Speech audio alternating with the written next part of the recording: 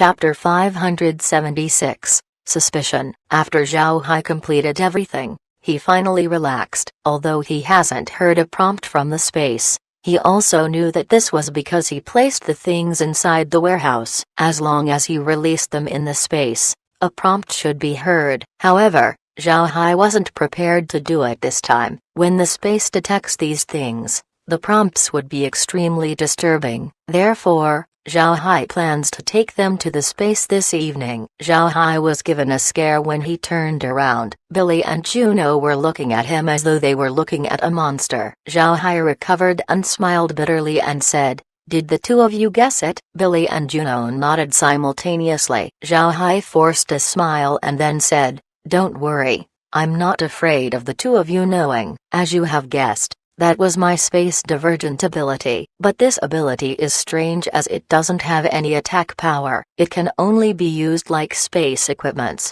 so I didn't bother to tell anyone about it." Billy and Juno nodded. They didn't hold even a trace of suspicion to Zhao Hai's words. They only knew that most offensive attacks didn't belong to the space element. If Zhao Hai can use his space to attack, he would certainly be able to contend against 9th-rank experts. In that case, his fame should have been larger than what he had right now. But Billy and Juno knew that even if Zhao Hai cannot use his space to attack, he still held a huge advantage compared to the others. However, the two didn't care about any of these. They were now Zhao Hai's friends. It was much better for them if Zhao Hai was stronger. Billy laughed and said, "Mr. Can rest assured, apart from the two of us, nobody would be hearing about this matter. As for this old guy, you don't have to worry a lot about him. He's already this old, so he knows what he should and shouldn't say. For him, having you as a friend is much better than being your enemy. At the same time,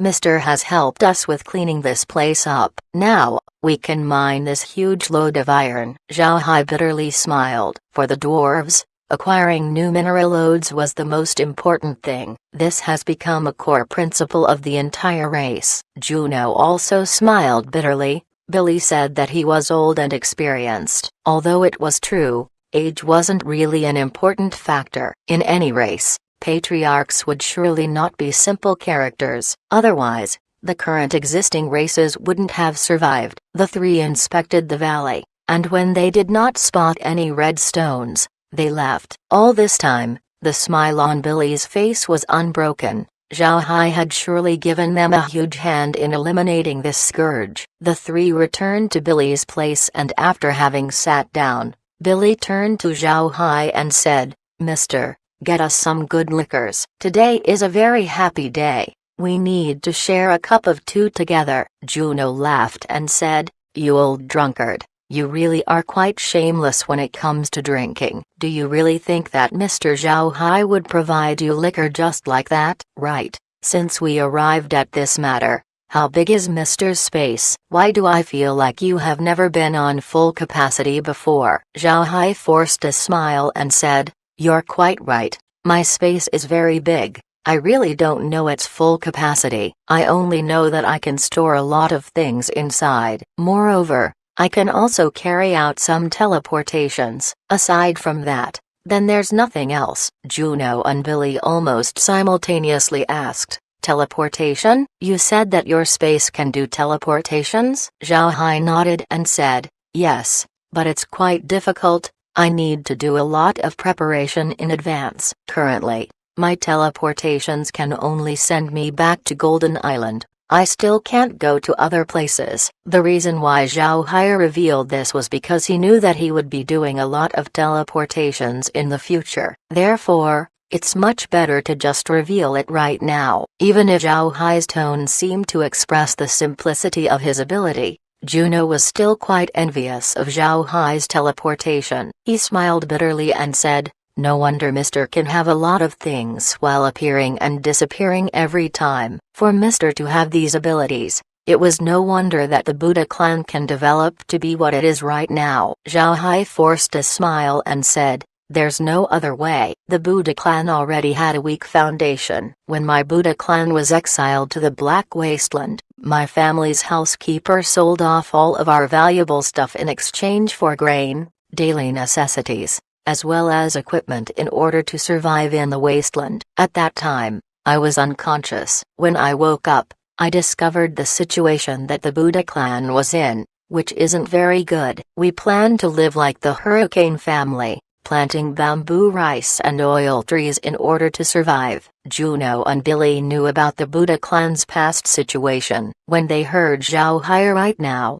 they can imagine the hardships that the Buddha clan had encountered. Then Zhao Hai sighed and said, "We didn't know that since the Black Wasteland was right beside the carrion swamp, magic beast invasions were quite common. Beasts and undead would run out of the swamp and wreak havoc on the wasteland. Because of that, we cannot do even a little bit of farming. Because of that, we have to leave the place." Juno and Billy also heard about the Black Wasteland, but they haven't gone there before. The dwarves had already left the Black Wasteland for a long time, therefore they don't have any recent information about that place. Zhao Hai then continued, "Luckily, we managed to leave the place early. Who would have known that the carrion swamp's fog would actually invade the Black Wasteland? We wouldn't have been able to get out alive."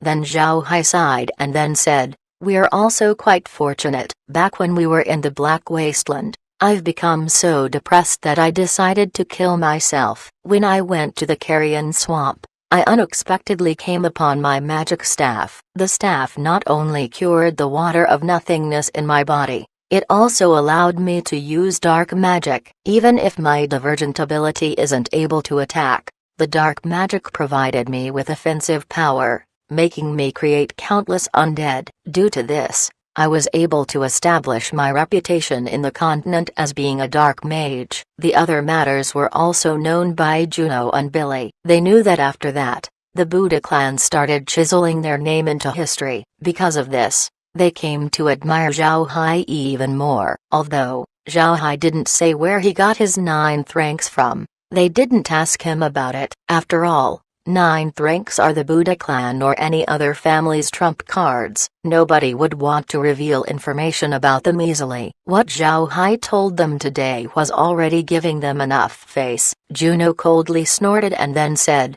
"The Asku Empire is indeed made up of fools." Before being controlled by the Radiant Church, they were already the second most powerful nation in the continent. But now, they had actually placed at the bottom of the rankings. I must say, they deserved what they got today. Billy also coldly snorted, "The Radiant Church gives birth to those madmen, just because they deemed themselves as messengers of God. They wanted to control everything, even the affairs of the dwarf race. They didn't know about Sir Artifact's influence in our race. They actually sent someone to preach here.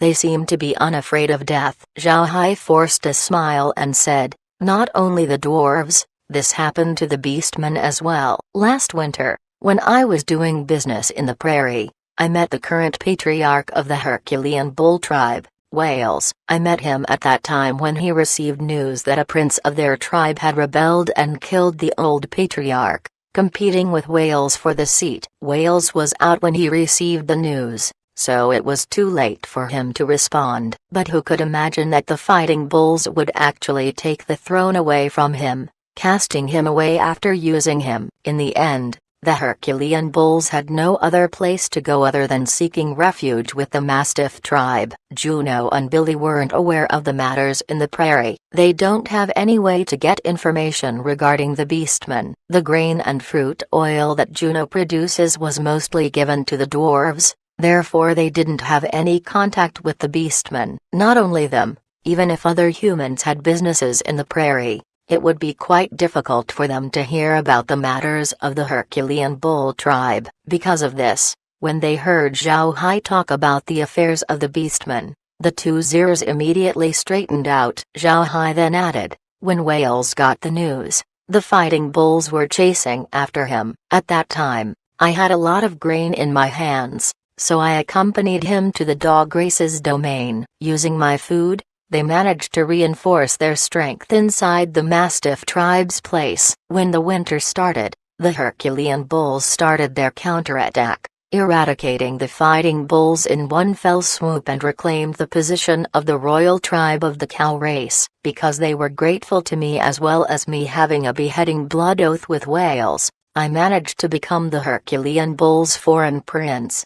The two never imagined Zhao Hai to be a foreign prince of a beastman tribe, so they were puzzled before as to how Zhao Hai has a good relationship with the beastman. Now that Zhao Hai revealed his identity to them, they now understood Zhao Hai's standing in the prairie. Then Billy looked straight at Zhao Hai and said, "Beheading blood oath. Did you really have a beheading blood oath with a beastman?" Zhao Hai nodded. Juno looked at Billy in confusion as he asked, "What is a beheading blood oath? Why does it sound so ruthless?" Billy forced a smile and said, "A beheading blood oath is the most sacred pledge that beastmen can settle on. Beastmen generally won't use it easily. As long as two people have a beheading blood oath with each other, betrayal would cause them to get punished by the beast god. This pledge is not a joke." When Juno heard Billy, he felt relief. Now he was fully convinced of Zhao Hai's position among the beastmen. Zhao Hai looked at their expressions and then nodded.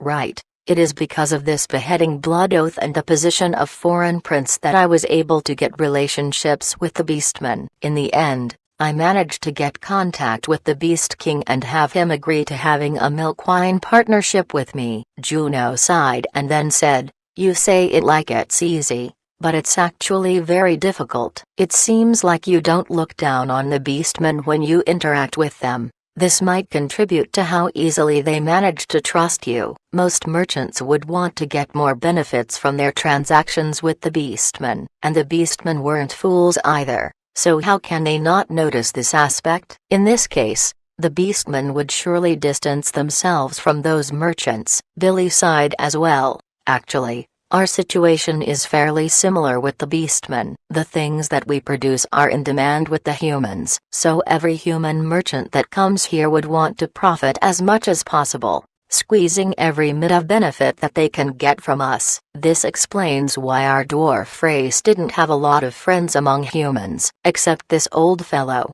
The only other person is you, Mr. Zhao Hai." Juno coldly snorted and then said, "Actually, the cause of this matter is the Radiant Church. From what I can remember, the humans didn't think differently about other races. There were even some dwarves that would open up blacksmithing shops in major cities in the continent, and their businesses were very good. At the same time, beastmen would prosper in human lands, hiring themselves as mercenaries as well as forming a party with humans in order to hunt magic beasts." Zhao Hai was startled at Juno's words. He didn't know about any of these. Billy then added, "Exactly. I don't know when it started, but the Radiant Church had started to preach that the other races were lower forms of beings and were not worthy to live along the human race. Their priests didn't treat other races whenever they get wounded, claiming that it would be blasphemous to the Radiant God. Because of these actions, the other humans slowly started to think that the other races were truly of lower status, slowly driving them away from their settlements. The beastmen suddenly weren't able to become mercenaries, while the dwarves were banned from opening up shop." When Zhao Hai heard Juno and Billy, he couldn't help but stare blankly. Then his face changed as he thought about Iron Hammer's words. In the divine realm, the human gods started to wage war with the gods of the other races. In the war, the humans wanted to send people down in order to eradicate the other races. And if the Radiant Church really did what Juno and Billy said, then wouldn't that be like the moves by the human gods? If that's the case, then things had become more complicated. But Zhao Hai didn't express his suspicion. He had just linked all of these in his head and found some connections between them. If he really guessed correctly, then the Radiant Church would be a huge problem. Their background might be very difficult to deal with. Chapter 577, Level Up. Zhao Hai recalled about the past actions of the Radiant Church and discovered that they were doing things that suppressed the other races. They established their influence and controlled nobles. These things aren't something that normal churches would do. Moreover, all of these were done by themselves, without the help of any influence. This was a difficult thing to accomplish. Any religious sect has its own beliefs, but one should know that ideas are intangible while people are. Without people to believe in them, then a religion would be useless. From its establishment up to the present, along with the number of popes that had passed. How was the Radiant Church able to continually suppress the other races as well as the other churches? One must know that suppressing other religions cannot be done in a day or two, nor was it very easy. For the Radiant Church to do this for quite a long time was quite the mystery. But if the Radiant Church has a God-ranked expert pulling its strings from behind, then the situation would be different. Although God-ranked experts cannot descend easily, the artisan god and the others were able to send their divine artifacts down. Therefore, it shouldn't be very difficult for these gods to send a message down, instructing the Radiant Church about what to do. The more he thought about it, the more plausible his idea has become. However, Zhao Hai still cannot inform Billy and Juno about this matter. If the two knew about this, who knows what their reaction would be? If the people outside knew, then the matter would become much more complicated. At this time, Billy and Juno were still talking about the Radiant Church, but Zhao Hai was already not listening to them. He wanted to discuss this matter with Laura and the others as soon as possible and hear their opinions. Billy and Juno discovered that Zhao Hai's state was not right, so Billy immediately asked, "Mr. Zhao Hai, what happened?" Zhao Hai recovered and looked at the two before he smiled faintly and said, "There's no problem. I just feel somewhat tired. I'll go back to rest first. If there's any matter, you can just send word to my room." Billy and Juno also thought that since Zhao Hai had used his space ability, he should be very tired right now. Therefore, Billy replied, "Mister, do you want to be examined by our doctor?" Zhao Hai shook his head and said, "I'm fine. I'm only a little bit tired. I didn't get a good sleep yesterday, and then I drank today and then used my ability. I'm fairly fatigued right now. Resting for a while would suffice." Billy and Juno nodded. Then Zhao Hai turned and left the room in haste. Laura and the others weren't inside the room, so Zhao Hai flashed to the space and then had Kair call them over. Laura and the others weren't actually inside the space. They were currently with the dwarves as they wandered around the place. Zhao Hai sat in the space, calmly ruminating over Juno and Billy's words. He also had Kair get the information that they had acquired about the Radiant Church as he looked over them. They had found out that even though the Radiant Church had been amassing a ton of wealth all these years, nobody in the church benefited from it. The popes and bishops of the church didn't use it for themselves. They may use those funds to recruit some nobles, but the majority of it was used to deal with the other races. Their popes and bishops all lived very poor lives. A lot of their popes died with no money to their name. This method of the Radiant Church was something beyond common sense. It was impossible for the church's founders to immediately develop hatred towards the other races.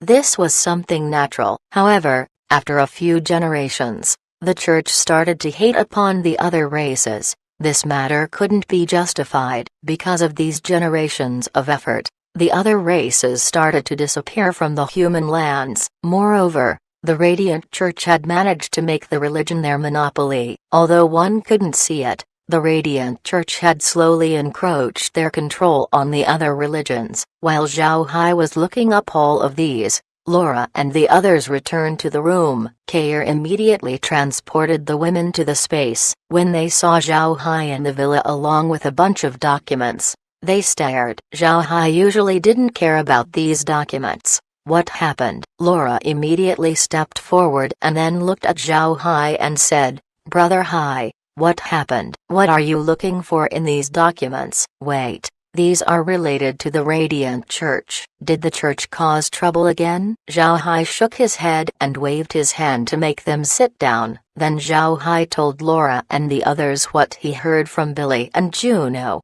as well as expressing his suspicions. While the women were listening to Zhao Hai, they couldn't help but frown. Then after some time, Laura said, "Brother Hai, your suspicion might be true. So what do we do?" Zhao Hai forced a smile and said, "The only thing we can do right now is to upgrade our strengths. If we spread this news out, people would suspect about the Radiant Church's connection with the Divine Realm. And if those guys knew that we had found out about their background, then they might send in God-ranked experts ahead of time. while our strength is still weak. When that happens, our losses would be very great. Laura nodded, and then she said, right, Brother Hai, aren't you getting some god's blood today? Did you acquire it? Zhao Hai tapped his head and then he bitterly smiled and said, I forgot about it. I'll introduce those things to the space right now.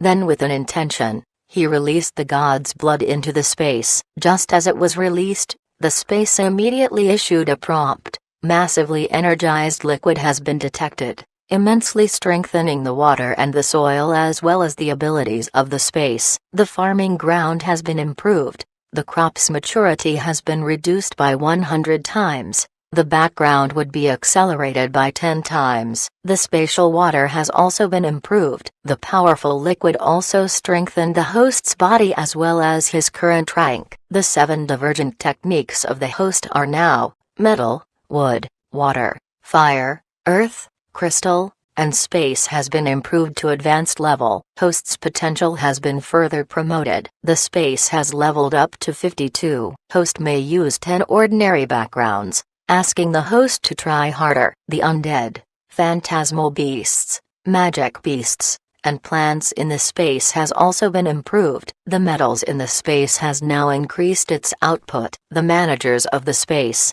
Kair and Muir, has also been improved. The ghost staff is upgraded and is now renamed to Blood Ghost Staff. Host can now vary its length and form. Host can transform the staff into anything including 108 throwing knives. The host can also fly using the staff. Because of the promotion, the host can also choose one special magic garment that is provided by the space. Host should choose wisely. The bombardment of information made Zhao Hai dizzy. Then, he immediately called Muir and Kair over. Kair's new form made Zhao Hai stare. Before, Kair was only as big as a person's palm, but now she was as big as an arm. She also appeared much more lovely. Muir's appearance also surprised Zhao Hai. Although he was still attached to the whip, he was now much more solid compared to before, and was now as large as a person's palm. He seemed much more real this time, compared to his somewhat faint form before. Zhao Hai knew that the cause for their changes was the space leveling up, so he immediately looked at Kair and said, Kair, what's your rank right now? Kair thought for a moment and then said, I really don't know, but if I were to talk in terms of the demon realm, then even heavenly demons wouldn't be able to defeat me, and it might even be possible for me to kill them.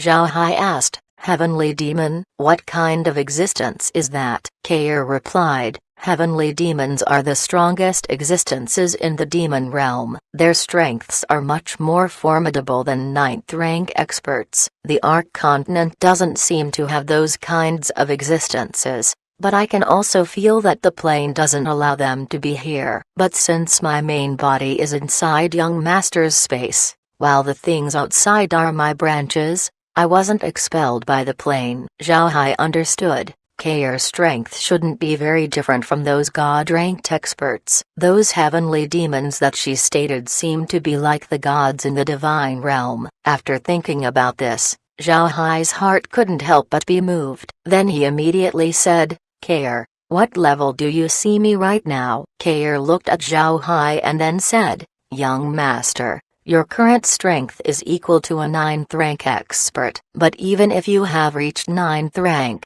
you still don't reach the level of a heavenly demon.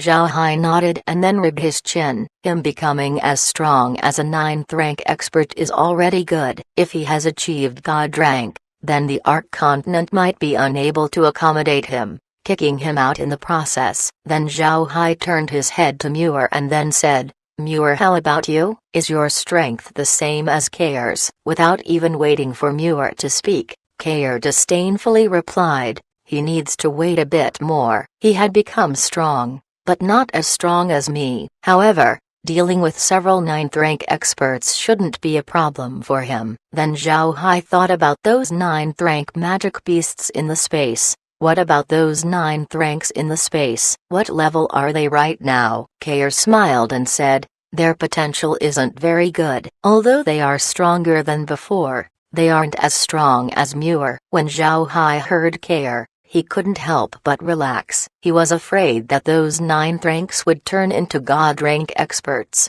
That would be very troublesome. But Zhao Hai also understood that those ninth rank experts were unrelated to the space. The things that the space prioritizes in strengthening were only itself as well as the host. For other creatures inside, they can only receive the scraps. Therefore, this outcome isn't really a surprise. Tip: you can use left, right, and D keyboard keys to browse between chapters. Chapter 578, Ability. Zhao Hai still kept asking questions. Right. How about the undead? I seemed to hear that they had been improved. What are their levels right now? When Kair heard Zhao Hai, she couldn't help but laugh. Then she smiled at Zhao Hai and said, "Young master, you are correct. The undead are now ninth ranks." Upon hearing this, Zhao Hai, Laura, and the others' bodies couldn't help but shiver. The undeads have turned into ninth ranks? What kind of concept is that? Does that mean that Zhao Hai now has more than 1 million ninth ranks in his hand? More than 1 million experts? This, isn't his too scary? If Zhao Hai released all of those undead right now, wouldn't conquering the continent be extremely easy? However, Zhao Hai turned this idea down. If he can't do it in the past, the more he can't be allowed to do it now that he knows about God-ranked experts. If he releases those undead and unify the continent, then the Radiant Church might react and deal with him. Zhao Hai might be able to neglect the Radiant Church, but he cannot ignore the Church's background. Iron Hammer also expressed the existence of the Divine Realm's natives. They were born as 5th rank and grow up to be 9th. With a little practice, they would also reach God rank. If those people send their members down as well, Zhao Hai's 9th ranks would turn out useless. Zhao Hai turned to Kair and said, "What about the space? In which way did it improve?" Kair smiled and said, "Young master, the lands have been improved immensely. Crops that usually take 8 hours to mature now only needed 48 minutes to do so. In the past, the background can't accelerate growth, but now it has the characteristics of the original farming ground. At the same time, the magic beasts have been improved. Inferior beasts have reached around 7th to 8th rank. Advanced beasts have reached 9th rank. Because of the Bloodhawk's special lineage, it only reached 8th rank. However, not only could it carry any person, it can also transport a team of people with no problem. Also, the magic beasts can now become phantasmal beasts. No matter what type they are, they would be able to turn into weapons or armor. Additionally, we should preserve those bread trees that we planted in the background. As soon as ample time passes, those trees would be able to gain sentience just like me." Zhao Hai was shocked. He didn't expect the amount of changes that happened to the space. Moreover, 8-hour crops now take less than an hour to mature. Isn't this speed just too fast? Kair looked at Zhao Hai's expression and then said, "Also, young master, the spatial water has also gotten better. Not only can it detoxify, it can also help the cultivation of people up to 8th rank. But since the space now has a blood pond, even 9th ranks would be able to benefit from it. Young master can have Laura and the others drink from the pond and make them 9th rank experts." Zhao Hai knitted his eyebrows and then said, "Wouldn't the energy in the pond be too strong? Are they able to bear with it?" Kair smiled and said, "Young master doesn't need to worry. Most of the blood's energy has already been absorbed by the young master and the space. The energy left right now is mild, so there isn't any problem." Zhao Hai gave a satisfied nod and then he said, "Also, the space told me that I can use 10 ordinary backgrounds." "What are those ordinary backgrounds, and are there things other than ordinary ones?" Kair nodded and said, "Yes. The space's backgrounds can be divided into 4 categories. The first one is the ordinary background. It looks just like the one that the young master has been using. It's just a piece of land, and nothing else. not even special properties. The second kind is the mechanical background. This one has things that can be found in a mechanized civilization. The young master can enjoy tall buildings in this background as well as its advanced technology. The young master can even use cars and airplanes in this place. The third kind is a magical background. This background is pretty much like the Ark continent, but much more advanced. The young master can learn better magic formations than the ones that can be found in the continent. There are also floating islands in the sky. The fourth kind is the cultivation background. This background is very huge. The young master would be able to acquire magical treasures inside. However, the young master needs a very high level in order to attain this background. For Zhao Hai, who came from Earth, he immediately understood everything that Kair had said about these backgrounds. Zhao Hai thought that if the space can unlock cultivation backgrounds, then how awesome would that be? Would he be able to use flying swords at that time? Zhao Hai calmed down from his shock. He would no longer worry about bad things happening when he gets a high enough rank. Zhao Hai then looked at Kair and said, "How about the ghost staff? What abilities did it acquire?" Kair smiled and said, "To be short, the ghost staff is now renamed to Blood Ghost Staff. It can now become liquid like water and transform into anything that the young master wants. It can also fly, lengthen itself, shorten itself. It can even separate and form 108 flying daggers. Under the command of the young master, those knives would fly and attack the enemies. Naturally, the scope of this attack is limited to 10,000 meters. If the young master isn't in trouble, you can turn it into a vehicle, any vehicle that you can think about. At the same time, since it can fly, the young master would have an alternative to using the Blood Hawk when circumstances need it." Zhao Hai felt so happy he almost forgot to breathe. This was too good. The staff had become just like flying magical treasures that were seen in cultivation worlds. It may even be better than those. Zhao Hai suddenly thought about the final prompt, something about a magic garment. So he immediately asked Kair about it. "Kair, can I use that magic garment now? I want to see what kinds are available." Kair complied as she waved her hand, making a screen appear in front of them. On the screen were several pictures of clothes, as well as descriptions for each of them. Zhao Hai almost fainted when he saw these clothes. Why did he see Superman's clothing first? What does the space want him to wear outside? This looks too abnormal. There was also Spider-Man's clothes, the Fantastic Four, X-Men, along with many others. Everything that Zhao Hai saw made his head dizzy. Laura and the others also looked at the garments and couldn't believe how people could wear such weird clothes. After looking for quite a while, Zhao Hai finally made his choice. What he chose was a magic robe. However, this robe seems to be made with unusual materials. It looks like it was made of very soft metal. Not only did it have strong impact resistance, it also had anti-magic properties. At the same time, it can also automatically purify the wearer's body. Most importantly, this robe is part of a set, from underwear to the outermost layer. Along with the black underwear, it also had a tight-fitting clothes along with gloves and socks. The next layer consists of a long robe, but it wasn't like the robes that the continent uses that has a belt in it. This one looks like robes worn in ancient China. Then the next layer was a cloak, connected to the body via shoulder armor. The cloak seemed to be made up of bear fur and was locked to the armor using something in a form of animal claws. One could use this cloak to cover the user's entire body, only leaving the head and the shoulder armor to be seen. It also had a pair of black boots. He looked very cool while wearing it. But what made Zhao Hai choose this set was its ability to transform. In other words, he can momentarily change how it looks from the outside. From what Zhao Hai saw, this set looked something like a prototype of some highly advanced civilization from novels back on Earth, with slight modifications here and there.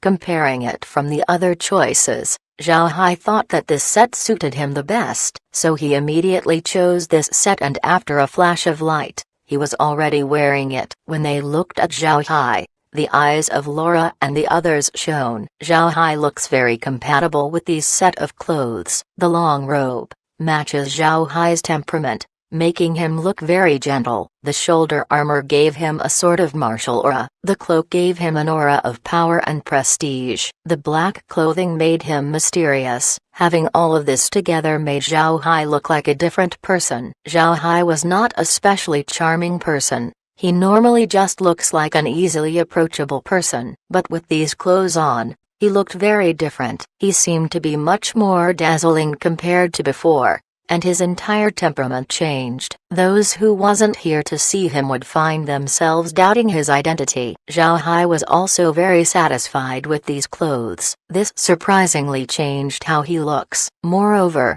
because of his metal manipulation ability, he can turn it into a weapon when necessary. Chapter 579, Elder. Although Zhao Hai's new clothes were made of a special type of metal, it didn't have that feeling of coldness at all. Conversely, they were very comfortable and warm. A warmth that might make you fall asleep. It felt very good. While Zhao Hai was wearing the clothes, he made it transform into other types of clothing before he stopped and returned to normal. Then he turned to Laura and the others and said, "Do you like these clothes?" With shining eyes, Laura and the others nodded. They also wanted to have these type of clothing. They can choose what form that they like, so they don't need to change at all. It was very convenient. Zhao Hai smiled faintly as he turned to Kair and said, "Right, now that the space has been upgraded, are we able to plant some special plants?"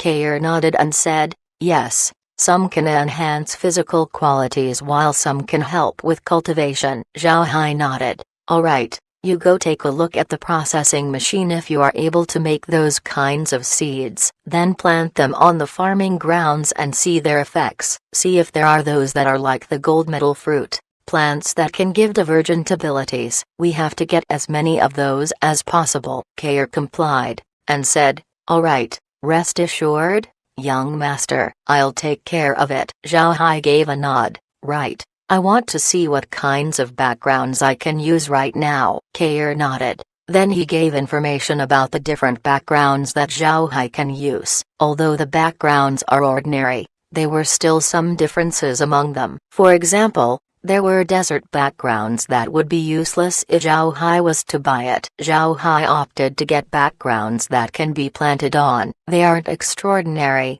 but among them there were mountains, prairies, and there was also one with a mountain with a river on it. In short, there were a lot of varieties of them. Naturally, Zhao Hai also listened to the opinion of his wives. Laura and the others were very happy when they were given a choice. Before long, the 10 backgrounds have been chosen. After choosing the backgrounds, Zhao Hai turned to Kair and said, "Kair, how can we use these backgrounds?" Kair replied, "Young master can just make me manage them. But if you want to go there, you can just do it with an intention. I shall place plants and magic beasts on those backgrounds according to their compatibility. Also, the young master doesn't need to worry about houses. The 10 backgrounds have their own. But no matter which background is in use, the farming grounds would still be present. Most importantly, these new backgrounds are different from the original background since they cannot accelerate plant growth." Zhao Hai smiled faintly and said,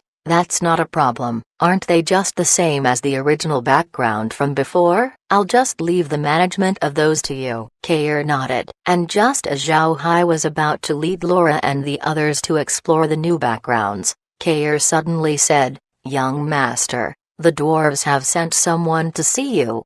Zhao Hai nodded, and then immediately brought Laura and the others to their room in the Dwarf Mountains. Strangely, even if Zhao Hai had become a 9th-rank expert, he didn't have any imposing aura. His temperament stayed just like before. Zhao Hai also found out that after crystallizing his body, he can then use the space to attack his enemy. The root of this offensive attack is the god's blood. The space's explanation was that since the energy of the god's blood has been absorbed by the space, once it exits it, it can reabsorb that energy and attack the target. Therefore, Zhao Hai can use this method as an attack for his space divergent ability. But Zhao Hai wasn't planning to use this attack. He also didn't have any idea how to do so. Still, he has his metal, wood, water, fire, plant abilities for attack, and their powers aren't weak. Zhao Hai also asked Care to break the crystal bottle that contained the small sun, but Care can't do it. This reassured Zhao Hai. This meant that even God-ranked experts aren't able to break his crystal body. So even if he meets God-ranked experts, he still had a way to preserve his life. Also, Zhao Hai didn't make Laura and the others drink the god's blood at this time. Although they can now become 9th rank experts, Laura and the others didn't cultivate for the 10 days that they had been with the dwarves. Them advancing at this time would be strange. Because of this, Zhao Hai didn't make them practice and just brought them along with him outside as he opened the door to see a dwarf. When the dwarf saw Zhao Hai, he immediately gave a bow and said, "I've been asked to invite Mr. Zhao Hai to the Divine Palace." The patriarch wanted Mr. to come. Zhao Hai stared for a moment before he nodded and walked towards the Divine Palace along with the dwarf. While walking, Zhao Hai was wondering what Billy intended to do. At the same time, he was compiling everything about the space inside his mind, and before long, he had finally arrived at the Divine Palace. Upon reaching the place, Zhao Hai couldn't help but gawk. In the Divine Palace, a lot of dwarves were present. Moreover, the statuses of these people doesn't seem to be normal. Each and every one of them had fairly white beards and hairs. One would see that they were quite mature members of the race. Under the guidance of the dwarf, Zhao Hai entered the Great Hall, but he was still puzzled about the number of dwarves that were present. It looked like they were having a grand meeting, but what does he have to do with it? Before long, he was walking in front of Iron Hammer. Zhao Hai can also spot Billy and the elders there. All of them looked at Zhao Hai with a hint of gratitude in their eyes. Seeing the expressions of these dwarves while being next to Iron Hammer, Zhao Hai can faintly guess what was going on. It seems like Billy informed these people about Iron Hammer's materialization. The people present here seems to hold special status in their race. But Zhao Hai didn't say anything. He arrived at Billy's side and gave Billy and the elders a salute. Then every dwarf present in the Great Hall immediately returned the gesture. It seems like they won't dare to accept Zhao Hai's courtesy. Zhao Hai also noted that Laura and the others stayed outside the Great Hall.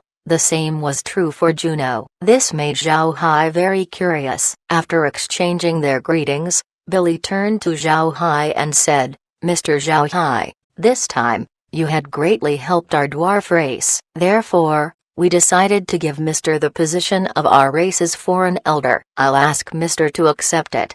Then Billy bowed towards Zhao Hai. Zhao Hai was actually shocked that he couldn't respond for quite some time. This was because he hasn't heard about this before, so he didn't expect Billy to reach this decision. Zhao Hai's unresponsiveness scared Juno and the others. Juno knew the dwarves very well. If the dwarves wanted you to be their elder, then you better not decline, even if it was out of politeness. Otherwise, the dwarves would think that you are looking down on them. If Zhao Hai treated the dwarves like how he treated humans, then their connection might be broken. Billy not telling Zhao Hai about this beforehand has its reasons. This was the dwarves' custom of appointing elders. They think that it was much better for the person's reaction to be genuine. If Zhao Hai was informed beforehand, then he would be prepared. But if he was suddenly appointed, they would be able to see from his expression if he really wanted to be their elder. Actually, this regulation is very excessive,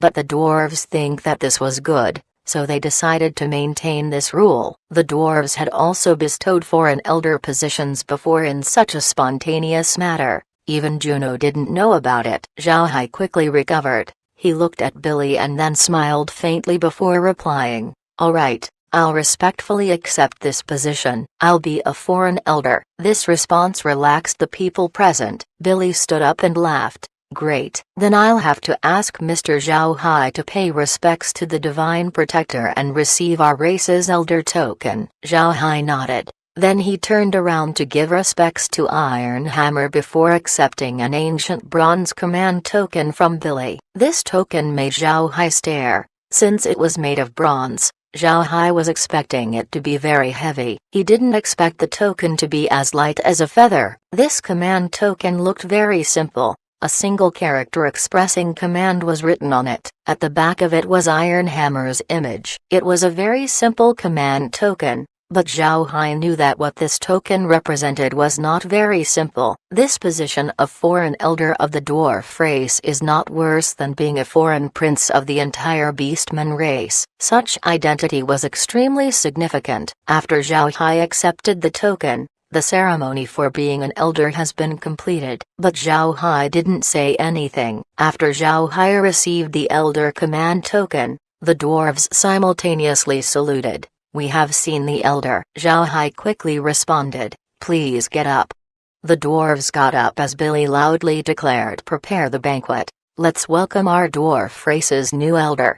The dwarves present immediately complied as they turned around to leave. At this time, Billy also invited Zhao Hai back to his residence. After entering his office, the only three people left was Zhao Hai, Billy, and Juno. After the three sat down, Zhao Hai cannot help but smile bitterly towards Billy and said, "Patriarch, this is too sudden. What would you have done if I refused?" Billy laughed and said, "This is our race's custom. If you rejected, then it would be impossible for you to become a friend to our race, even if you help us out big time once more." Juno looked at Zhao Hai with envy as he said, "You should be happy. Now that you have become the dwarves' foreign elder, you will gain huge benefits in the future." My relationship with Billy has always been good, yet I still hadn't become their foreign elder. Billy smiled and said, "Unfortunately, the matter of foreign elders is not something that I alone can decide. The decision must undergo an elders' assembly as well as a meeting with various mining heads. Zhao Hai has helped us hugely this time,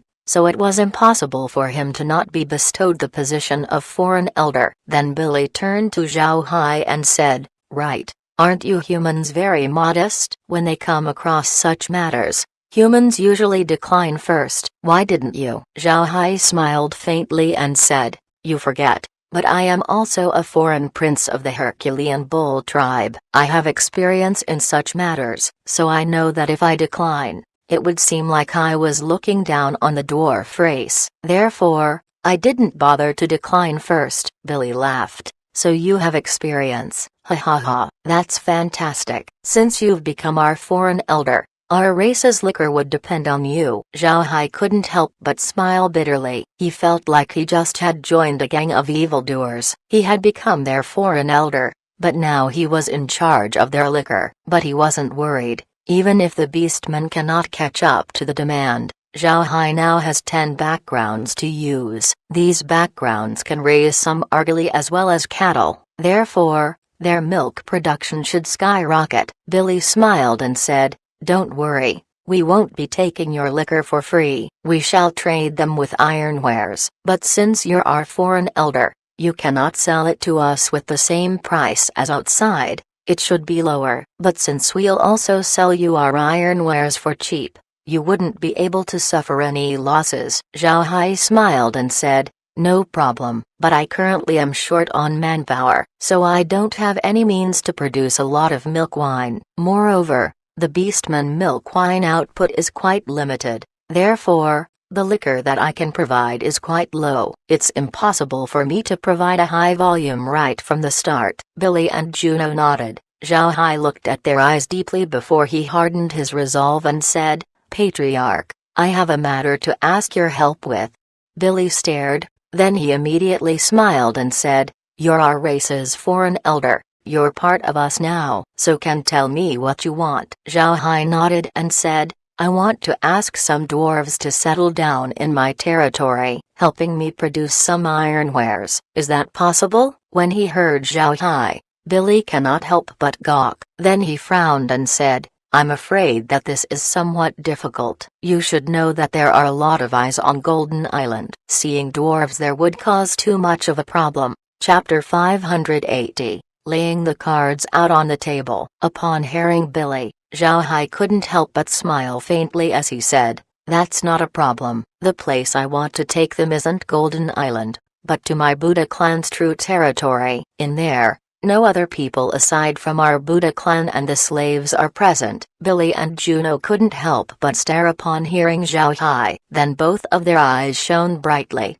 It didn't take a while before Juno said, "Did you send your 100,000 slaves to that place?" Zhao Hai stared for a moment before he smiled faintly and said, "So you knew, right? The slaves were sent to that place. Not only those slaves but our wineries and factories are in that place as well." Billy might not be very clear about it, but Juno knew how many products Zhao Hai sold in the continent. Haven products, beastman goods, all of them required a lot of processing. Billy was confused. He looked at Zhao Hai and said, "Besides Golden Island, what other territory did the Buddha clan have?" "I don't seem to remember the Buddha clan buying other territories in the past 2 years." Zhao Hai smiled faintly and said, "We don't need to buy any land. Our Buddha clan already has an enormous land. Wouldn't it be a pity if we don't use it? Our territory is as large as the Wuxia Empire." Billy and Juno stared.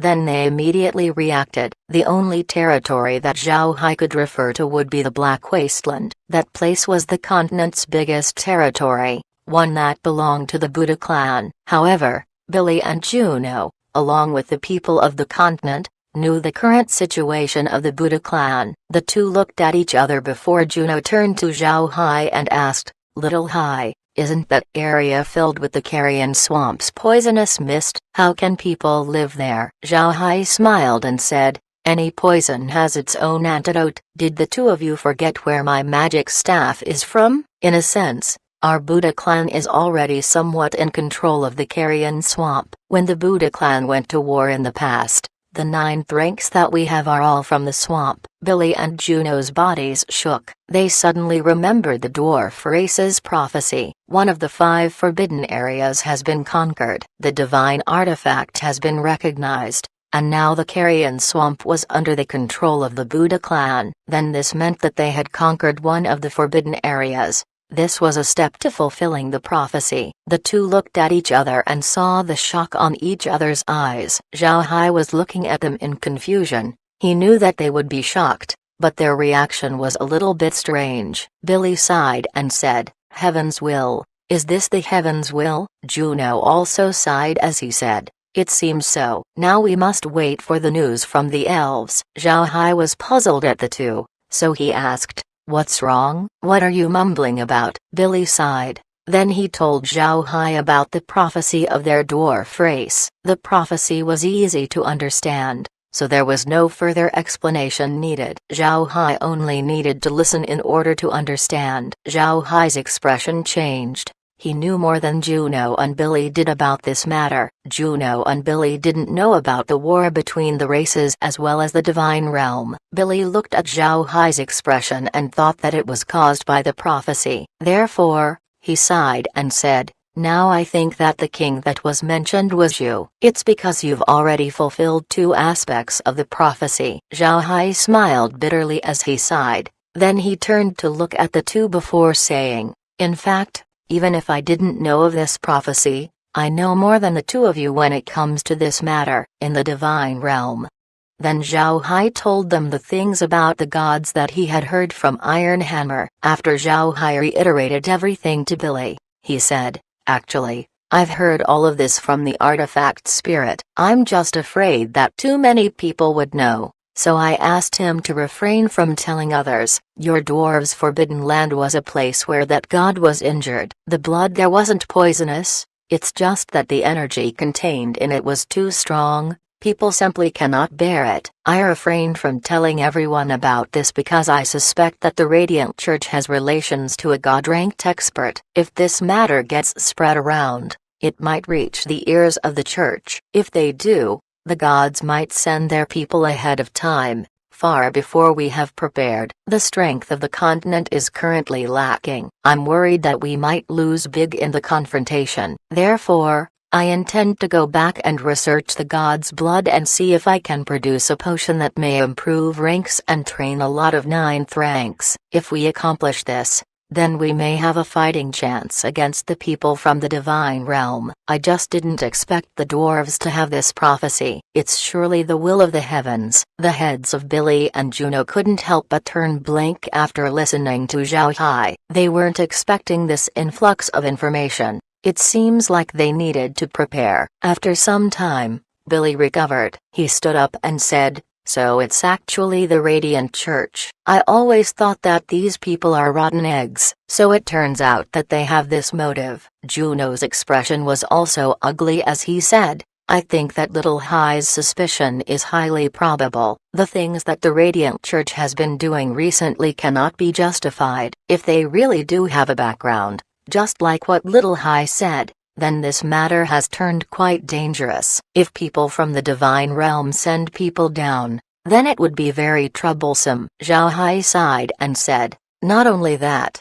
besides the Radiant Church, there is also the Engraved Arkansas. I don't know what kind of organization they are, but it seems like they are hell-bent on the destruction of the continent. In the past, when the divine realm sent a god-ranked expert down, that person managed to damage the 3 divine artifacts sent down to defeat him. I need to repair those 2 other artifacts in order to improve our chances of coming out on top. However, even if I repair those artifacts, I think that it would still be very hard for us, seeing that the divine realm already knows that we possess those 3 artifacts. When they come, I'm fairly certain that they would bring countermeasures in order to deal with those." Juno and Billy frowned. Their expression weren't very attractive. The matters that were involved in this was just too big. They simply cannot handle this just by themselves. Zhao Hai looked at the 2 and said, "I think we're fine for now. We just need to find solutions in order to deal with it. I'm requesting Patriarch Billy to come in contact with the elves as soon as possible while I go to the Beastmen and see their beast god's spear. If possible, I'll go and fix their artifact. When that time comes, we can get ourselves more leeway. But the most important thing right now is to keep this matter a secret. We can't tell anyone, even the people that we trust." These words would only stay inside this room. "What do the 2 of you think?" Billy and Juno thought for a moment before they succumbed to the fact that they had nothing to solve this matter with in the meantime, so they can only sigh and say, "All right. It seems like this is the only thing that we can do at this moment." Zhao Hai looked at their faces and smiled faintly. "You 2 don't need to worry too much. Our Buddha clan's potion making is very advanced. Perhaps we can make use of the god's blood and prepare some potions in order to mass-produce 9th rank experts. When that time comes, then we would be able to deal with the attack coming from the divine realm." Billy and Juno couldn't help but bitterly smile. They understood that those words were only said in order to console them. Then suddenly,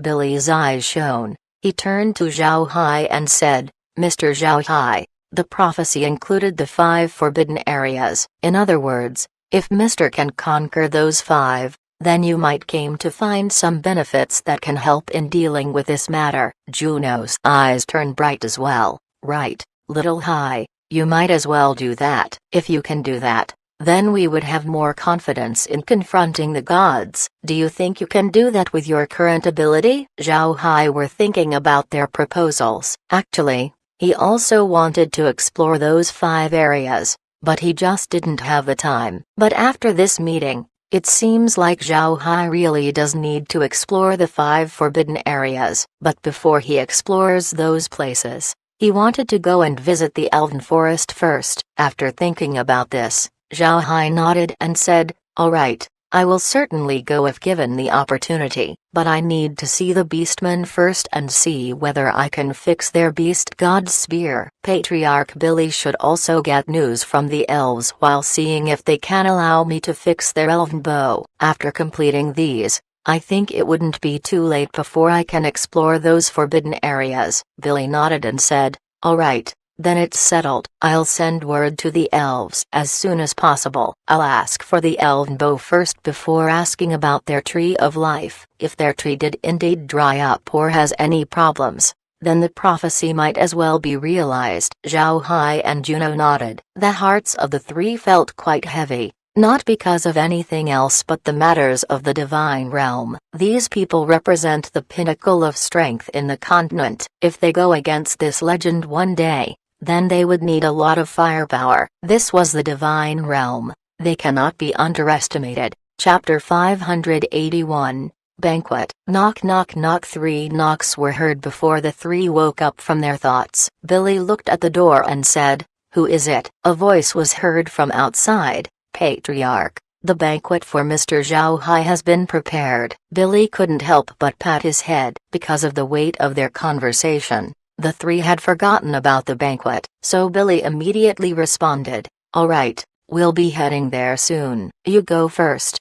Then the person outside complied as he retreated. Billy turned to Zhao Hai and said, "Sending dwarves to your territory wouldn't be a problem. How many people do you want to be sent there?" Zhao Hai smiled and said, "The more the better, but there aren't a lot of iron back in my place. After all, my main products are crops and processed goods. The thing that is abundant there is liquor." Billy laughed and said, "That wouldn't be a problem. Also, you being the prophesized person is very good for us. Don't forget, the prophecy stated that you would be the king of all and the hero that would save us all." Zhao Hai smiled bitterly and said, "I can be fine as a hero, but I don't think I can handle being the king of all. It's those bastard gods' fault. We didn't do anything but they dare to disrupt our lives. Such bastards." Zhao Hai normally watches out for the words that came out of his mouth, but he let that rule off this time. This matter had truly filled him with anger. He couldn't bear but scold the perpetrators. Billy laughed loudly as he said,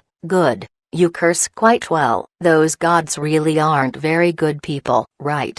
Don't go away soon. Let's drink a lot this time. No matter what, today's a happy day." Zhao Hai had no choice but to nod. Juno smiled as well. Then the three of them walked out of Billy's office. However, Billy didn't lead them to the dining hall. Instead, he brought them to the Divine Palace. The scene made Zhao Hai stare. The Divine Palace's square was very big. It was more than 100,000 square meters, and yet, the square was chock full of tables right now. A lot of dwarves were already sitting down while women were serving them dishes. Upon looking at this scene, Zhao Hai couldn't help but turn blank. He had seen beastmen banquets before, but he hadn't seen a thing such as this before. They didn't think that the dwarves would also have such large banquets like this. Zhao Hai discovered that Laura and the others were already at the square. Moreover, they were already sitting down and chatting with dwarf women. Billy didn't say anything as he pulled Zhao Hai to sit at a table that was already reserved for them. At this time, they were served with special dishes of the dwarf race. Zhao Hai looked at the situation before he turned to Billy and said, "I have a lot of liquor. Can I serve them here to drink?" Billy laughed and said, "That'll be great. Quickly take them out."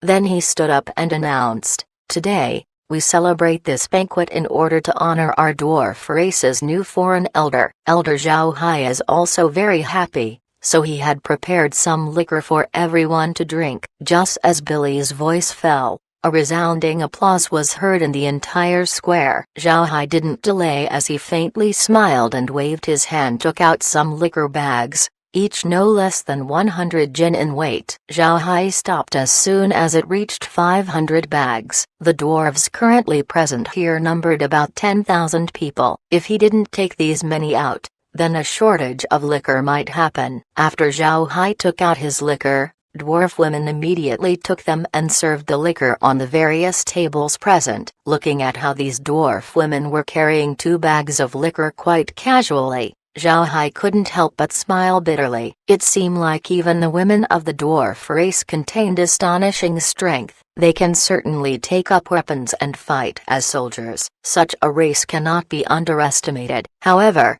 Zhao Hai wasn't given enough time to dwell on his thoughts. Even if the dishes were already served, nobody ate even a single thing. All of them were holding their wine cups as they looked at the direction of Billy. Billy stood up and raised his glass as he said, "Today is a good day for our dwarf race. In nearly 300 years, We haven't managed to invite a new foreign elder. Mr. Zhao Hai accepting to be our foreign elder is a huge honor to our race. Together, let's give a toast to Mr. Zhao Hai." All the dwarves stood as they held their wine glasses up and loudly said, "To Elder Zhao Hai." Zhao Hai wasn't expecting this reception. He also discovered a difference between the dwarves and the beastmen. In the Herculean bull tribe, announcing him being a foreign prince was very straightforward. After drinking 3 glasses, everything was over. But for the dwarves, they held a lot of terminologies in their announcements. They seemed to say that they invite someone to be their foreign elder. It wasn't an appointment or anything of the sort.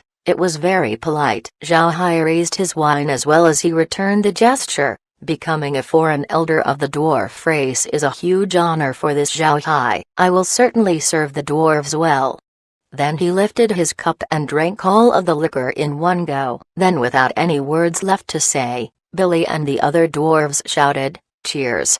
Then they downed their liquor as well. After drinking 1 cup, Billy poured himself a 2nd cup as he lifted it again and said, "This 2nd cup is my respects for Mr. Juno. Mr. Juno has been my friend for a long time. Even if he hadn't helped us dwarves greatly these past years, he brought us Mr. Zhao Hai. To express our gratitude, I want to dedicate this 2nd cup to Mr. Juno. He is a genuine friend to our dwarf race." The other dwarves, who had also refilled their cups, also said, "To Mr. Juno." Juno hastily lifted his glass and replied, "The Hurricane family shall always be a friend to the dwarves. Cheers." Then the place became busy as the people downed their wine glasses. After drinking this liquor, Billy turned to Zhao Hai and said, "You can offer this 3rd cup. After that, all the formalities will be done." Zhao Hai nodded, and then he lifted his wine glass and said, "I want to thank Mr. Juno for bringing me here. I also thank my dwarf brothers for inviting me to be your foreign elder. This Zhao Hai wants to share this cup with all of you. Cheers."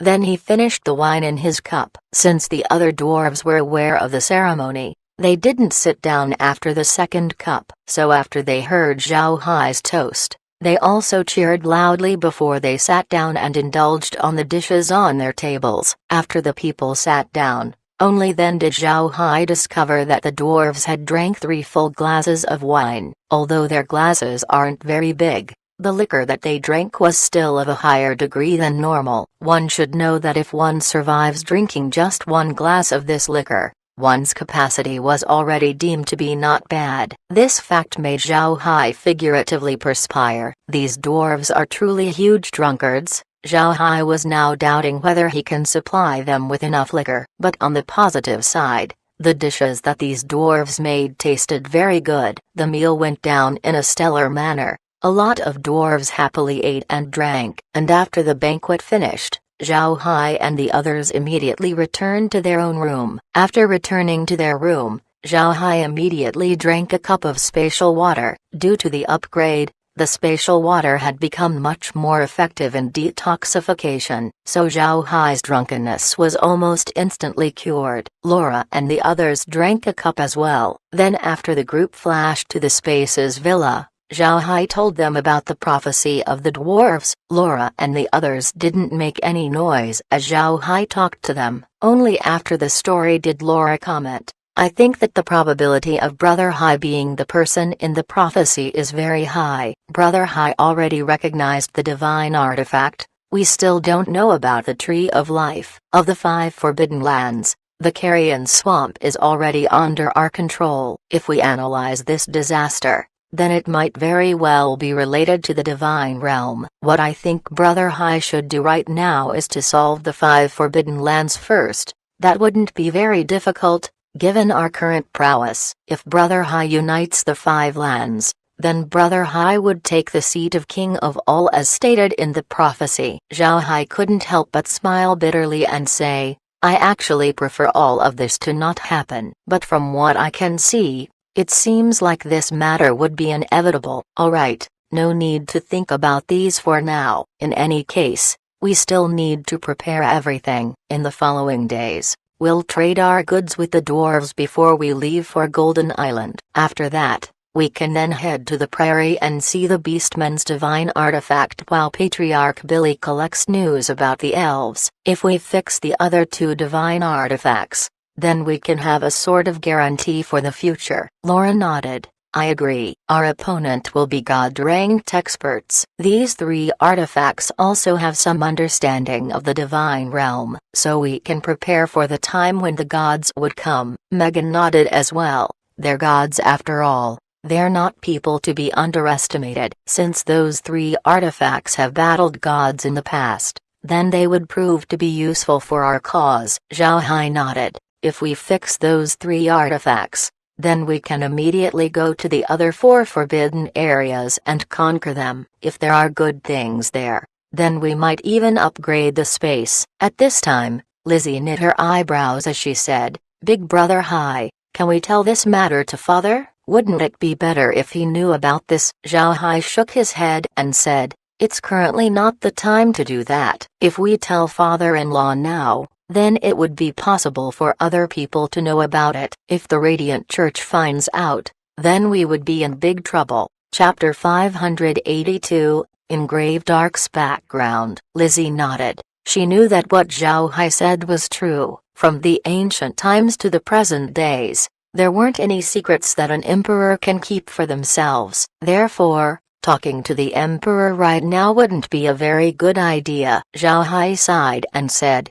"It seems like we don't have anything else to do right now. In the meantime, let's head back to Iron Mountain Fort and let Grandpa Green and Grandma Mrin be 9th ranks first. After that we can let Grandpa Kun, Rockhead, Blockhead, Shun, and Shu take turns." Laura nodded but said, "No need to be anxious. After all, we still have a large number of 9th ranks in the space." "Right, Brother Hai. I think we should check up on the processing machine and see if it can make potions that can make 9th ranks into God-ranked experts. Wouldn't it be great for us if that is possible?" Zhao Hai stared. He had forgotten about this point. He immediately said, "I had Care look over it yesterday." "Care, how was it?" Just after Zhao Hai's voice fell, Care immediately appeared in front of Zai Hai. She faintly smiled and said, "Young master, rest assured, I already planted some plants that can make God-ranked experts in the farming ground. However,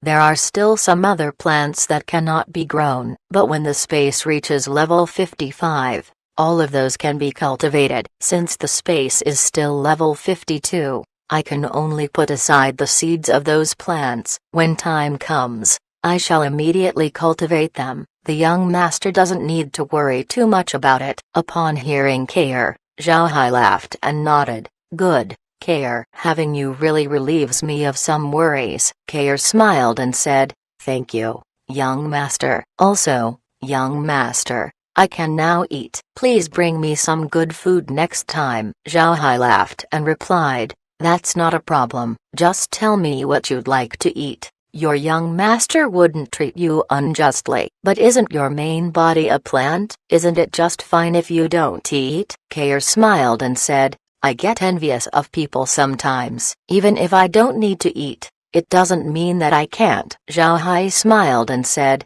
"All right, rest assured, I'll certainly bring you some food next time." "Right. I think there are still a lot of delicious food in the warehouse. You can eat some snacks from there in the meantime." Then Zhao Hai waved his hand as he withdrew some snacks from the warehouse and gave them to Kair. Although Kair was the space's manager, she wasn't able to touch the warehouse. That place was under the sole control of Zhao Hai. She doesn't have the authority to access it. Seeing these things that she hadn't ate before, Kair began to munch on the snacks like a happy little child. Laura and the others smiled. They seemed to see Kair's actions quite cute. Seeing Kair happily eating, Zhao Hai became happy as well. He turned his attention away from Kair as he faced Laura and said, "It seems like the space needs to reach level 55 as soon as possible. Otherwise, we would be on a disadvantage in the war against the gods." Laura gave a sigh and said, "We're already at quite a great position. If we go to the Elven Forest as well as the other forbidden areas, then wouldn't we be able to reach that level by then?" Zhao Hai bitterly smiled. He didn't think that it would be that smooth. One must know that the higher the space's level was, the harder the next step would be. Now that the space had reached level 52, leveling up to 55 would be very difficult. This time, he used God's blood, but it only upgraded the space by 3 levels. Where could we find something much stronger than God's blood in the future? But at the very least, they now have a target, which was good. Zhao Hai smiled bitterly as he turned to Laura and said, "Let's go to the backgrounds and explore them. After all, we still haven't seen them yet." Laura and the others nodded. They also wanted to see the contents of those backgrounds. The pressure has been great to them recently. They needed a short time to relax themselves in some new scenery. Especially now, after knowing about the matters with the Divine Realm, they felt that their nerves were already quite stretched out to the point of collapse. The group played around inside the backgrounds for quite some time. They also found the houses inside those backgrounds and rested inside. The rooms were very good. It had quite the modern touch to it, which made Zhao Hai and the others enjoy their stay. The next morning, Zhao Hai and the others appeared inside the room in the mountain that Billy had prepared for them. Just as they came out, a dwarf arrived and immediately bowed to Zhao Hai's door and said, "Elder, the patriarch is inviting you over to the dining hall for a meal."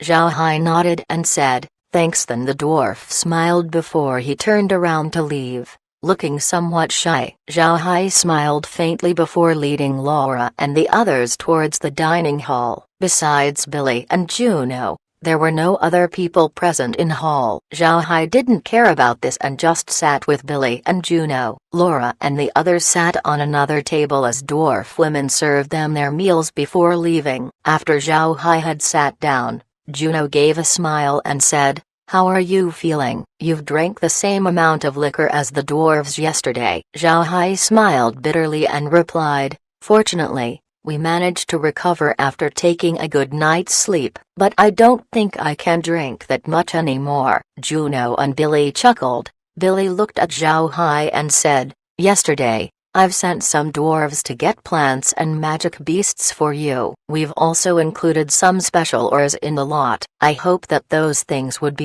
useful to you. We've made a pile of those things outside. You can take them away later." "Will you be leaving after that?" Zhao Hai nodded and said, "After getting those things, I'm planning to leave and head to the prairie hoping to see the beast god's spear." "Right, Patriarch. You should keep a warehouse open for me. I'll be supplying you milk wine every month. Its total quantity wouldn't be less than 1 million jin. When that time comes, I'll be trading them for some iron wares that I would list on a letter along with the milk wine delivery. You can put those things in the warehouse. It'll make it possible for me to come here and fetch them regularly." Billy nodded and said, "All right, this is not a problem. I'll keep a warehouse free just for you. At the same time, I won't be telling your secrets to anyone. You can rest assured." Zhao Hai nodded and said, "All right. I also still need a period of time to research that god's blood. If we succeed, we would be able to gain a method to make 9th ranks into god-ranked experts. So when the gods come, we won't be in a huge disadvantage." Billy knit his brows as he replied, "I'm afraid that this wouldn't be easy. Moreover, after people in the continent reaches 9th rank, they would immediately need to ascend to the divine realm, otherwise they would receive divine punishment. If we make god-ranked experts, then I'm afraid we won't get much use of them." Zhao Hai nodded and said, "I also know about this, but even if we don't have god-ranked experts, at the very least, we can still have a lot of 9th ranks. We shouldn't forget that it's already been tens of thousands of years before the war with the gods. But in these tens of thousands of years, the technology in the continent haven't progressed by a lot. However, I think that it would be impossible for the divine realm to be unable to come up with new things. It might be possible for them to create a process to weaken the barrier to the Ark continent. If they send an army to attack, our own forces wouldn't be able to resist." Billy sighed and said, "Not only the gods, I'm also quite worried about the demons. The gods might take a long time before coming. However, The demons have also been taking their time. I heard that the 5 forbidden areas were somewhat related to the demon realm. If you head to the 5 forbidden areas, make sure to check for signs of the demons. Right. Since you have explored the carrion swamp, is the situation you under control over there? Zhao Hai smiled and said, rest assured, that place is already under control. From what I had heard for Sir Artifact Spirit, the war with the Divine Realm had caused the barrier to weaken, allowing the demons entry to the Ark Continent. However, I cannot see any connection to the demon realm at this time, so you don't need to worry about it. Juno then felt a connection as he said, right. Why do I think that the engraved ark is connected to the demon realm? They don't seem to act like the Radiant Church who wants to control the continent. On the other hand, it seems like they are hell-bent on destroying it. Isn't this the main goal of the demons? Zhao Hai stared. He hadn't thought about this possibility. But now that Juno had said it, the engraved ark's purpose of destroying the continent's races really did seems like it connects to the goals of the demons. Gods are different to demons. Although the gods were at war with the other races, they still select which of them to deal with while they sided with the humans. If humans become gods, then it would give them much more fighting prowess. The gods might even make the Ark Continent a place where they can produce a lot of god-ranked experts. But demons were different. What they want was the Ark Continent. From what was heard from Kair, the environment in the demon realm was very bad, so they had been drooling at the sight of the Ark Continent. They held zero regard towards the people living in it, so it wouldn't be an issue for them to eradicate the entire population. Unlike the gods, where they want to hold monopoly over the population, the demons wanted to completely erase it. Seeing Zhao Hai staying quiet, Juno knew that there might still be some things that Zhao Hai had kept secret from them. Juno and Billy didn't disturb Zhao Hai's thoughts. They stayed quiet and let Zhao Hai ruminate over his ideas. After thinking about this point for some time, Zhao Hai was convinced that the engraved ark had something to do with the demon race. But if this was really the case, then the troubles for the Ark Continent had now been increased. Seeing that Zhao Hai had recovered, Billy immediately said, what happened? Did you think of something? Zhao Hai forced a smile and said, I did just think of something. I'm afraid that the engraved ark might have a relationship with the demons. When I investigated the carrion swamp in the past, I had discovered some ancient records detailing the matters of the demon race. When the barrier was damaged, people of the Ark Continent came to know of the existence of the demon realm, while at the same time, the demons were also made aware of the Ark Continent. It has been known that the demon realm is a very hard place to live in. For the demons, the Ark Continent would seem like heaven. It had become their goal to live in here. It become a must for them to occupy the continent. Because of that, the demons held no interest in the beings that are currently living here. It wouldn't be a problem for them if everyone here were to be eliminated. This is very much like the motives of the engraved Arkansas. Therefore, I've felt a very high probability of the engraved ark having contact with the demon race. When Juno and Billy heard Zhao Hai's speculations, their faces couldn't help but turn ugly. Juno's earlier inquiry was only a shallow prediction. He wasn't confident in it being true. However, after hearing Zhao Hai, he came to know that this matter was highly possible. Billy knit his brows and said, that can't be right. Why would the engraved ark help the demons? All of the people in the continent hated the demons. Zhao Hai smiled bitterly and answered, don't forget how greedy people can get. They would do anything in order to fulfill their ambitions. If the Radiant Church can brainwash people using religion, then who can say that the demons can't do the same? There is nothing strange about the existence of engraved Arkansas. Juno's face became uglier. Others might not know, but he was very clear about how good the Radiant Church was in brainwashing people. His family had suffered because of this aspect. If the Radiant Church didn't have effective methods of brainwashing, then they wouldn't have grown this fast. If the engraved ark was really a religion set up by the demons, then Zhao Hai's speculation might as well be true. Billy nodded and said, This demon race's secrecy is much deeper than the Radiant Church. It seems like we need to be more cautious of them. Zhao Hai actually shook his head. Not necessarily. The reason why the Radiant Church had resorted to their present actions was because of me continually interfering with their plans. Because of them being in the light, they had more room for development. On the other hand, the engraved arc being very secretive only meant that they have a lack of members. If this is the case, then the threat of the Radiant Church should be bigger. Juno coldly snorted as he said, no matter which one, both of them are very difficult to deal with. Because of Little Hai's actions, the Radiant Church has been pushed back while the engraved arc has always been living in the shadows. This is a very bad situation. It may be possible for them to collaborate in dealing with Little Hai, so you need to be careful. Zhao Hai couldn't help but force a smile as he said, this is really ironic. On one side are gods, and on the other are demons. If they join forces to deal with us, then we're done for. Chapter 583, Raising One Level. Zhao Hai has been cursing people a lot recently. He felt very incensed. Gods, demons, two people who are on the opposite spectrum were pining to occupy the Ark continent. They might even cooperate in order to deal with its inhabitants. How unfortunate was this situation? How could he be the male lead in this story? When Juno heard Zhao Hai, he couldn't help but coldly snort, Little Hai, you don't need to think that the people of the divine realm are good. Although a lot of humans there are from the continent, from what Iron Hammer said, most of its inhabitants are native. Therefore, we don't need to consider them as people from the Ark continent. Billy snorted as well. These fellows really cannot be considered to be good. Little Hai,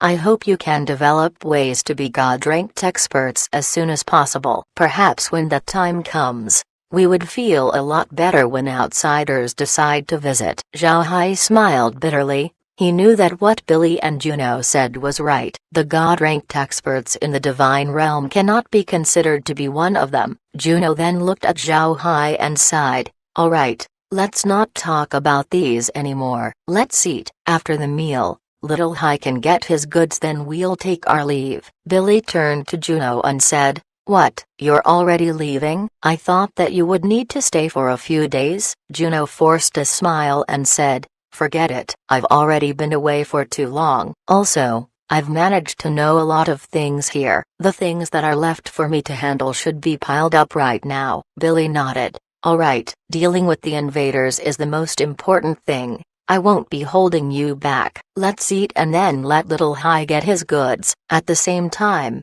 I'll also be handing over a letter to be given to the Beast King. If Little Hai gives that to the Beast King, the probability of him seeing the Beast God's spear should increase. Zhao Hai understood what Billy was trying to do. Although Zhao Hai's standing in the prairie was already high, he was still a human that beastmen wouldn't generally trust, especially with the matter of their Beast God's spear. But if he had a letter from the dwarves, in addition to the Elder's command token, everything should go by smoothly. The three didn't waste a single breath. After having their meal, they immediately proceeded to go outside. When Zhao Hai saw the display, he couldn't help but stare blankly at it. On the ground were more than 100 types of things. It included about 30 species of unique magic beasts, more than 50 types of plants, and more than a dozen kinds of ores. These ores were very rare in the continent. They might not have even seen the light of day before. However, these nuances aren't important. What was important were the alive plants and animals. For Zhao Hai, these things were too useful. Zhao Hai wasn't polite as he immediately received everything into the space. A prompt was then heard, most of them about the plants and animals. But around the end, the ores were addressed as well. The ores were indeed rare and special, but because the quantity was too little, it would be impossible for them to be like pure iron, able to form their own load inside the space. However, the space informed Zhao Hai that when those ores grow in a few years, each one of them would develop their own vein inside. Because of the space's recent upgrades, it had become possible for the ores to grow. In the past, if the amount of ore was this low, then it would be impossible for them to increase. For Zhao Hai, This development was very good news, but what made Zhao Hai very surprised was the fact that all of these things were able to increase the space's level by 1. This made Zhao Hai gawk. With his understanding of the space, it was impossible for these things to make it increase by 1 level. The current development truly gave him a surprise. However, after a moment of thinking, Zhao Hai had found the reason why this was such. It was possible that after the god's blood had been absorbed by the space, increasing its level by 3, there were still some energy left behind but was unable to raise the space's level. The recent pile was just the final push needed by the space in order to level up. Zhao Hai didn't make a big deal out of it. Although the space had increased by a level, he still needed 2 levels for something significant to happen. These 2 levels wouldn't be very easy to get. He just hopes that the beastman had good things for him. After receiving these things, Zhao Hai and the others immediately went to the empty warehouse that has been prepared by the dwarves beforehand. Actually, this warehouse was just a very huge cavern inside the mountain range. Moreover, this cavern was completely unused, so there won't be any fear of any dwarves stealing stuff that was inside. When Zhao Hai was finished inspecting the warehouse, the things that he needed to do in the dwarf mountains was now almost finished. Arranging dwarves for the Black Wasteland would still need some time. It was already quite good that Billy was working on it. Upon finishing these 2 matters, the group immediately returned to Billy's office. When they sat down, Billy turned to Zhao Hai and said, "Little Hai, I've already set up some ironwares for you to bring, but it needs a day to collect. Are you alright with getting them tomorrow?" Zhao Hai thought for a moment. In any case, he wasn't really anxious in leaving. He nodded and said, "Alright, then I'll wait until tomorrow before we leave." Billy nodded. Then he turned to his workplace and started to write a letter. Zhao Hai knew that Billy was writing the letter that was to be given to the Beast King, so he didn't disturb him. Instead, he turned to Juno and whispered, "Patriarch Juno, after we leave tomorrow, I can only drop you off in your territory before heading to Golden Island. I still need to prepare for my visit to the prairie. I'm afraid I won't be able to stay for long." Juno understood. He nodded and said, "That's not a problem. Dealing with this matter is much more important. After all, we still have a lot of time in our hands in the future." Zhao Hai nodded. "Certainly there'll be a chance. But there is one thing I'll need your help with. Since my territory is far from the Ocean Waves dynasty, I wouldn't have a huge opportunity to observe it. It's possible for the dynasty to have already fallen to the Radiant Church's hands. I'll have to trouble you to keep your eyes on them." Juno smiled and said, "No problem. We'll handle this matter with care. If we have any information, we'll pass it to Billy and have him place the letter along with the goods in the warehouse. This way, news arrives to you much quicker." Zhao Hai nodded and said, "Alright, about the gods and the divine realms matter, please refrain from telling anyone about it. We cannot afford to make a stir if this gets spread out. This would only bring us harm." Juno nodded. "Rest assured, I understand the implications. I won't tell anyone about it." "Right. I'm planning to send some people over to Golden Island to do business. Can you see to it that they are settled properly?" Zhao Hai smiled. "That's not an issue. I'll go inform the island's manager about this later. When your people arrive at the island, just tell the people in charge that you're the Hurricane family. They shall help you get settled in." Juno patted Zhao Hai's shoulder and said, "Thank you, Little Hai." Zhao Hai smiled faintly and said, "You're too polite. We're now allies, so you're absolutely welcome in my territory. Besides the people of my Buddha clan, only you and Patriarch Billy knew about my secret. Even my father-in-law doesn't now. You should also keep that secret from the others." Juno gave a smile and said, "Rest assured, I'm not that neglectful. But I really didn't expect that the poisonous fog in the Black Wasteland was your doing. Moreover, that poisonous gas can actually harm 9th ranks. No wonder nobody discovered your roots. With that place as a den, nobody would be able to guess it." Zhao Hai smiled and said, "There's no other way. In the past, Our Buddha clan was still very weak. If people found out that we're still in the Black Wasteland, they might go and deal with us immediately. And although we have the strength right now, I still don't want to restrict my freedom. There are too many greedy people in the continent. If they came to know the situation of my Buddha clan,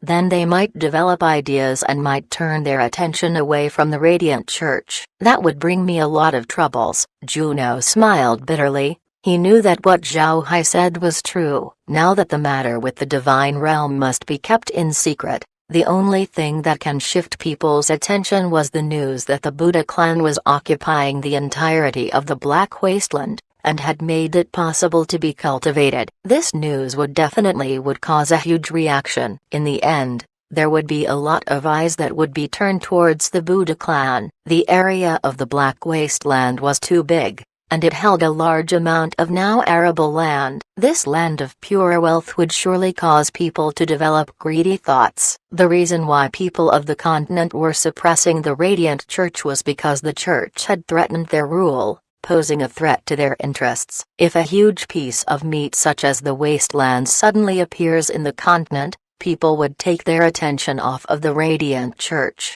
and then shift towards the Buddha clan. While they were talking, Billy had already finished writing the letter. He didn't use paper for it, but instead processed skin of the Iron Beast. The Iron Beast had a lot of uses aside from it being a good material for leather armor. Because of this, the significance of the Iron Beast to the dwarves was just like what the Argali was to the beastmen. Billy rolled up the beast skin and then sealed it. He handed the letter over to Zhao Hai and said, "Little Hai, take this letter to the Beast King. He should be able to recognize that the seal is from our dwarf race. I wrote everything about the divine artifacts here. I believe that after reading the letter, he should be able to agree to your request." Zhao Hai received the letter and nodded. "All right, I also think that he would agree. My relationship with him is very good. There shouldn't be any more problems." Chapter 584. Also wants to marry. Zhao Hai was currently standing on the Haven's bow with Juno. Although they looked like they were appreciating the scene of Iron Warhorse River, their minds were on something completely different. They didn't have the mood to enjoy the scenery. The gods and the demons had given them enormous pressure. It was like they had mountains stacked on their shoulders, making it hard for them to breathe. 2 days had already passed from the time that they had left the Dwarf Mountains. In the 2 days that they were hurrying along, even if they already have a plan to deal with the gods, they still thought of the matter with a heavy heart. After some time, Zhao Hai sighed and said, "Since the dwarves had already started to prepare for war, it seems like the Black Wasteland would need to do the same." Juno sighed as well as he said, "Not only you, we'll be preparing as well." "What a pity, our hurricane family's domain is too small. Moreover, we don't have any good produce in it. Preparing for the future would be quite a problem." Zhao Hai smiled faintly and said, "Grandpa Juno doesn't need to worry. As long as you keep your eyes on the Radiant Church, it's already enough of an effort." Juno sighed. "That's the only thing that we could do. We'll have to pass the other matters on to you. Also, Billy needs to convince the elves to be our allies, otherwise, it would be troublesome." Zhao Hai nodded. "I'll also head to the prairie and talk to the beastmen. I hope that they can agree based on my merit." "Right. Let's not talk about this anymore." "Grandpa Juno, what business are you preparing to do in Golden Island?" Juno smiled bitterly and said, "The usual, basic goods. Our hurricane family hasn't done much business all these years, so we really don't know anything else." Zhao Hai smiled and said, "How about this? If you really want to do business in Golden Island, you can approach the administrator there. His name is Kun. He's my wife Laura's grandpa. I'll tell Grandpa Kun to help you set up a business that can turn a profit." Juno smiled and said, "Thank you. Our people really aren't very suitable for business. In the younger generation,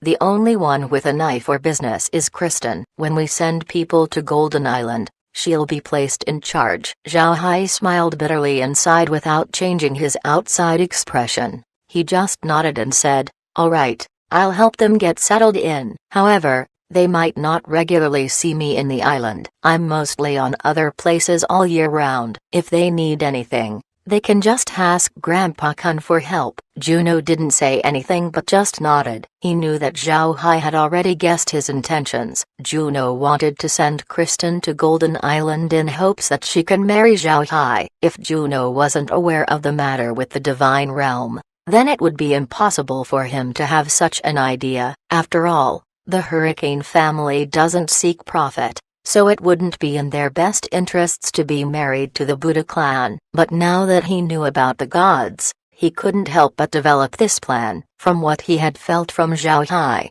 Juno can faintly sense the might of the Buddha clan. Getting good relationships with the Buddha clan would immensely aid the Hurricane family in the future. Moreover, Juno somewhat believed the prophecy of the dwarves that Billy had told him. If that was indeed true, then Zhao Hai would become the savior of the entire continent. If he didn't use this early opportunity to establish a connection with Zhao Hai, then he wasn't worthy of being the patriarch of the Hurricane family.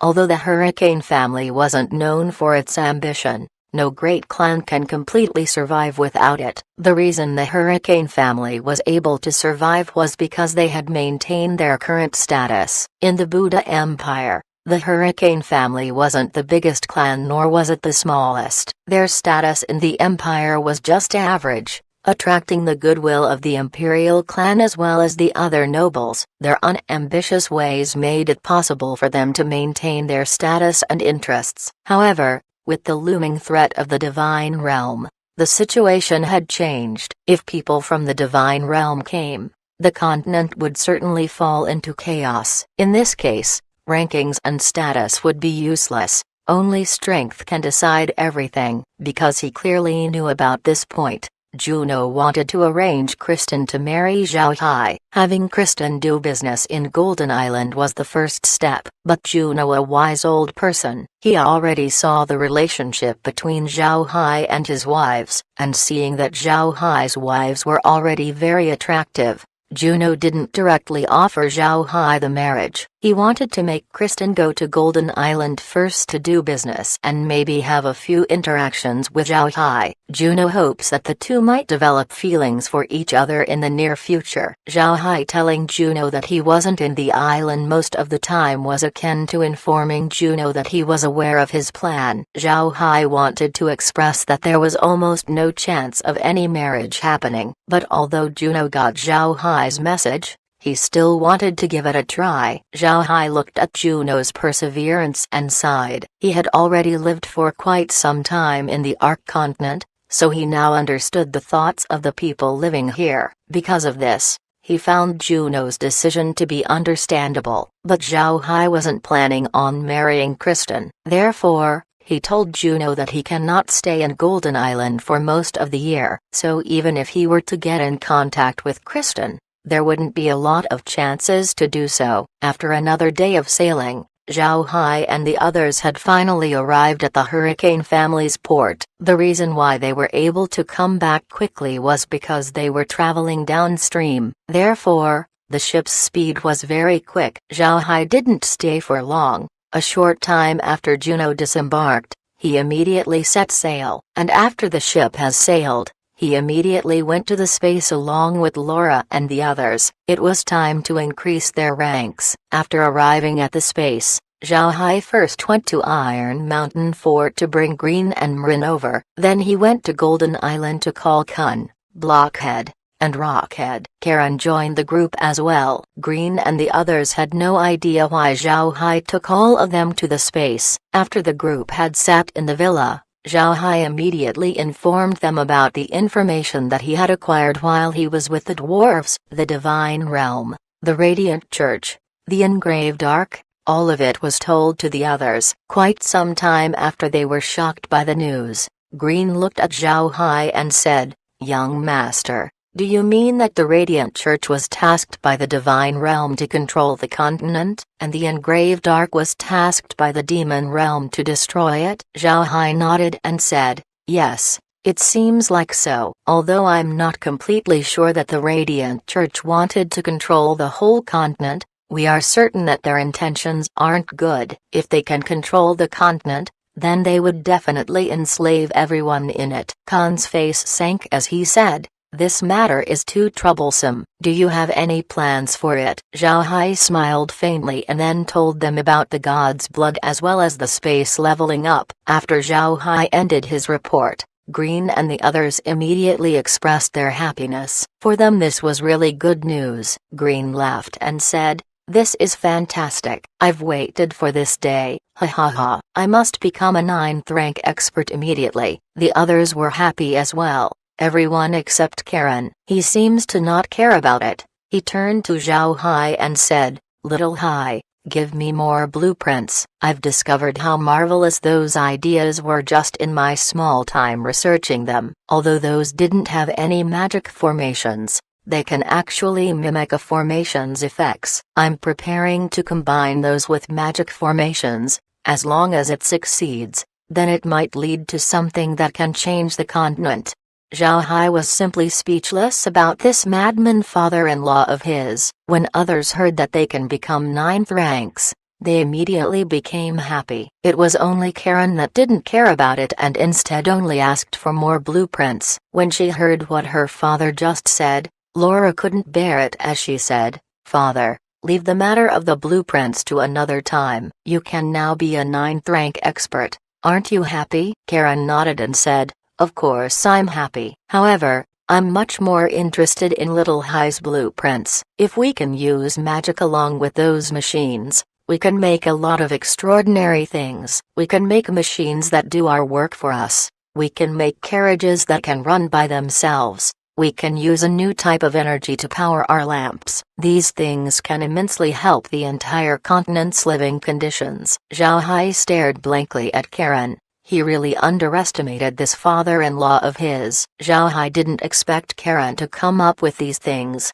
It was surprising. After some time, Zhao Hai recovered as he looked at Karen and said, "Father-in-law, let's deal with being a 9th rank first. If you become a 9th rank, your lifespan would be lengthened. Then, you would have more time to do research. What do you think?" When Karen heard Zhao Hai, he thought about it for a moment before he nodded and said, "All right, let's deal with that matter first. But if I become 9th rank, you better give me those blueprints." Zhao Hai helplessly nodded. He was really speechless about Karen's ideas. He replied, "Father-in-law can use the blood pond in order to become a 9th rank now." Grandpa Green, Grandpa Marin, Grandpa Kun, Blockhead, and Rockhead, can you wait for a day or two? We need to decide which one goes first. People still need to cultivate for some days to become 9th rank. If all of you do it at the same time, nobody would be left to manage Iron Mountain Fort and Golden Island. That wouldn't be good. Chapter 585, Invited by His Majesty. Green nodded and said, "All right, Iron Mountain Fort and Golden Island needs to be taken care of. Otherwise, things would go chaotic. I think we need to do it in batches. We'll have Rocked and Blockhead go first, then when they're done, we can have them replace Brother Kun. Then after Brother Kun, Blockhead and Rockhead can go to Iron Mountain Fort in order to replace me and Marin. Shun and Shu can cultivate immediately." Nobody disagreed with Green's proposal. In any case, the space had now leveled up. It doesn't matter to them if they delay being 9th rank for a couple of days. Zhao Hai nodded and said, "All right, we'll do it just as what Grandpa Green said. Also, after you go back to Iron Mountain Fort, do find some loyal slaves, and then teach them cultivation. Now that the spatial water can increase practice speed, we won't need to worry about making experts. Select some people from the giant horned bulls as well. If we have members from their tribe get strong, then it'll be good for us." The way beastmen and humans cultivate is very different. For beastmen to cultivate successfully, they would need a strong soul beast to be their partner. And with the space's recent upgrade, a lot of magic beasts had now become high grade. So if the giant horned bulls used space-grown bulls, they would certainly rank up easily. Green nodded and said, "All right." Actually, there were already people who had entered my eyes. I've known slaves, about 100 of them, that would fit your description. They've now become commoners. and are very loyal to our clan. I'll have them be the first batch to be cultivated." Zhao Hai nodded. "Good, then I'll leave this matter to Grandpa's judgment." "Right, everyone. Let's take a look at some of the backgrounds in the space. The sceneries are quite good." Green and the other complied. Then Zhao Hai took them to the newly obtained backgrounds. The views on those places were indeed very good. After having looked at the 10 backgrounds, Zhao Hai and the others returned to the villa. Then Zhao Hai took out some water from the blood pond for Laura and the others to drink. Green, Marin, and Kun, on the other hand, left the space. Laura and the others were quite nervous. The effects of the blood pond water wasn't like Zhao Hai's space, promoting him instantly to 9th rank. After drinking the water, they still need to cultivate in order to rank up. When Laura and the others drank the blood pond water, they immediately felt the intensity of the energy that was present inside. They felt their entire bodies heat up as their battle chi became agitated. For them, it felt like their bodies had been broken down. They felt that their skin was about to be blown away. It seems like their bodies cannot handle the enormous energy that was just ingested. Laura and the others didn't dare to let this go on, so they immediately used their own cultivation methods to practice. But since Meg was a mage, the energy didn't wander around her body as it immediately went straight to her head. Meg felt an influx of pressure in her mind, making her almost lose her consciousness. However, Meg knew that she couldn't faint at this time, therefore she endured. Meg gave it her all in order to stay sober. At the same time, she also called upon the elemental laws and slowly digested the energy that was present. The other people were practically doing the same thing. Seeing that there seems to be no accident, Zhao Hai couldn't help but sigh in relief. He knew that the most dangerous time was the moment the water was ingested. Now, although their expressions were still in pain, it had slowly turned into calmness. Seeing them going stable, Zhao Hai smiled and then went out of the space to return to the haven. The haven was still cruising along Iron Warhorse River.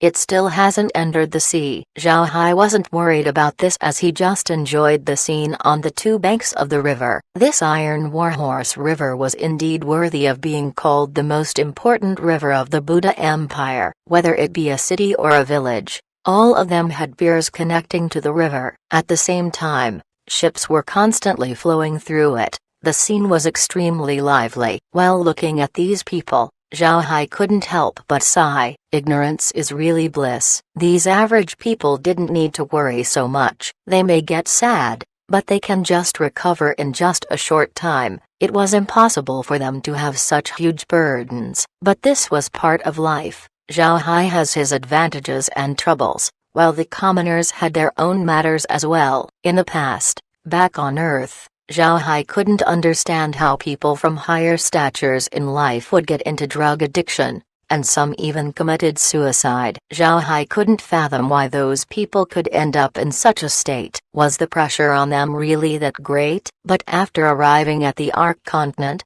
especially after knowing about the Divine Realm, Zhao Hai came to understand how much pressure and stress people from high status can have. This pressure felt like a mountain constantly crashing into your body. Ever since he got the information, Zhao Hai had always felt that his nerves were constantly being stretched out. Zhao Hai was afraid that he might snap one of these days. After thinking about this, Zhao Hai couldn't help but sigh once again. He looked at the people at both banks and couldn't help but feel envy. Zhao Hai had always wanted a simple life, but it seems like that life was getting farther and farther away from him. At this time, the haven had reached a region near a big city. However, Zhao Hai didn't plan to stop. He knew that after this city, it would only take 2 more days before they can reach the sea. Therefore, Zhao Hai planned to go through the river as fast as possible. However, Zhao Hai didn't expect there to be an iron chain lock in front of him. It seems like its main purpose was to block the haven from passing. Zhao Hai gawked. He didn't say anything and just had the undead stop the ship. He went to the ship's bow and then looked at the blockade. On both sides of the iron chain lock were 2 5-masted battleships. The emblems on the 2 battleships emanated a faint yellow tint and had the image of a heavily armored soldier. Zhao Hai was very familiar with this emblem.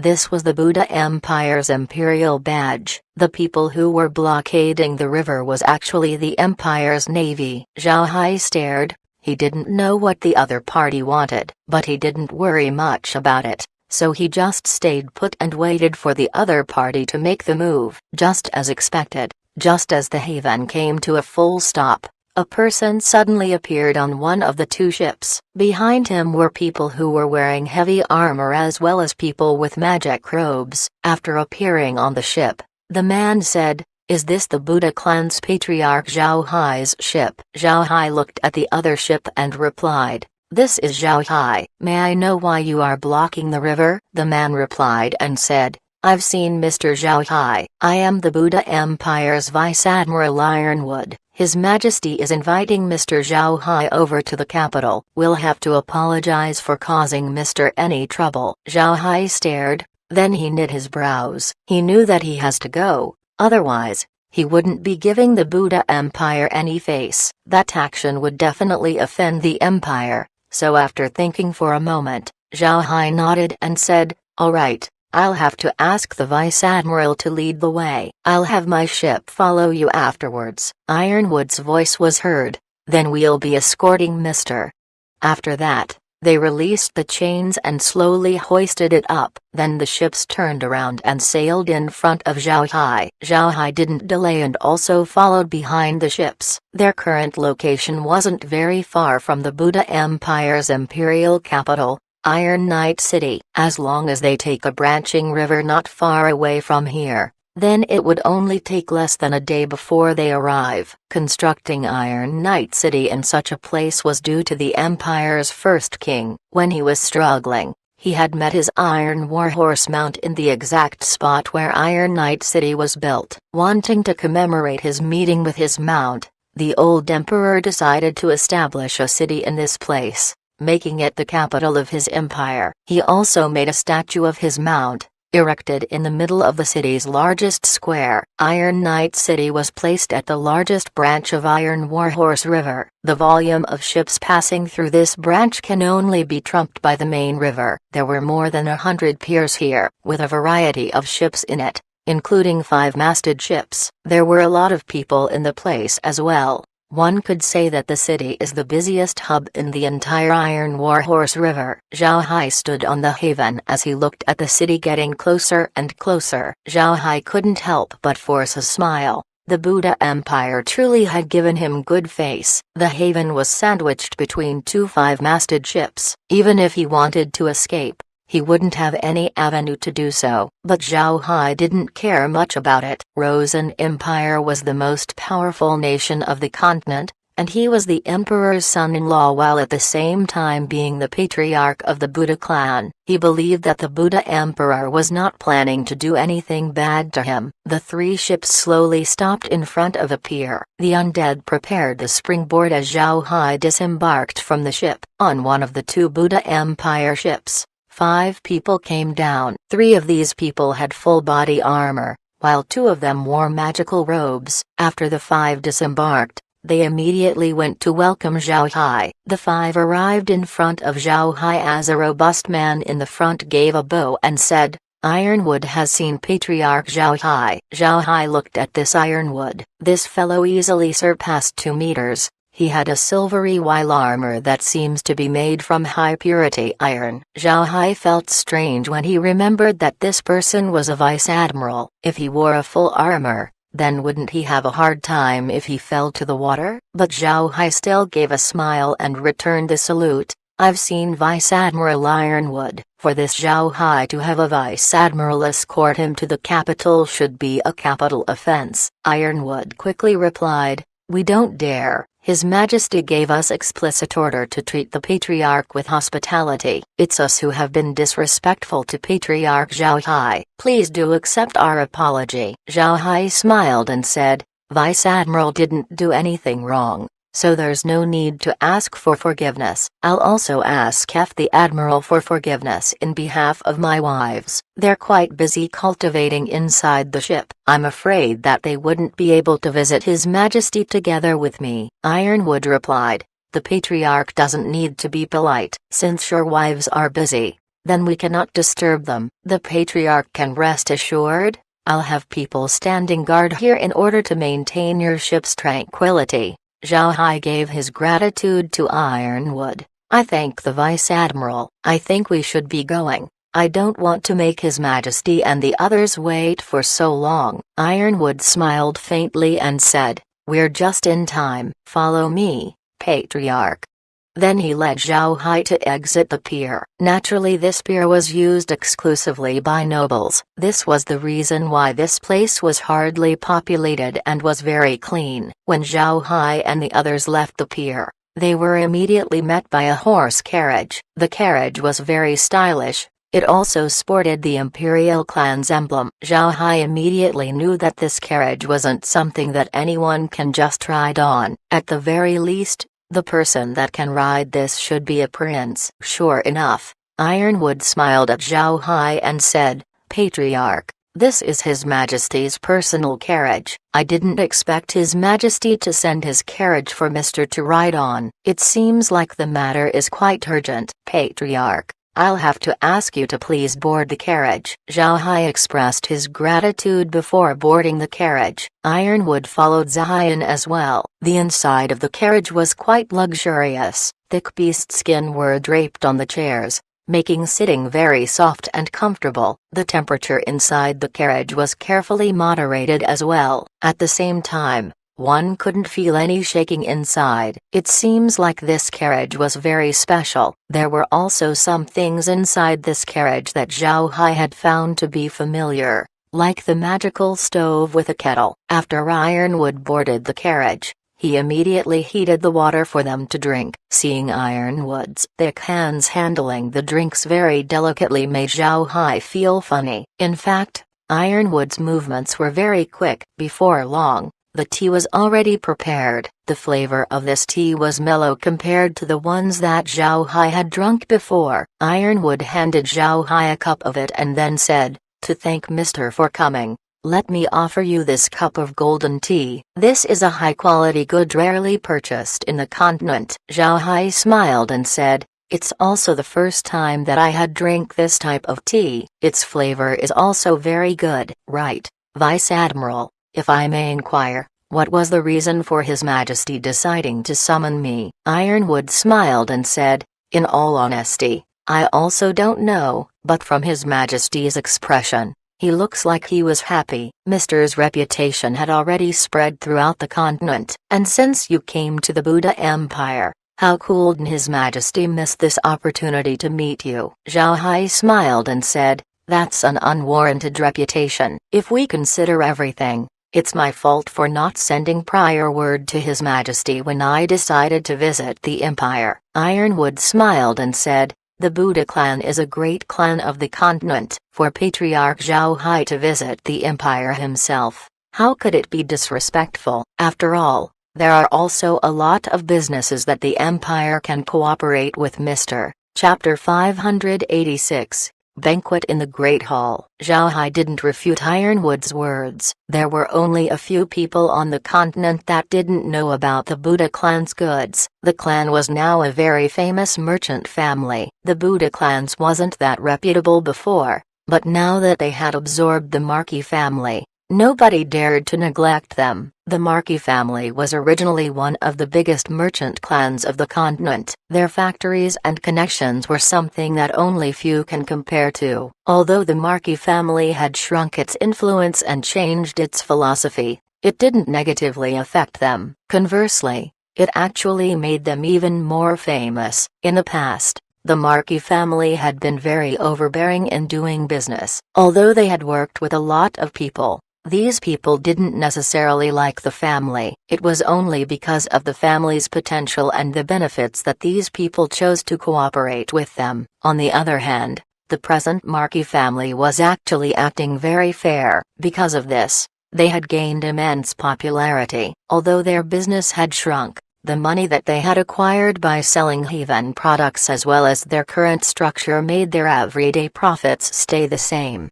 At the same time, the Buddha clan holding Golden Island made it so that people in the continent wanted to win the clan over. Because of the special location of Golden Island, It had quickly become a major marine hub. It immediately became very lively. Therefore, almost every family in the continent decided to do their business there. The reason this profitable situation stayed tranquil and devoid of problems was the background of the Buddha clan. In the recent months, the Buddha clan had made a lot of world-shaking events. They had shown that they had more than one ninth-rank expert in addition to Zhao Hai being a very powerful dark mage. It was said that their military strength surpassed that of a duchy. In this situation, there were only a few people who would dare to offend them. Now that the status of the Buddha clan was very high, even empires would need to think twice before provoking them. Due to all of these reasons, Zhao Hai believed Ironwood's statement that the Buddha Emperor might do business with him. While they chatted,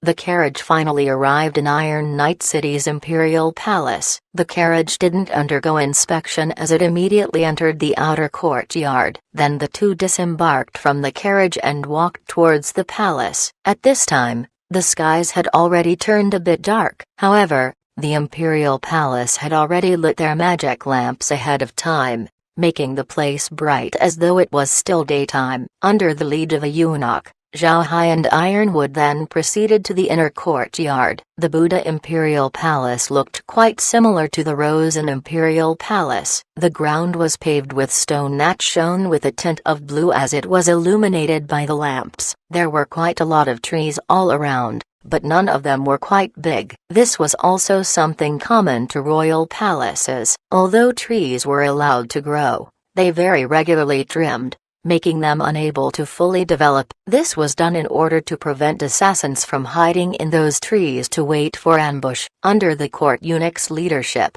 they finally arrived at the Imperial Palace's Great Hall. Zhao Hai couldn't help but stay silent before entering the hall. This was because he had heard clamoring inside. This made Zhao Hai very curious. What was this place, and who would dare to be noisy inside the Imperial Palace? Before long, they arrived in front of the Great Hall's door. Upon seeing them arrive, the two eunuchs guarding the entrance immediately announced, "Vice Admiral Ironwood and Patriarch Zhao Hai has arrived." The voice of the eunuch sounded high-pitched, however, it still resounded inside the Great Hall. When the announcement was heard, the people clamoring suddenly became quiet. Then a voice was heard from another eunuch, "We invite Patriarch Zhao Hai and Vice Admiral Ironwood inside." Only then did Zhao Hai and Ironwood enter the Great Hall. Upon entering, Zhao Hai paused. There were a lot of people inside. They should be the nobles of the Buddha Empire. With his familiarity with palaces, Zhao Hai knew that the emperor was holding a banquet. No wonder sounds were heard outside. Zhao Hai saw a throne present on a meter-high platform in the far end of Great Hall. It was entirely made of gold and was also inlaid with a lot of gemstones. It looked very beautiful. Sitting on the throne was a person who seems to be quite young, maybe only about 40 years old. However, the person's stature looked very big. From what Zhao Hai can see,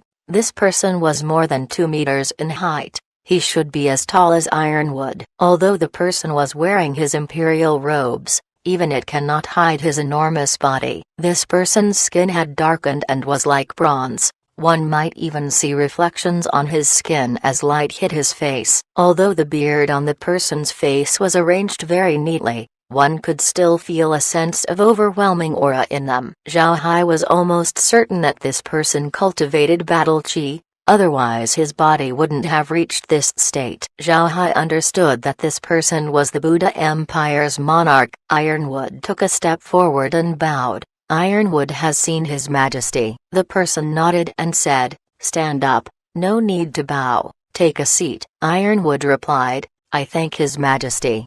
Then he retreated before sitting in an empty seat. Zhao Hai then went forward and gave a small bow. Zhao Hai Buddha gives his respects to His Majesty. The Buddha Emperor looked at Zhao Hai and chuckled. "Mr. Zhao Hai is too polite. Mr. Coming to the Buddha Empire is our greatest honor." Zhao Hai straightened his body and then smiled faintly. Zhao Hai came to do some business but didn't inform His Majesty. This one should be punished. The Buddha Emperor waved his hand and said, "What is Mr. saying?" "Mr. is an honored guest in my Buddha Empire." "Mr. Have a seat beside me, then we'll go have a meal." Then a eunuch issued a command before a team quickly assembled a chair and table right beside the Buddha Emperor. The seat and table was naturally much inferior compared to the emperor's. However, sitting this close to him was already a monument to Zhao Hai's status. Zhao Hai expressed his gratitude before moving to the table that was prepared for him. After sitting down, the court eunuch immediately offered Zhao Hai a glass of fruit wine. At this time, the Buddha Emperor served the food. Then eunuchs came into the great hall to serve a variety of dishes. They also came in with additional jugs of liquor.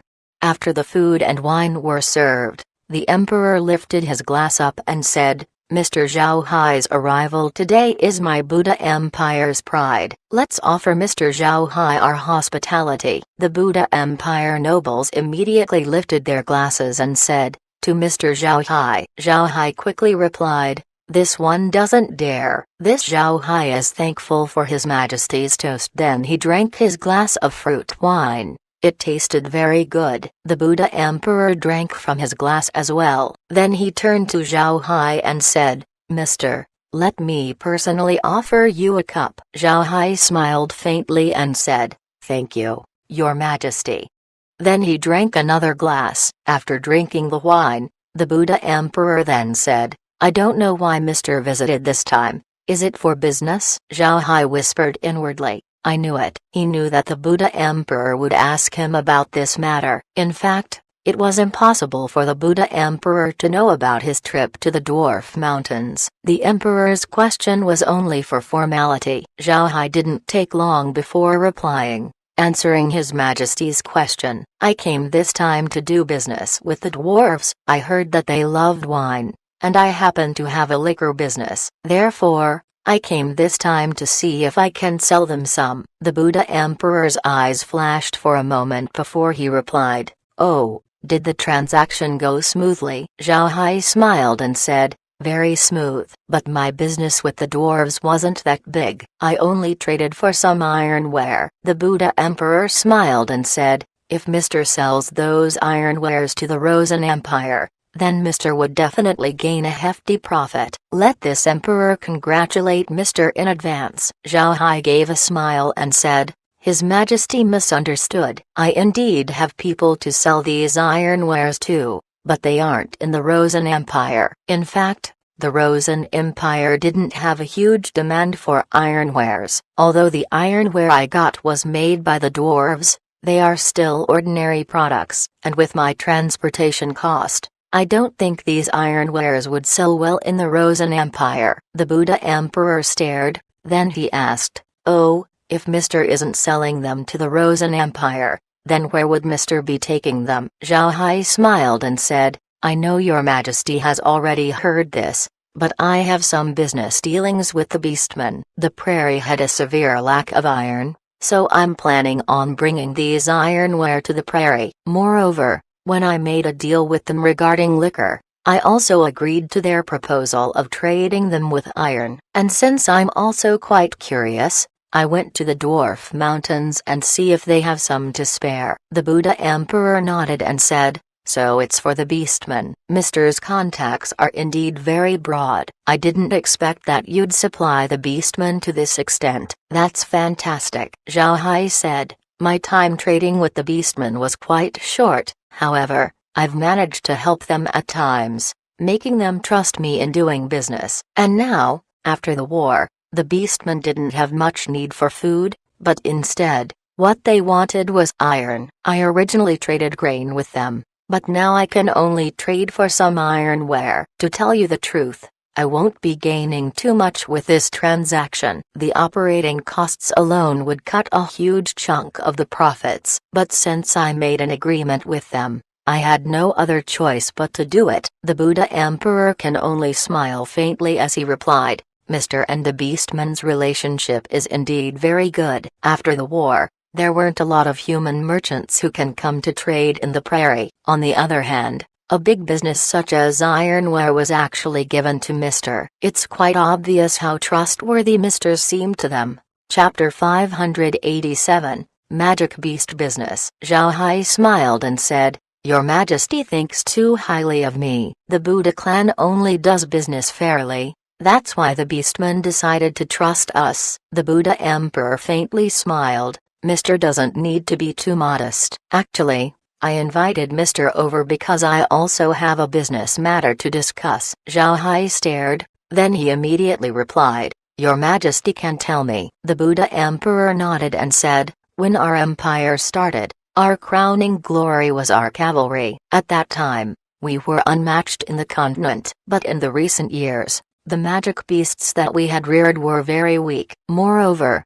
their numbers had shrunk more and more. This is an important matter for the empire. Therefore, I am here to ask Mr. to see if you can buy some magic beasts in the prairie for us. What does Mr. think about this?" Zhao Hai stared, then he immediately thought that the emperor was describing the situation of their breeding grounds. Probably because of the unfavorable conditions, their magic beasts have started to dwindle in numbers while degrading in quality. For a cavalry-oriented nation, this was a fatal development. At this time, there were close to no merchants that were trading in the prairie aside from the Buddha clan. Therefore, the Buddha Emperor decided to invite Zhao Hai over and propose this business of magic beasts. Zhao Hai thought for a moment and then asked, "What magic beasts does your Majesty want to buy?" There are a lot of beastmen races, and each of them had their own unique magic beasts. However, the way these races protect their magic beasts is very strict. For ordinary tribes,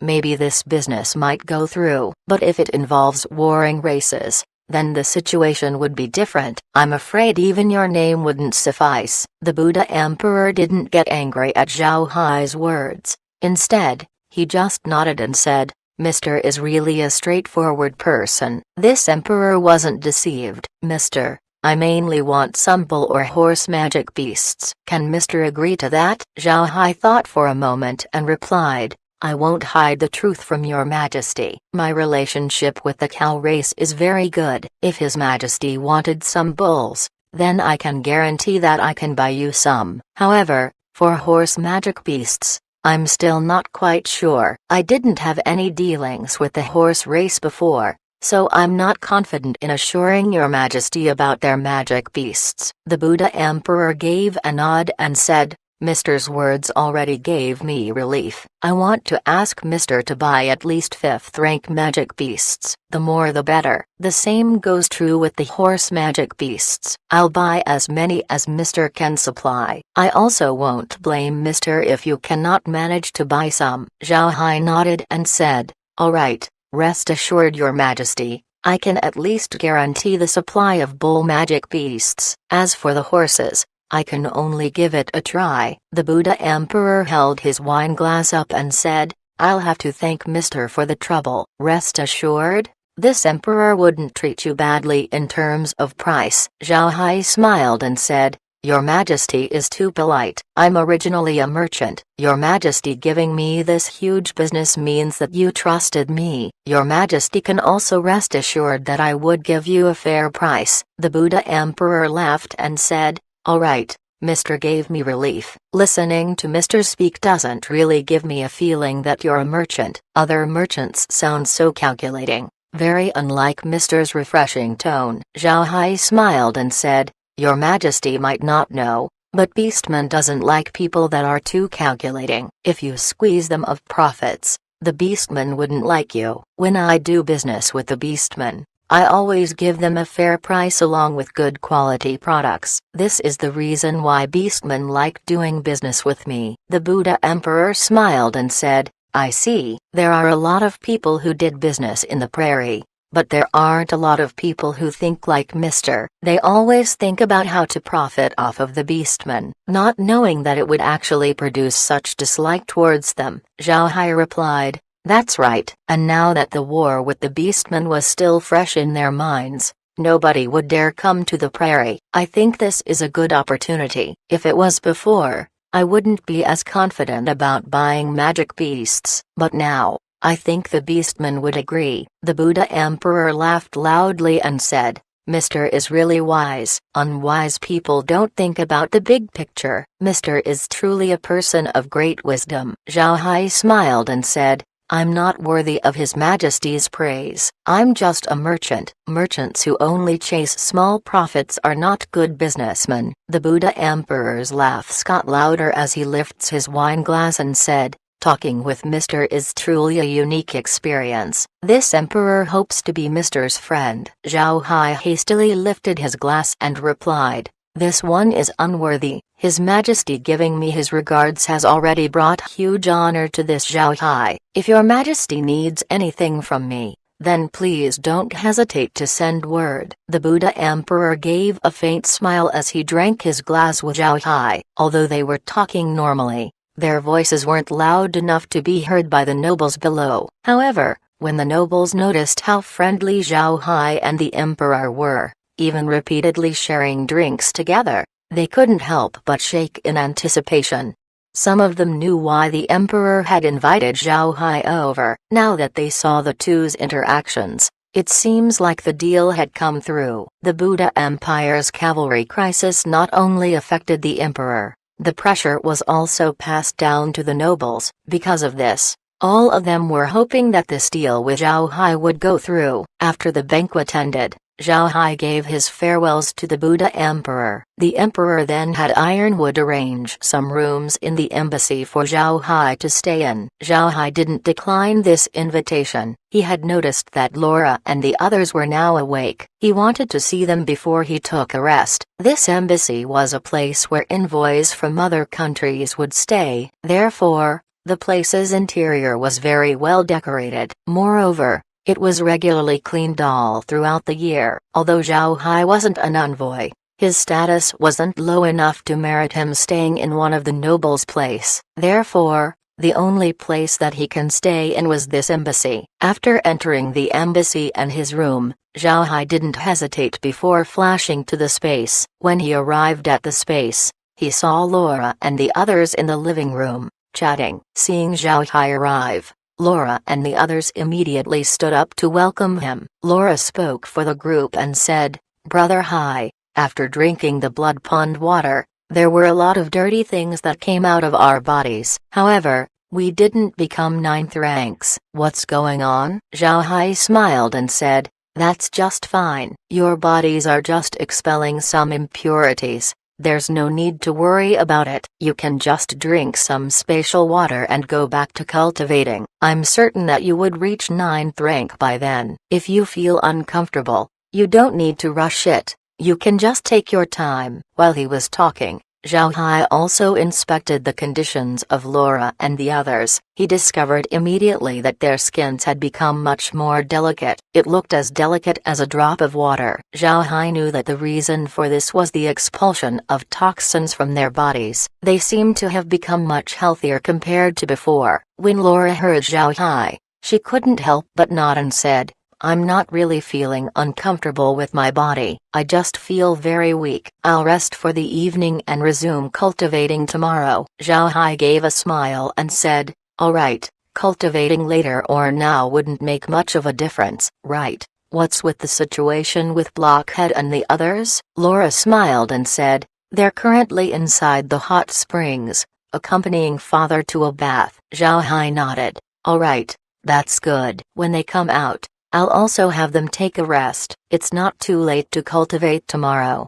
Laura and the others nodded, then they turned to rest in their rooms. While Zhao Hai sat in the living room, Blockhead and the others came out, along with Karen. Each of their complexions looked very good. It seems like the blood pond water has benefited them a lot. After the group sat down, Zhao Hai turned to Karen and said, "Father-in-law, I just listened to Laura about how your bodies felt weak. You can just rest first and continue cultivating tomorrow. What do you think?" Karen nodded and said, "All right. Even cultivating makes me feel tired. I'll continue cultivating tomorrow." Then Zhao Hai turned to Blockhead and said, "You also, go rest and cultivate tomorrow. No need to be anxious about this thing. Don't stress your bodies out. It also needs to take a rest." Blockhead and the others nodded, then they turned around to return to their room. After that, Zhao Hai called Kair over and said, "Kair, go count how many 5th rank bull magic beasts we have, the type that's suitable for the Buddha Empire's use." Kair said,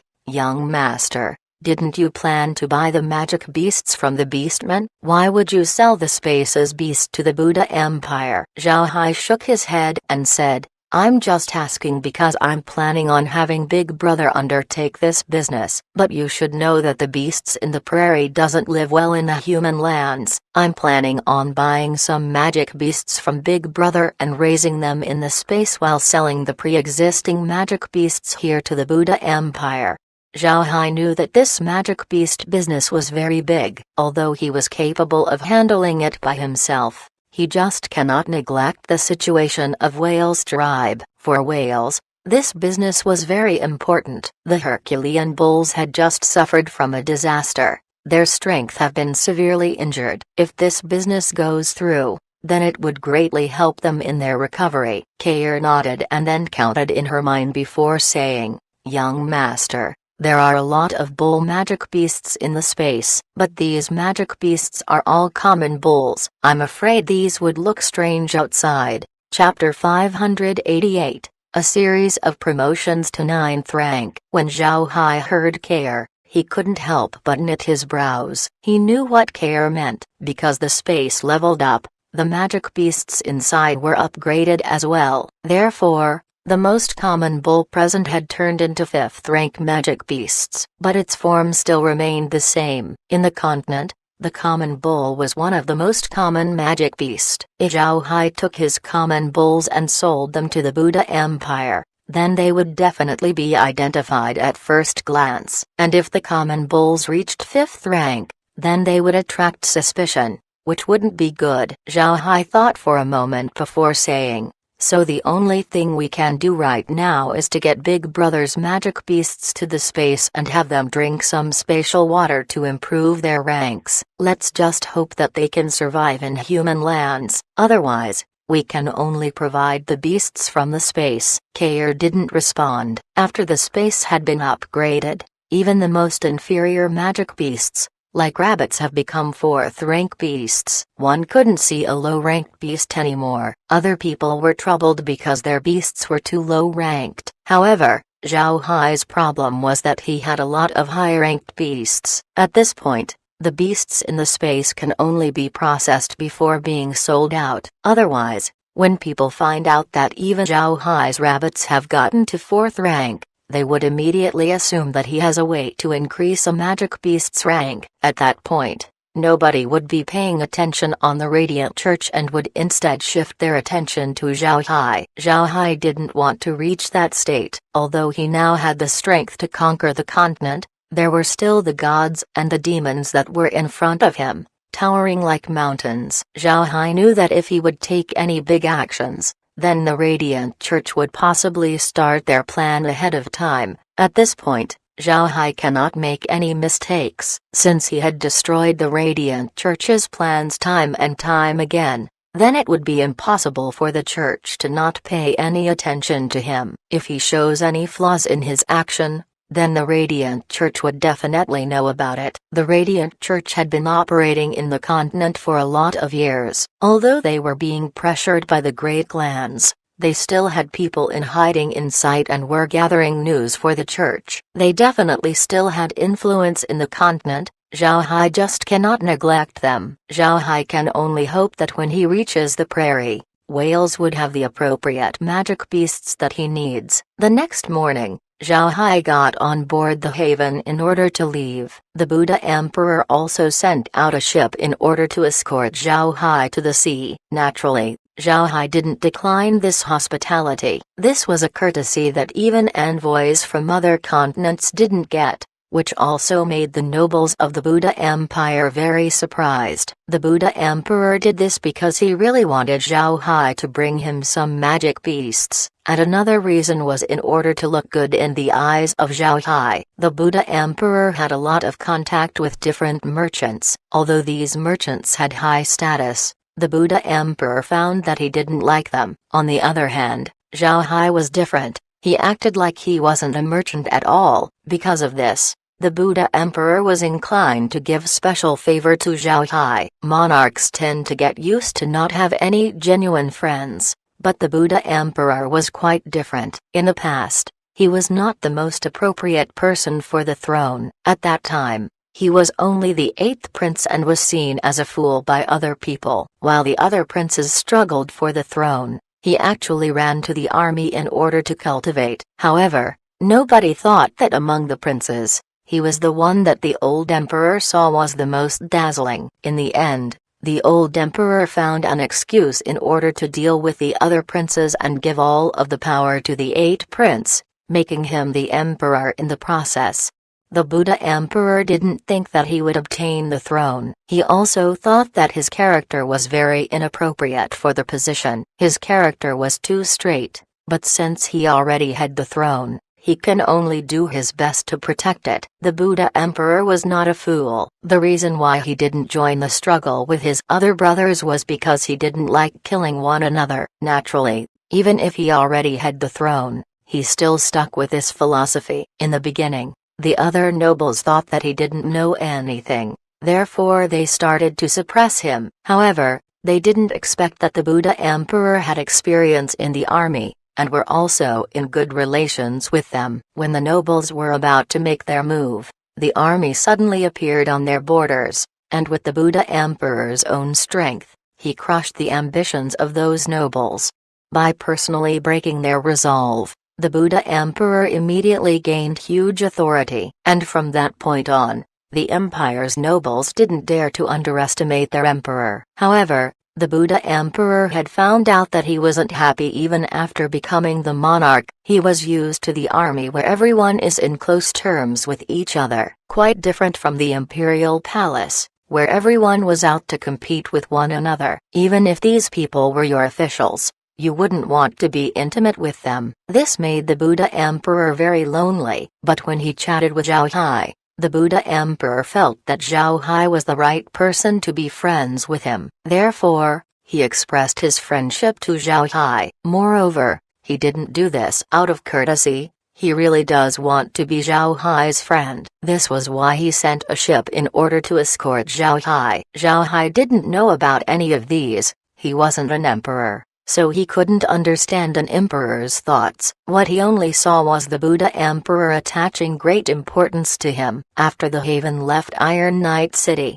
he left the undead behind and then flashed to the space. Laura and the others had already started to cultivate. Zhao Hai wanted to see them get to 9th rank today. When Zhao Hai came to the space, Laura and the others were already cultivating. Zhao Hai looked at their expression and saw that they didn't have the pained reaction from before. This made him relieved. However, Zhao Hai didn't think that they would cultivate for a long time. After a whole day and night, Laura and the others had finally started to wake up one after another, but now they were all 9th rank experts. Among them, the strongest was Shu. Not only was Shu a 9th rank expert, he also possessed a divergent ability, which meant that his shadows were also 9th rank. But if they ranked themselves in terms of threat, Shu wouldn't take the first place. Instead it would be Shun. Shun was now a 9th rank assassin. His skills had now become much more formidable.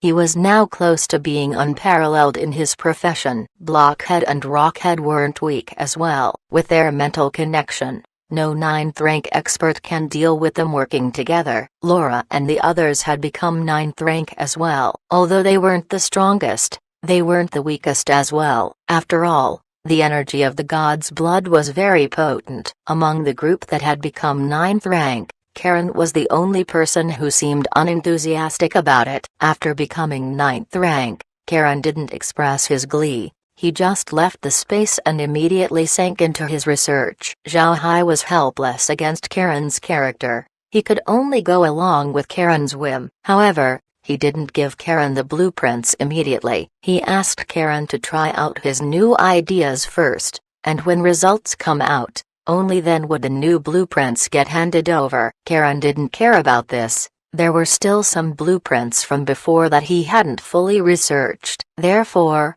after becoming 9th rank, he immediately went back to Iron Mountain Fort to continue. After the first batch had become 9th rank, Zhao Hai immediately transferred Blockhead and Rockhead to Golden Island and had them take Kun's place. Then Zhao Hai asked Kun to drink the spatial water and had him cultivate. What surprised Zhao Hai was the smoothness of Kun's process in becoming a 9th rank expert. It didn't take a long time before Kun became 9th rank, although his body expelled some impurities as well. It wasn't as much as Laura and the others. After thinking about it, Zhao Hai finally found a reason why. Kun had been 8th rank for a long time. He only needed a small push in order to become 9th rank. On the other hand, Laura and the others had depended on the space to quickly become 8th rank. They lacked the experience of cultivation, explaining their slow progress. After Kun finished cultivating,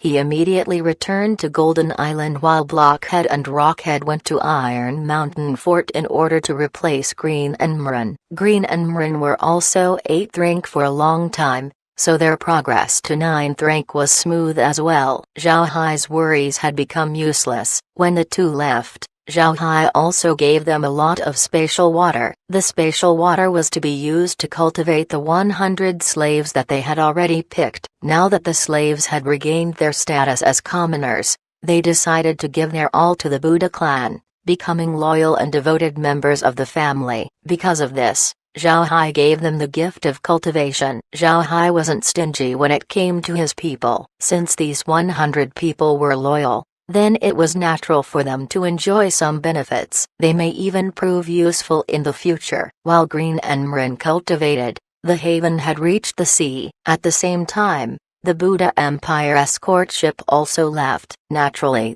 Zhao Hai didn't need to sail on the ship for the entire trip to the prairie, so he went to the space and teleported to a place near the Herculean Bull tribe. Zhao Hai still rode his blood hawk when he went to the Herculean Bull tribe. He didn't want the people of the continent to know that he had become 9th rank. He wanted to keep his rank as an ace to be used in the future. The Herculean bulls had been living better days recently, with the support of Zhao Hai as well as having suffered no losses in the war with the humans. They were now slowly recovering. Zhao Hai only brought Shu and Shun this time. He was already used to bringing the two along with him. Although the two had already become 9th rank, they were still loyal to Zhao Hai. The two of them were very clear about Zhao Hai's true strength.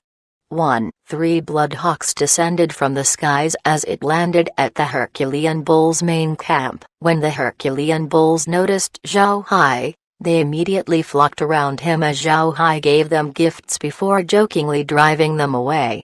Zhao Hai was now like a family to the Herculean Bulls. He was now regarded by the tribe members to be one of them. Because of this, Zhao Hai was very comfortable in joking with them. Whales and the others were inside the golden tent. Zhao Hai didn't give any notice as he directly entered the tent. Whales was doing something inside. Yale was present as well. However, Mendez was nowhere to be seen. When Wales heard that Zhao Hai came, he was about to come out of the tent as Zhao Hai entered. Wales then laughed as he hugged Zhao Hai and said, "Brother, how did you have time to visit? Did you miss your brother?" Zhao Hai returned Wales' hug before they let loose. Then after sitting down and had a drink of hot milk wine, Zhao Hai looked at Wales and said, "Brother Wales, I came here this time because I brought business."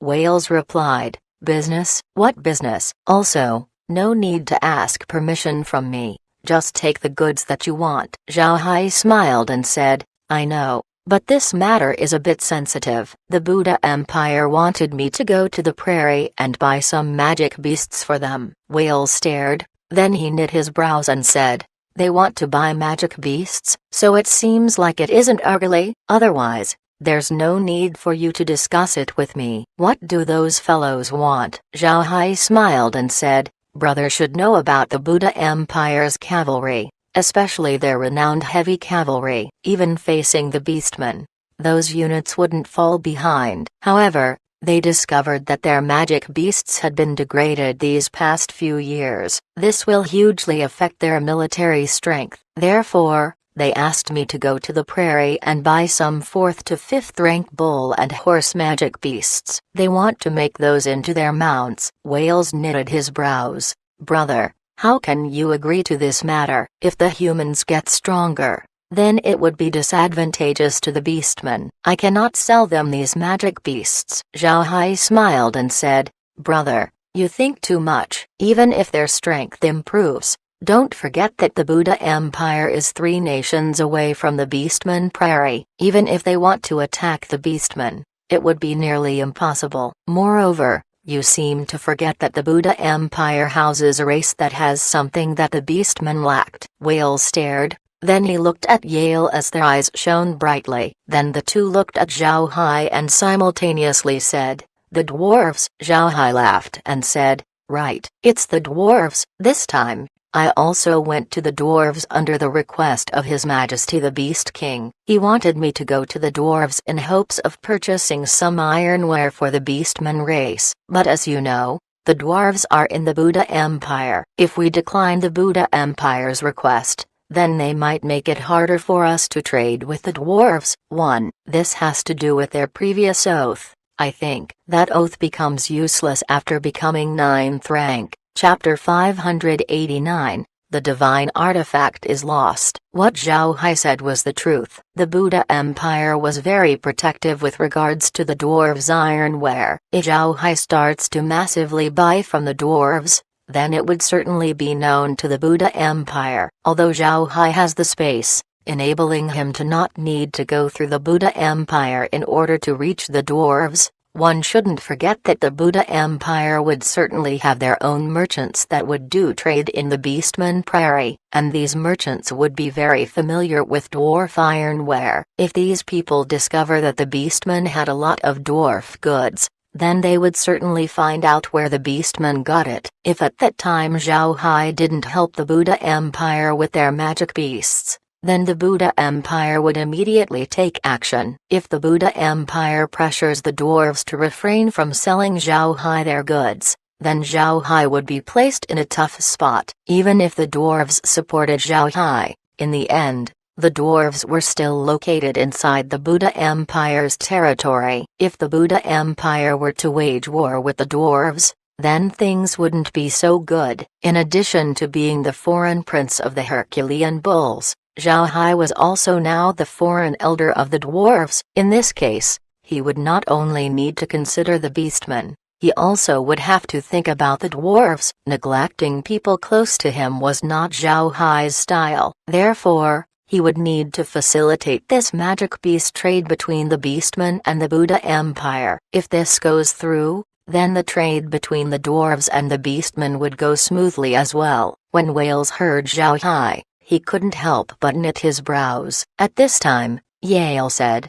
"Patriarch, I agree with Little Hai's plan to sell our magic beasts to the Buddha Empire. After all, the Buddha Empire is too far from us. It is near impossible for us to get into a war with them." In the war with the Ixu Empire, the Rosen Empire might have been able to help, but that was only through their navy. For the Buddha Empire, it is impossible for them to directly affect our state in the prairie. If they were to attack by sea, it would take them an extremely long time to do so, so there's no need to worry. Also, we have a severe lack of iron. If we use our magic beasts to get those, then our Herculean bull tribe's strength would be greatly promoted, lowering the chances of us being bullied in the future. Wales held Zhao Hai and Yale in great regard, so he was completely convinced after hearing the two. After he listened to Yale, Wales nodded and said, "All right, I'll agree. But Little Hai,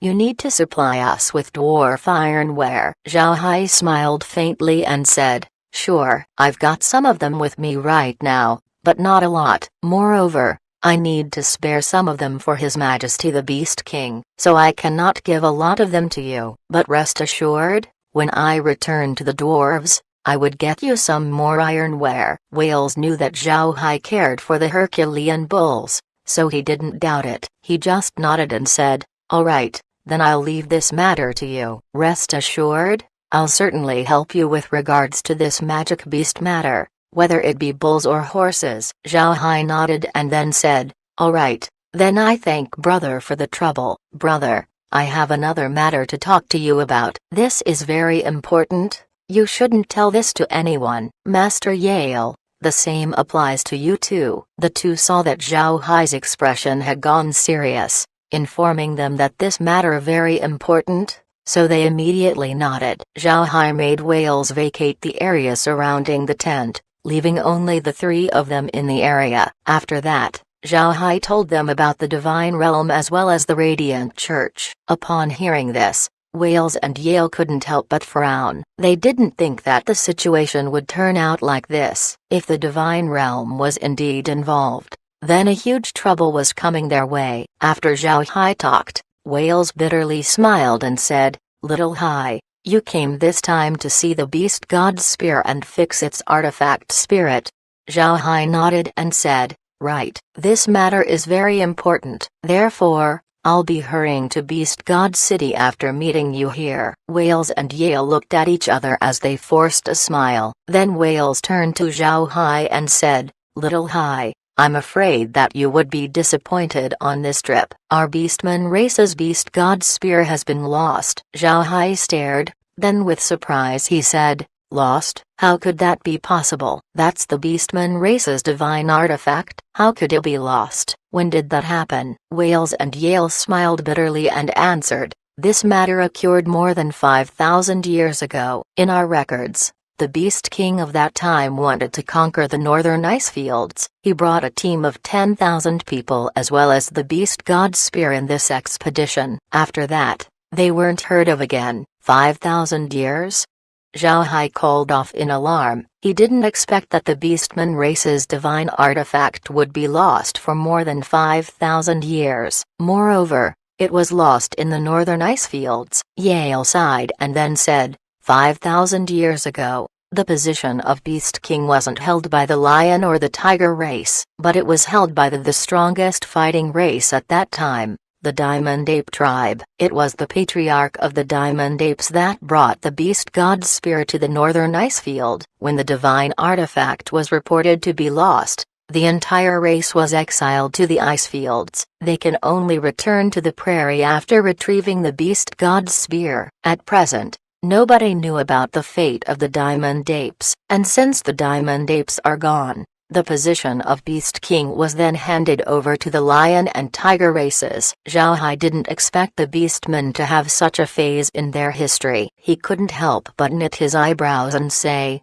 "It looks like I need to head to the northern ice field." When Wales heard Zhao Hai, his expression couldn't help but change. He loudly reacted, "What, Little Hai? Did you just say that you want to go to the northern ice field? That's not good, it's too dangerous. You cannot go there." Zhao Hai knew that Wales was sincere, therefore he smiled faintly and said, "Brother Wales, Elder Yale, I'll lead you to a place. No matter what happens, make sure to control your reaction." Wales and Yale looked at each other before they nodded towards Zhao Hai, and then with an intention, Zhao Hai brought Wales and Yale to the space. The space was Zhao Hai's biggest secret. Only people that he trusted came to know about its existence. Since he had contact with Wales and Yale for quite a long time, Zhao Hai had come to trust the two of them, and in addition to the recent developments, Zhao Hai decided to bring Wales over to the space.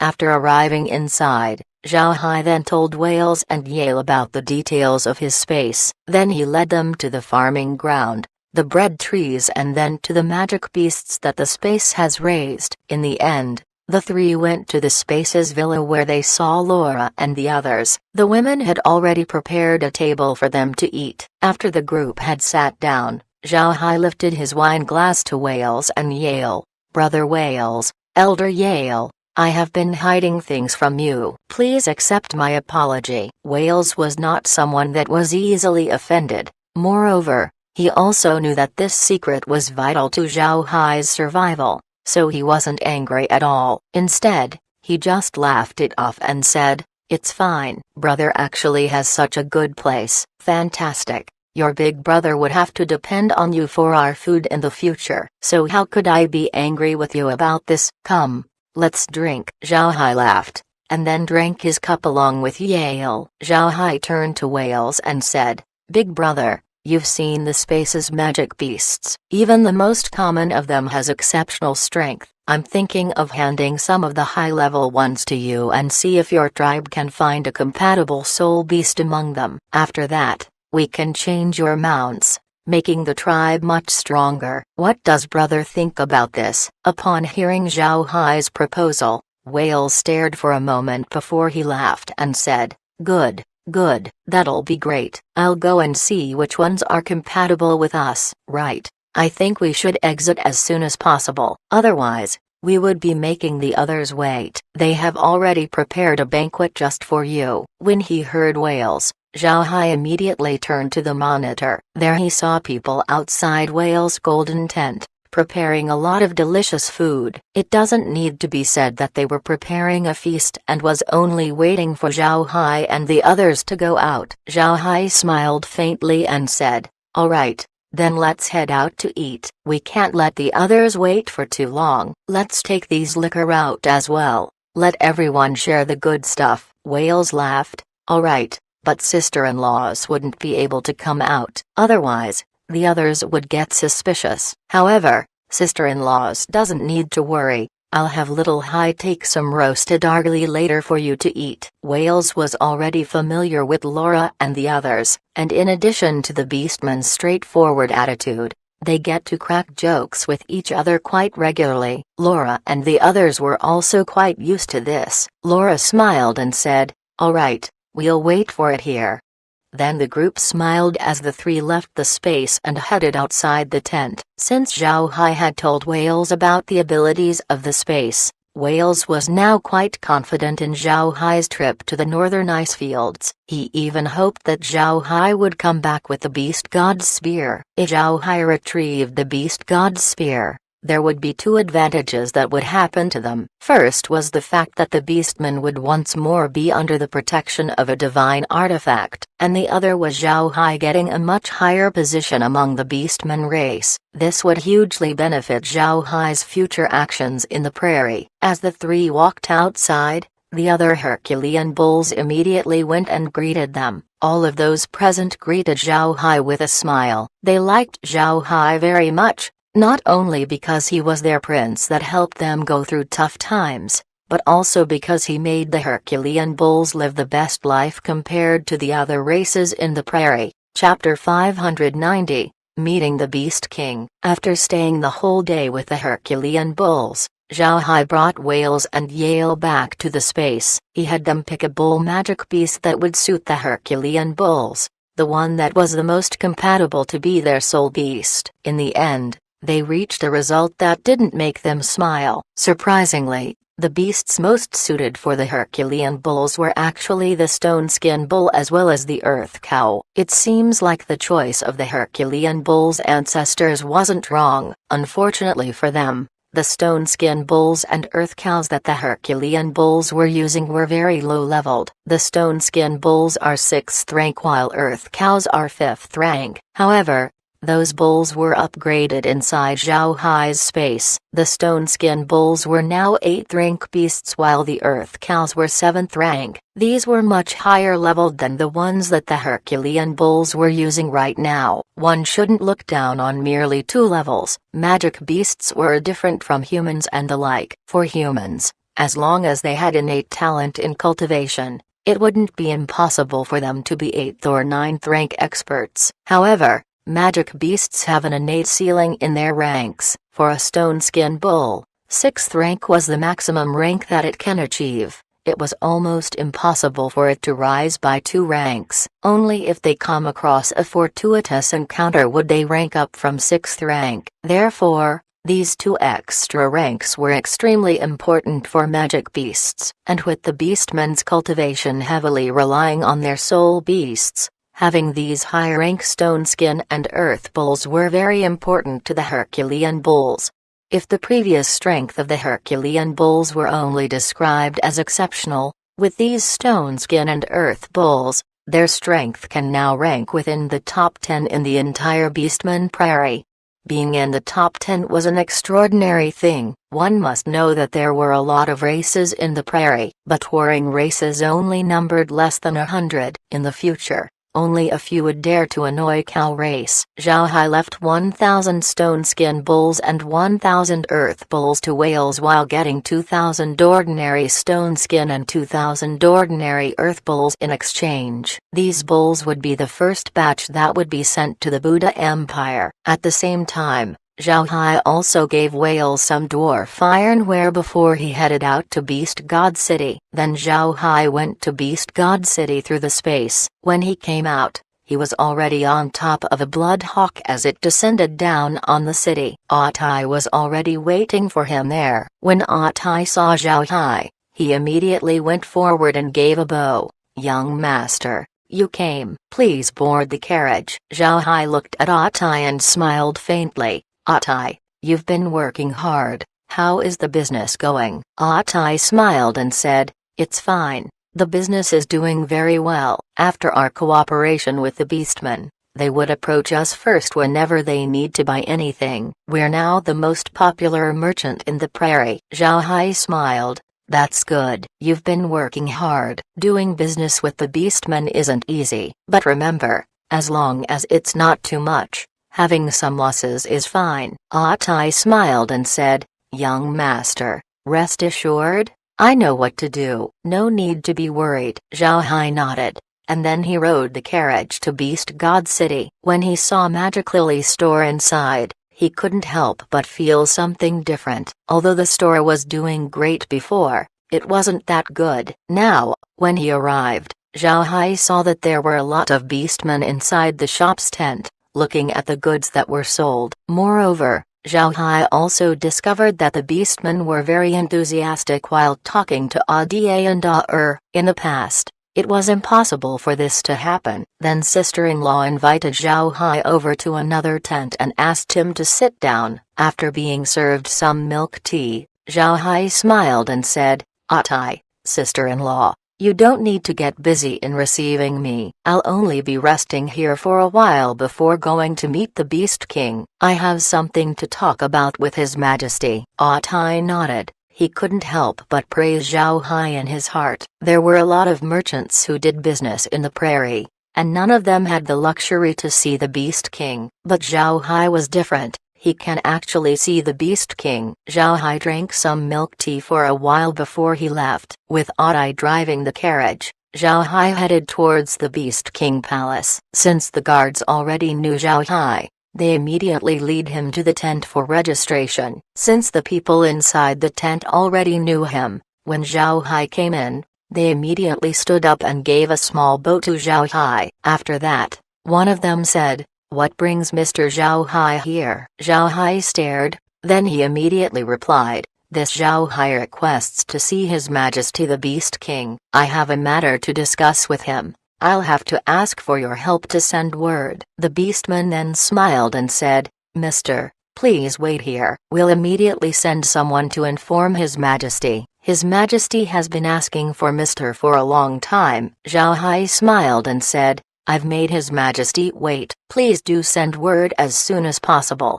Then the beastman gave a command as a tiger beastman rushed to the palace. Before long, the tiger beastman came back and made Zhao Hai follow him. But before leaving the tent, Zhao Hai gave each person inside a bottle of milk wine. The tiger beastman quickly led Zhao Hai to the Beast King's study. Upon arriving, they were immediately allowed entry by the guard. The Beast King was already in the resting area waiting for Zhao Hai. When he met the Beast King, Zhao Hai immediately gave a salute. The Beast King looked at Zhao Hai and said, "I've been waiting for Mister for these past couple of days. You've finally arrived. Does Mister bring any good news?" Zhao Hai smiled and said, "I have good news for your Majesty. I've gotten in contact with the dwarves and got an agreement with the milk wine. They also agreed to sell me some ironware." The Beast King heartily laughed and then said, "Good, that's fantastic. Mister really helped our beastman race." "Mister, please have a seat. Tell me everything in detail." Zhao Hai sat down, and then he looked at the Beast King and said, "Your Majesty, when I went to the dwarves, I got more than some business. I also gained a new status." Then Zhao Hai turned his hand and retrieved a token. Upon seeing this token, The Beast King's eyes couldn't help but light up. He received the command token and carefully looked at it. After some time, the Beast King nodded and said, "This is the dwarf race's foreign elder command token. I didn't expect Mr. to become a foreign elder to the dwarves." "That's good news." Zhao Hai smiled and said, "Your Majesty overpraises. This time, I helped the dwarves with a small matter. Since they are grateful for it, they asked me to be their foreign elder." "Right. The dwarf patriarch has also prepared a letter for your Majesty." Then he retrieved Billy's letter and gave it to the Beast King. The Beast King received the letter and took a look at the seal before nodding. He unraveled the parchment letter and carefully read its contents. While he was reading, the Beast King's pupils couldn't help but contract. Then he focused more on reading the letter. The Beast King took some time in reading the letter, and while he was doing so, Zhao Hai paid attention to his expression. Although the Beast King's expression didn't change, the slight changes in his eyes was noticed by Zhao Hai. After reading, the Beast King placed the letter down and then turned to Zhao Hai and said, "Is Patriarch Billy telling the truth? Can you have me take a look at your whip?" Zhao Hai nodded. Then he untangled the whip on his waist and called Muir out. Muir gave a bow to the Beast King, who then received the whip. The Beast King asked Muir about several matters before nodding. Then he gave the whip back to Zhao Hai before he turned his head to the guard and said, "Make sure that nobody comes in here. If someone comes, tell them that I have no time." The guard gave a bow and then turned around to leave the room. When the guard left the room, the Beast King turned to Zhao Hai and said, "Mister, is this letter real? Do gods really exist?" Zhao Hai answered, "Your Majesty, I wouldn't lie about this matter. This was told to me personally by the dwarves' divine artifact spirit. If your Majesty wants to prove it, you can make me take an audience with the beast god's spear. I can assure you that I can make its artifact spirit materialize. After that, your Majesty can ask him all the questions in your mind." Although Zhao Hai already knew that the beast god's spear was lost, he didn't want to make it known to the Beast King. This was because this matter was held in extreme secrecy. If he lets the Beast King know that he knew about the beast god's spear, then he couldn't prove that he hadn't told this matter to other people. Then the Beast King might not believe him. The Beast King smiled bitterly and said, "My beastman race's divine artifact has been lost for more than 5,000 years. Even if Mr. has the ability, it would be impossible for me to see the artifact spirit." Then Zhao Hai said in great surprise, "Lost? How could it be lost?" Then the Beast King forced a smile and said, 5,000 years ago, the Beast King of the Diamond Ape tribe led 10,000 people to the northern ice fields along with the beast god spear. He wanted to conquer the area but was consumed by it instead. In the end, the entire Diamond Ape tribe was exiled to the ice field,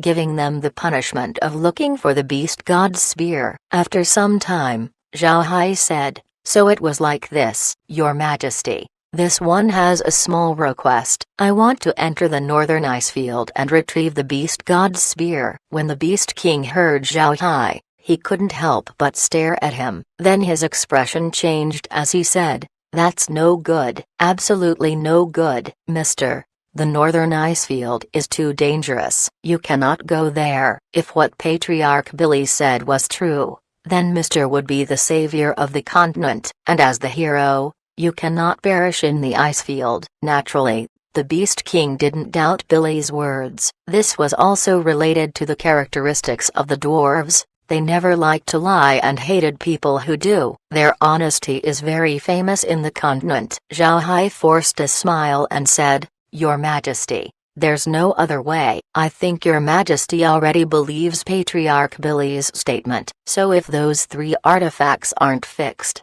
then it would be difficult for us to deal with the gods. And if the dwarves' prophecy is true, then I should be able to safely go out of the ice field." Chapter 591, The Ice Field. The Beast King looked at Zhao Hai and said, "Mister, you should know that you're gambling. If you bet wrong, then you'll be forfeiting your life." Zhao Hai forced a smile and said, "Your Majesty, we've been pushed to a corner, So why don't we gamble? If we don't get the 3 artifacts when the divine realm comes, we're done for. Even if we aren't killed, we would still become their slaves, and I don't want to live as a slave." The Beast King knew that what Zhao Hai said was true. It's impossible to know when the divine realm would attack. Zhao Hai doesn't need to take the risk. The Beast King thinks that the reason he did this was for the Beastman race as well as the Ark continent. The Beast King stood up and looked at Zhao Hai. "Mister's heart is broader than the prairie. Let this king offer you his respects."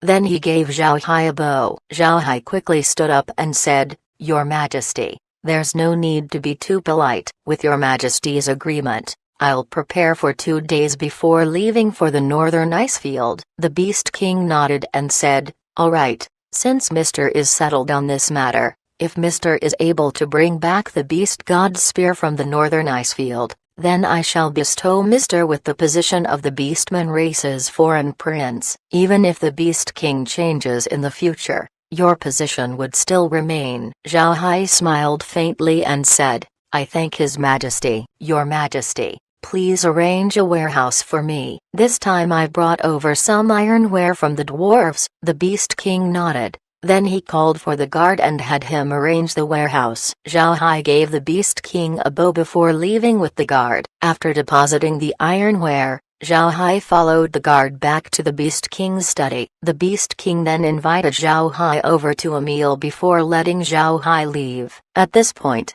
Zhao Hai's goals had been achieved. He believed that the Beast King trusted Billy's letter, and would take this matter seriously. The Beast King would certainly make proper arrangements. After returning to his shop, Zhao Hai began to prepare for his expedition to the northern ice field. Since all of that he would need is in the space, Zhao Hai had a meal with Otai's family first before taking a rest in the space. Zhao Hai only stayed in Beast God City for 2 days before leaving. The Beast King also sent a secret letter to the white tigers, polar bears, and the Hawk King, who were stationed near the ice fields, commanding them to treat Zhao Hai with hospitality. He also told them what Zhao Hai was about to do in the ice field. The Beast King didn't tell them that Zhao Hai was going to retrieve the Beast God's spear in order to deal with the gods. That information must be kept confidential. The Beast King only told them that he had sent Zhao Hai to the ice field in order to retrieve the Beast God's spear. The Beast King sent the letter 2 days prior to Zhao Hai's departure. Therefore, when Zhao Hai reached Hawk King Mountain, he was immediately warmly received by the Ice Hawk King. Although their cooperation had just started, the Hawks had gained a lot of profits. Since Zhao Hai was also going to the ice fields in order to retrieve the Beast God's spear, this made the Hawks look at Zhao Hai in a much better light. They immediately regarded him with more respect compared to before. Beastmen respected heroes, not to say about Zhao Hai retrieving the Beast God's spear. His courage alone made him a hero in the eyes of the Beastmen. Zhao Hai didn't stay in Hawk King Mountain for too long. He only stayed there for 1 day. Moreover, he also deliberately told the Hawk King that no matter what happens to him, the Milkwine cooperation would still continue, so the Hawk King wouldn't have to worry. When the Hawk King heard what Zhao Hai said, he couldn't help but respect him much more. In his opinion, this was equal to Zhao Hai handling the matters after his death. When leaving the Hawk King Mountain, Zhao Hai sat on the back of a blood hawk and headed directly to the northern ice field. He didn't bother to visit the white tigers and the polar bears. He wants to quickly settle the matters in the ice fields and then look at the other forbidden areas to see if he can get something from them. After crossing Hawk King Mountain, Zhao Hai received the blood hawk and retrieved his blood ghost staff. He had the staff transform into a white V-shaped object and invited Laura and the others over as he sat inside to explore the ice field. This was the first time that Laura and the others had seen the transformation of the blood ghost staff. It was too mysterious. They curiously explored the inside of the somewhat red and somewhat transparent room that they were in. This room wasn't very big. It was about 40 square meters. This room that was made by the staff has the ability to see the outside from the inside. However, there was a tint of red in it. It was like seeing through a red-tinted glass. Zhao Hai didn't fly too high, although he can just let the blood ghost staff fly while they enter the space and look through the monitor. They didn't do it. Zhao Hai wanted to personally experience the scenery of the ice field. The outside was a world of ice and snow,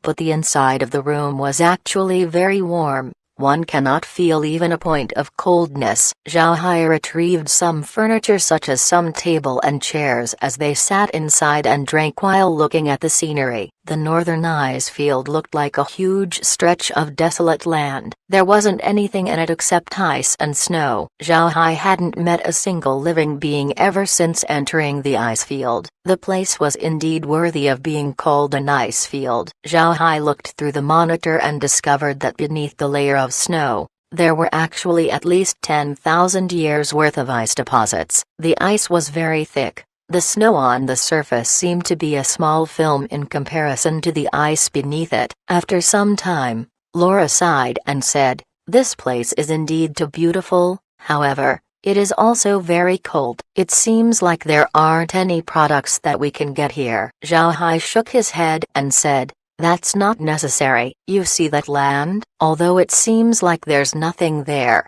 if you look carefully, you will find that there's something white on top of it. That isn't snow, but a living creature." Laura and the others focused their eyes on the area that Zhao Hai pointed to, and indeed, there was a very thin, thinner than paper, layer of white below the snow. It might look like snow, but if one carefully looks at it, one would discover that it was different. It was like a type of moss, a life form. Megan said in disbelief, "Is that really a life form? That's very weird. How can it survive in this environment?" "Brother Hai, let's go down and take some of that stuff." Zhao Hai faintly smiled and said, "All right." Then with an intention, he had the ghost staff descend. After that, Zhao Hai retrieved the staff. Retrieving the ghost staff essentially made the group come in contact with the ice field. Because of this they flew slowly towards the area. The moment Zhao Hai retrieved the staff, the group immediately felt coldness envelop their bodies. This coldness was different from what they had felt during wintertime. This cold seems to have an essence. It's like water, squeezing down on their bodies. One must know that Zhao Hai and the others were already 9th rank experts. Their vitality was extremely strong. Even if one doesn't mention their vitality, their equipment were made to withstand cold and heat. Normal changes in temperature usually doesn't affect them. However, the northern ice field was different. The coldness present there threatened to freeze their blood. Even their minds were starting to slowly come to a halt. When Zhao Hai discovered this, he immediately moved and had the blood ghost staff cover them, immediately removing the coldness in their bodies.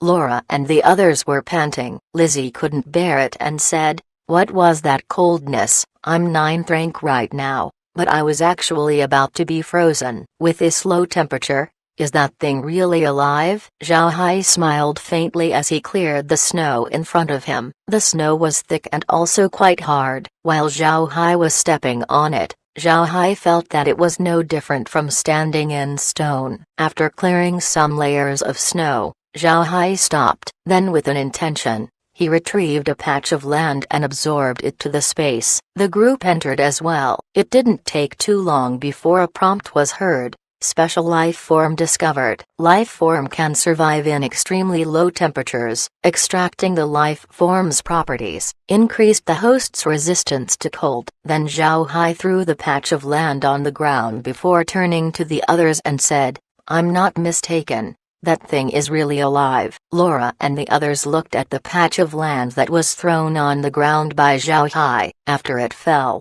none of the snow fell down. It seems like the ice and snow was harder than stone. Zhao Hai looked at their expressions and smiled faintly. "So what do you think? You still want to go and sightsee?" When they heard this, Laura and the others couldn't help but shiver. Laura said, "It's fine. Let's just stay in the space and have the blood ghost staff fly outside." Zhao Hai smiled at the staff. To be honest, he didn't want to go out of the space. The scenery looked good, but it wouldn't take a long time before he would get bored of it. The group sat down in the living room as Zhao Hai retrieved a bottle of rice wine. After the group drank a cup, they couldn't help but let out a long breath. The cup of wine made their bodies warmer. The coldness had finally started to leave their bodies. After placing her glass down, Megan let out a long breath and said, "That was scary. Too scary. Indeed worthy of being one of the 5 forbidden areas. Even 9th rank experts would freeze to death here. I think that this place is much more frightening than the carrion swamp."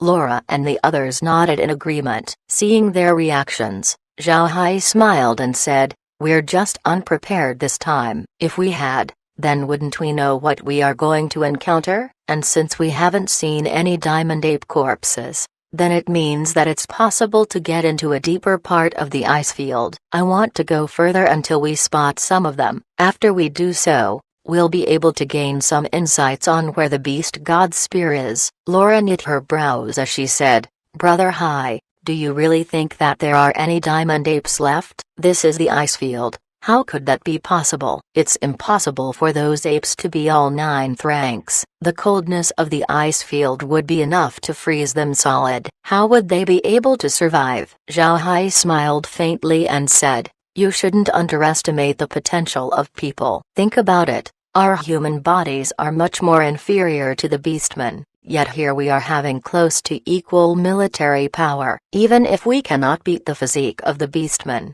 we can breach the gap through cultivation. Not to say about the original royal race of the beastmen. For a long time, the diamond apes had the seat of the strongest. It would do them disservice if we compare them to the current royal tribe." Laura thought for a moment and then said, "All right, then let's go look for them. I really want to see what the diamond apes looked like." Zhao Hai smiled and then controlled the blood ghost staff to continue flying in the ice field. But to Zhao Hai's disappointment, they didn't meet any other living being aside from the white moss. They saw some ice-cold bodies on the surface, but these were already here for a long time. Their bones were now made of stone. Zhao Hai didn't care about it and just controlled the staff to search the ice field. In any case, they were in the space, so there was no reason for them to stop searching. After 2 days of looking at the ice field, the only moving people that Zhao Hai can see were some polar bears doing their own thing. Zhao Hai made sure that the staff goes unseen as he continued to search. After 2 more days of searching, Zhao Hai still hasn't seen anything besides the white moss. Aside from that moss, the only thing that he constantly saw were ice and snow. These past couple of days of searching, Zhao Hai solidified his belief that some diamond apes have to have survived, and even if some of them died, he should still be able to spot some of their corpses. But until now, he wasn't able to spot a large number of bodies. The search went very tasteless. But Zhao Hai insisted. He didn't believe that he cannot find a single clue about the diamond apes. Even if he didn't, he was still sure that he would be able to see another kind of life form. It was impossible for the northern ice field to only house those white moss. There should be other beings living here. The reason why Zhao Hai had such confidence was his experience back on Earth. Even in the most unforgiving environments of the planet, there were still life forms that managed to survive. The North Pole and the Antarctic of the Earth was just like the ice field, so he firmly believed that other life forms was present here. Chapter 592, Discovery. The northern ice field was much bigger than what Zhao Hai had imagined. He reckoned that the place was much larger than the carrion swamp. Even after investigating for 10 days, Zhao Hai still didn't have a substantial harvest. What he saw were only some frozen bones, but those had already been ruined by the winds of the ice field, making them incomplete. Because of this, Zhao Hai has no way to know what race of people those bones belong to. But Zhao still insisted on pushing through, watching the screen every day. Laura and the others had stopped doing so long time ago. The scenery in the ice field was very monotonous. It might even drive people crazy. There was only one thing that they can see here, and that was the plain white landscape of the ice field. Aside from that, there was virtually nothing. Zhao Hai stared at the screen carefully. He didn't want to miss anything. He just took some rest from time to time. In fact, Zhao Hai's trip didn't have much of an impact to his usual operation. After all, he has the space. He can return to the continent at any time. He can still handle his businesses as well as the Buddha clan's matters. The Buddha clan's matters were already on track, so Zhao Hai didn't really need to manage it too much. The Buddha clan wasn't the same as the other families that were decentralized on their patriarch. Zhao Hai's matters were now mainly taken care of by Laura and the others, leaving him with very little to do. The feelings of Laura and the others towards each other were also very good, and they also knew about Zhao Hai's personality, so there was no jealousy present that was common in noble households, saving Zhao Hai lots of worries. Actually, this was partially due to the space. The space can slowly change a person's thinking, and since Zhao Hai was the host, people would slowly see him much more favorably. Laura and the others also underwent this change and were now centered around Zhao Hai. Because of this, they didn't become jealous of each other. But in the end, this change was vastly slower compared to the space subduing the 9th-rank magic beasts. Because of this, nobody knew about it, even Zhao Hai. On Zhao Hai's 12th day in the ice field, he was still staring at the blank landscape. Zhao Hai was also starting to get tired at this point. At this time, a strange thing attracted Zhao Hai's attention. It was a piece of rock, just an average piece of rock. If this rock was placed on other places, then it wouldn't be very strange. However, this was the northern ice field. Rocks were foreign existences here. Zhao Hai looked at the rock while the staff slowed down. He directed his focus in order to inspect what this rock was. The monitor seems to understand Zhao Hai as it enlarged the rock's image. It even allowed Zhao Hai to see the entire thing. When Zhao Hai saw this rock, he couldn't help but get shocked. He couldn't be blamed. The rock's form resembled an animal that he knew. A giant ape. The bodies of giant apes are very huge. Aside from Little Jin, all of the other apes were very enormous, especially those who didn't break through. This ape in front of him, however, had a much bigger build. From the looks of it, this ape was about 10 meters in height. It looked like it had a body that defied common sense. But the ape was now sealed in ice. Upon looking at this ape, Zhao Hai immediately related it to the Diamond Ape tribe. He knew the beastmen custom of having their unique magic beast. Moreover, he also asked the Beast King about the Diamond Ape tribe's magic beasts, so that he can track the Beast God's spear much easier. Since he was doing it for the beastmen, the Beast King didn't hide anything from him. The Diamond Apes were the sole race in the prairie that didn't have any mounts, but even if they didn't have a mount, they still have their beast relatives by their side. These beasts not only provide the Diamond Apes with great strength,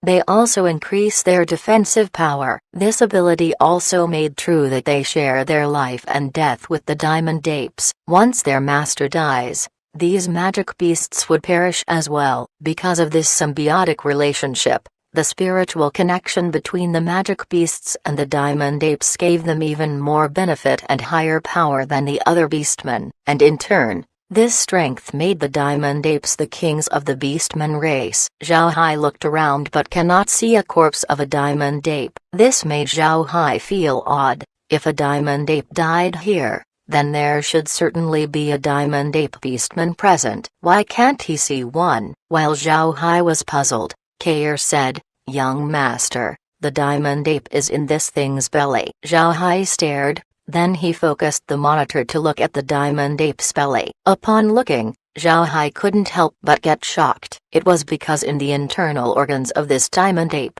there was actually someone, a Diamond Ape. Zhao Hai clapped his hands as he laughed loudly. He was happy because he had finally found something in the northern ice field after a long time. He had finally found a Diamond Ape corpse, and in a good condition at that. Zhao Hai's excitement certainly alarmed Laura and the others. They immediately went to the living room and looked at the monitor. It didn't take a long time for them to gawk at what they had seen. They also expressed their happiness. Every one of them was very excited. Zhao Hai gave a smile, Then a white flash appeared as the diamond ape was observed inside the space. Zhao Hai didn't place the corpse inside the villa, but placed it outside. Then he led Laura and the others to it. The diamond ape was sealed in a bunch of ice. The same applied to the diamond ape inside its body. The diamond ape was curled up, so with it was no wonder that it looked like a rock from far away. Although it was already dead, the diamond ape still looked very fierce. Its imposing aura was very astonishing. One could see how frightening it would be to meet it when it was still alive. Laura and the others gathered around the body of the diamond ape. They didn't find the corpse strange. After all, Zhao Hai had millions of them. They were already used to it. After looking at the corpse, Laura turned to Zhao Hai and said, "I didn't expect the beastmen to have such a race. Compared to Little Jin's tribe mates, these fellows were much more larger. They looked more frightening as well." Zhao Hai smiled and said, "They were once the rulers of the prairie, people who made the other beastmen bow, so it was certain that they were fearful. All right. Let's melt them first before turning them into undead." Then Zhao Hai waved his hand as water from the hot spring was slowly sprinkled on the ice. However, Zhao Hai didn't expect the ice to be so hard. Spraying hot spring water to the corpse had become just like spraying water into glass. Zhao Hai stared. Then he waved his hand once more as he fired a fireball towards the ice. Only after that did the ice start to melt. Zhao Hai released more fireballs in order to melt the ice. He also paid extreme attention to his movements in order to not burn the corpse. When the two bodies seemed to have thawed, Zhao Hai waved his hand as a mass of black mist surrounded the body. He wanted to turn the diamond ape as well as the diamond ape beastman into undead, but to his disappointment, the diamond ape as well as the beastman in its belly remained unresponsive. It didn't turn into an undead. This startled Zhao Hai. His dark magic had always been effective to all corpses. Why did it not work on this diamond ape? Zhao Hai was puzzled as he recast his spell, which still ended up in failure. Zhao Hai was confused, so he knocked his staff onto the corpse, discovering that it was still hard as a rock. It seems like it had been frozen for a long time, that it had been petrified. This made Zhao Hai feel relief.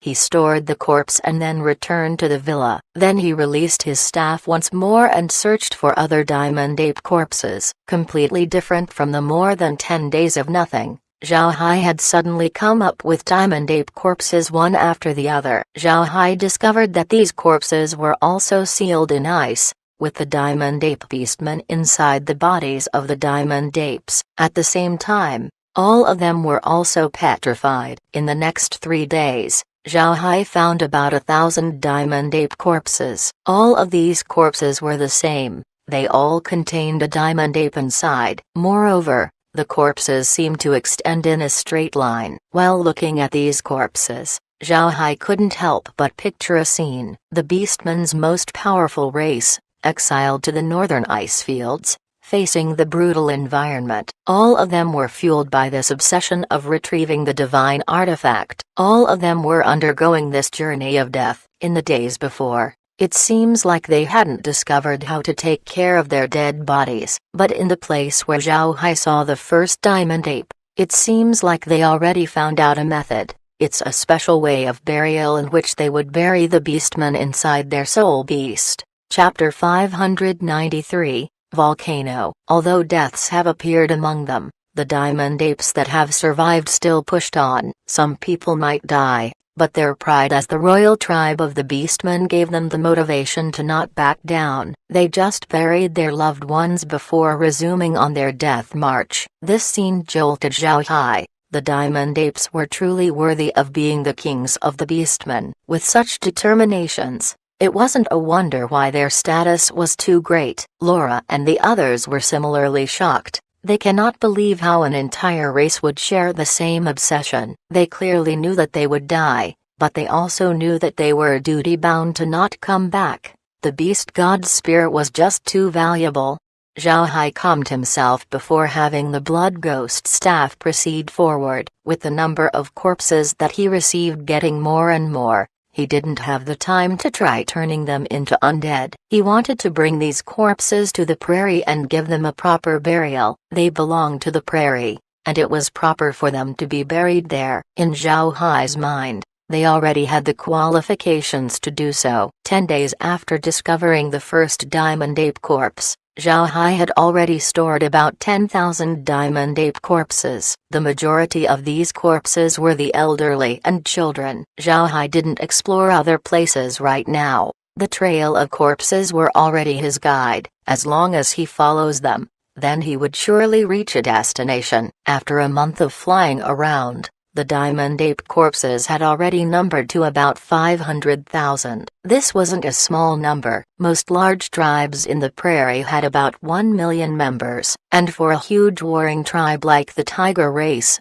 it might even be less. The more powerful the race, the more difficult it would be for them to multiply. Less powerful tribes, on the other hand, had great fertility. Since the diamond apes were the strongest at their time, then it would be impossible for them to have very large numbers. By the time he reached 500,000 corpses, Zhao Hai can no longer see elderly and children among them. Most of what he acquired at this point were young and able men. One must know that although Zhao Hai took a long time to collect these corpses, he was someone who was flying in the ice field. Now imagine the state of these diamond apes. How long did they have to walk this way without stopping? How long did they keep their resolve? Zhao Hai doesn't dare to imagine it. It was very difficult for Zhao Hai to think about how these diamond apes were able to survive in such a climate. Their ability to penetrate this far into the ice field was a monument to the tyrannical strength of their race. After 3 days of flying, Zhao Hai discovered from the monitor that some black spots were spotted at a distance. He immediately enlarged the image and couldn't help but get shaken. This was because he had discovered a mountain, but what's most surprising in this mountain were the trees that were present. How could fully grown green trees be present here? This might not be strange in the continent, but what shocked Zhao Hai was the fact that it was here. In the northern ice field, there was almost nothing here aside from snow and ice. Who would have thought that a mountain would be present here, and with a tree growing on it? Zhao Hai immediately commanded the staff to fly to the mountain, while simultaneously collecting the corpses along the way. The number of corpses that he had received has now numbered to about 700,000. Because he was still storing the corpses, Zhao Hai took a little over 2 days before he arrived at the mountain. At the same time, Zhao Hai discovered that the area close to the mountain was devoid of any diamond ape corpses. This fact made Zhao Hai excited.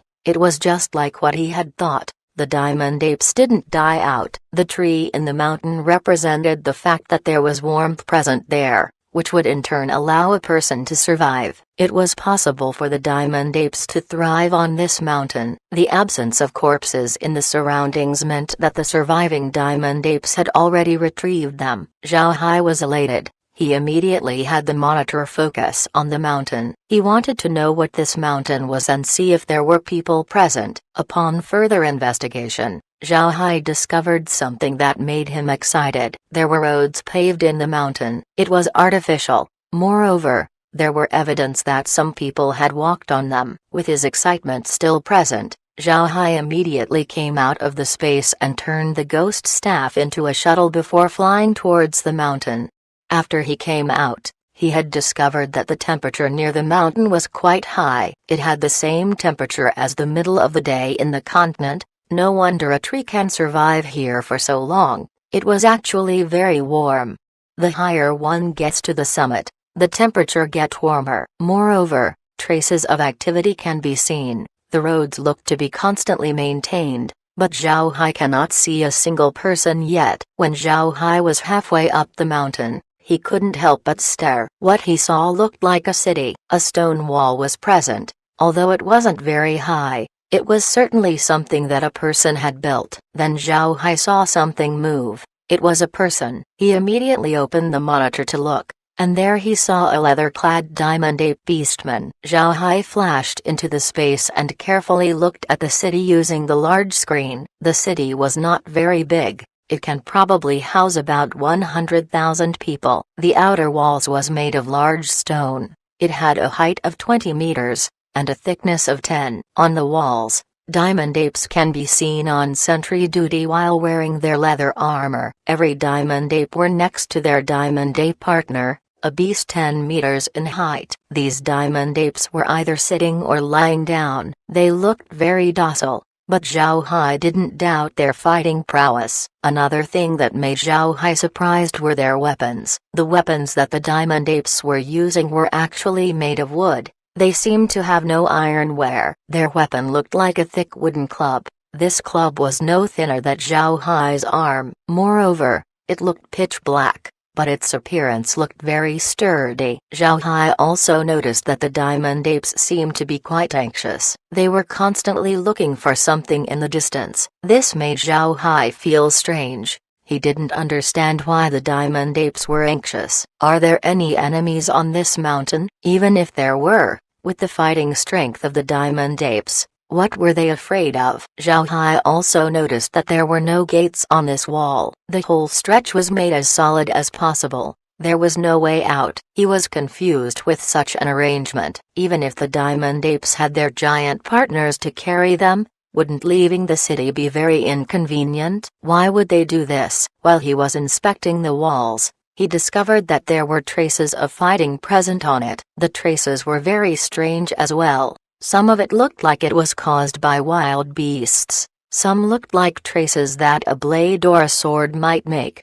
Then Zhao Hai shifted his gaze towards the city. The houses on this city were made of stone, and were of 2 stories. The lower one probably housed the diamond ape beasts. On the upper floor, there were some hay mats on the ground, each one occupied by a person. Anything else that was inside the houses were either made of stone or wood. The city was quite lively. There were small diamond apes frolicking around the streets. Women of the diamond ape tribe were making leather armor. The elderly were making wooden clubs. These clubs looked just the same as the weapons that they were using. Some of the children used these clubs while learning how to fight. Zhao Hai looked to another part of the mountain and discovered some magic beasts that were being raised. The beasts looked just like the blue-eyed rabbit, but they were evidently bigger, about as big as a pig. There were a lot of these beasts, and they were partitioned by wooden fences. After further inspection of the mountain, Zhao Hai finally discovered how these people were able to live in this place, and why trees were growing here. It was because the mountain was actually a volcano, an active volcano. The crater on its summit was constantly spewing steam. Because the thermal energy of the volcano was negated by the cold environment, it had allowed the diamond apes to survive in it. It seems like this place was where the diamond apes had ended up in. But Zhao Hai can also see that the overall strength of the diamond ape tribe had been damaged severely. Their entire race was now reduced to about 100,000 people, and that was including the old and weak. Moreover, they seemed to have met an enemy here. Otherwise the guards on the walls wouldn't be looking so anxious. Zhao Hai took a closer look at the mountain. The area of this volcano was very huge. There were also places where traces of people can be seen. At the same time, he also found out that there wasn't only mountain. There were actually 13 peaks. The outer parts of this group of mountains was the only one with traces of activity. Zhao Hai turned to the other peaks and discovered why they were virtually unexplored. The place was too hot. The only life forms that were able to survive here were fire element plants. Most importantly, the volcano seems to be unstable, like it could erupt at any time. However, there weren't a lot of life forms that could be seen on the other peaks. There were some fire element magic beasts, but Zhao Hai can see that their levels weren't very high. So naturally, these beasts weren't the enemies of the diamond ape tribe. After looking through the huge mountain, Zhao Hai decided to meet the diamond apes in order to acquire some information. If they had found the beast god spear, then it was good, but if they haven't, a heading would still suffice. Chapter 594, Excitement. Zhao Hai flashed out of the space and then released Alien. He watched from inside the undead's body as it slowly crawled towards the mountain. Before long, Alien had arrived in front of the Diamond Ape tribe's city. While inside Alien, Zhao Hai looked at the city with his own eyes. Just as Alien was halfway up the mountain, the people on the walls started to spot him. The beastmen immediately took into action. The giant apes stood up, seemingly ready for combat. Zhao Hai couldn't help but stare when he saw what just happened. He immediately had Alien stop and then loudly introduced himself. "Beastman brothers, don't panic, I'm not an enemy. I didn't came to attack you." Zhao Hai's words took the attention of the people on the walls. When his voice was heard, the beastmen were shocked. Then they looked at each other in utter disbelief. Zhao Hai understood the reactions of these diamond apes. They were in this place for over 5,000 years. 5,000 years wasn't a short period of time, and in those years, they didn't have any contact with the outside world. Otherwise, the beastmen wouldn't be clueless about their situation. Now that they heard someone else talking to them, they couldn't help but doubt their ears. However, Zhao Hai didn't say anything else. He wanted to see what the reaction of the people on the wall would be and judge whether the enemy of the diamond apes were beasts or people. While thinking about these, Zhao Hai walked out of Alien's body. He appeared in his magic robes and staff. After going out, he stored Alien back into his body. Upon seeing Zhao Hai come out, the beastmen couldn't help but see the excitement. Zhao Hai looked at the beastmen on the walls and couldn't help but smile. He could imagine what these people were feeling right now. He had no worries as he walked up to about only 12 meters away from the wall, making the people see him clearly. Zhao Hai looked at the wall and the diamond ape beastmen that were present. The diamond apes stood still at the walls while looking at Zhao Hai. Their bodies seemed to be trembling. Then Zhao Hai gave a salute to the diamond apes and said, "Beastman brothers, I'm called Zhao Hai. I came from the Beastman Prairie." An elderly diamond ape's face looked emotional as he suddenly shouted in grief, "It's been 5,000 years, my diamond ape tribe."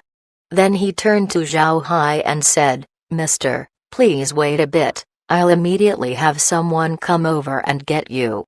Then he gave an order to a diamond ape, who then brought his diamond ape down the wall and appeared in front of Zhao Hai. The diamond ape beastman was more than 2 meters tall. From Zhao Hai's eyes, they seemed to be 3 meters. Zhao Hai looked at the beastman and smiled. "Zhao Hai has seen beastman brother." The diamond ape returned the courtesy and said, "Human brother, did you really come from the prairie?" Zhao Hai smiled faintly and said, "I did." Then the diamond ape asked, "Can sir please tell me what the prairie looks like?" Zhao Hai stared, but he immediately thought that since the diamond apes have survived for 5,000 years here, the current generation were people who hadn't been to the prairie before. So in their minds, the prairie was a foreign place to them. The prairie was a place of legend, a beautiful place, their origin. When Zhao Hai was about to answer the diamond ape, the elderly diamond ape shouted loudly,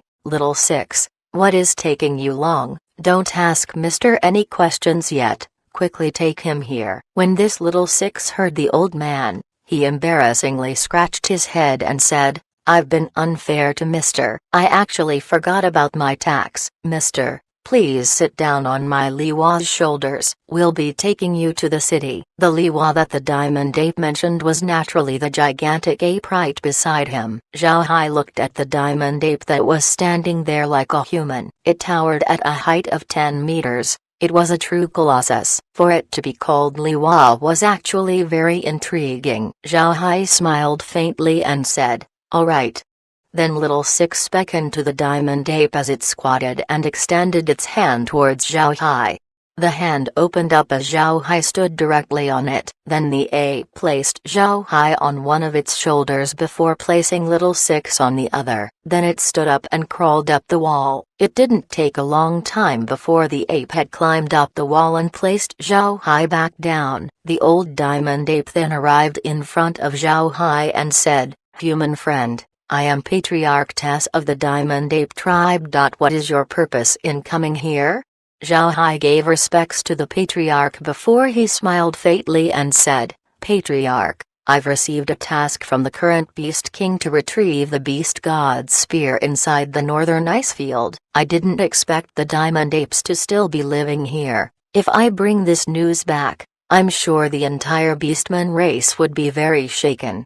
When Tess heard Zhao Hai, his face couldn't help but turn gloomy as he said, "My tribe is deemed to be criminals. If we return to the prairie, we would certainly not be popular." "Mister, please come with me and discuss this matter some more." Zhao Hai complied and then walked together with Tess towards his house. The people of the Diamond Ape tribe came over and surrounded Zhao Hai. He seemed to be regarded as an attraction. Zhao Hai couldn't help but smile bitterly. Before long, Zhao Hai and Tess finally arrived at a house. This house was quite ordinary. It didn't have much of a difference compared to the other Diamond Ape houses. Below the house were 7 Diamond Apes, 4 big and 3 small. The 3 small apes followed Zhao Hai and Tess inside the house. The others were driven out. Tess welcomed Zhao Hai to the second floor to see his family. Tess' family was quite simple. He and his wife were a couple, and then he had a son and a daughter-in-law as well as 3 grandchildren. Zhao Hai exchanged greetings with the family before they sat down. Then Tess turned to Zhao Hai and said,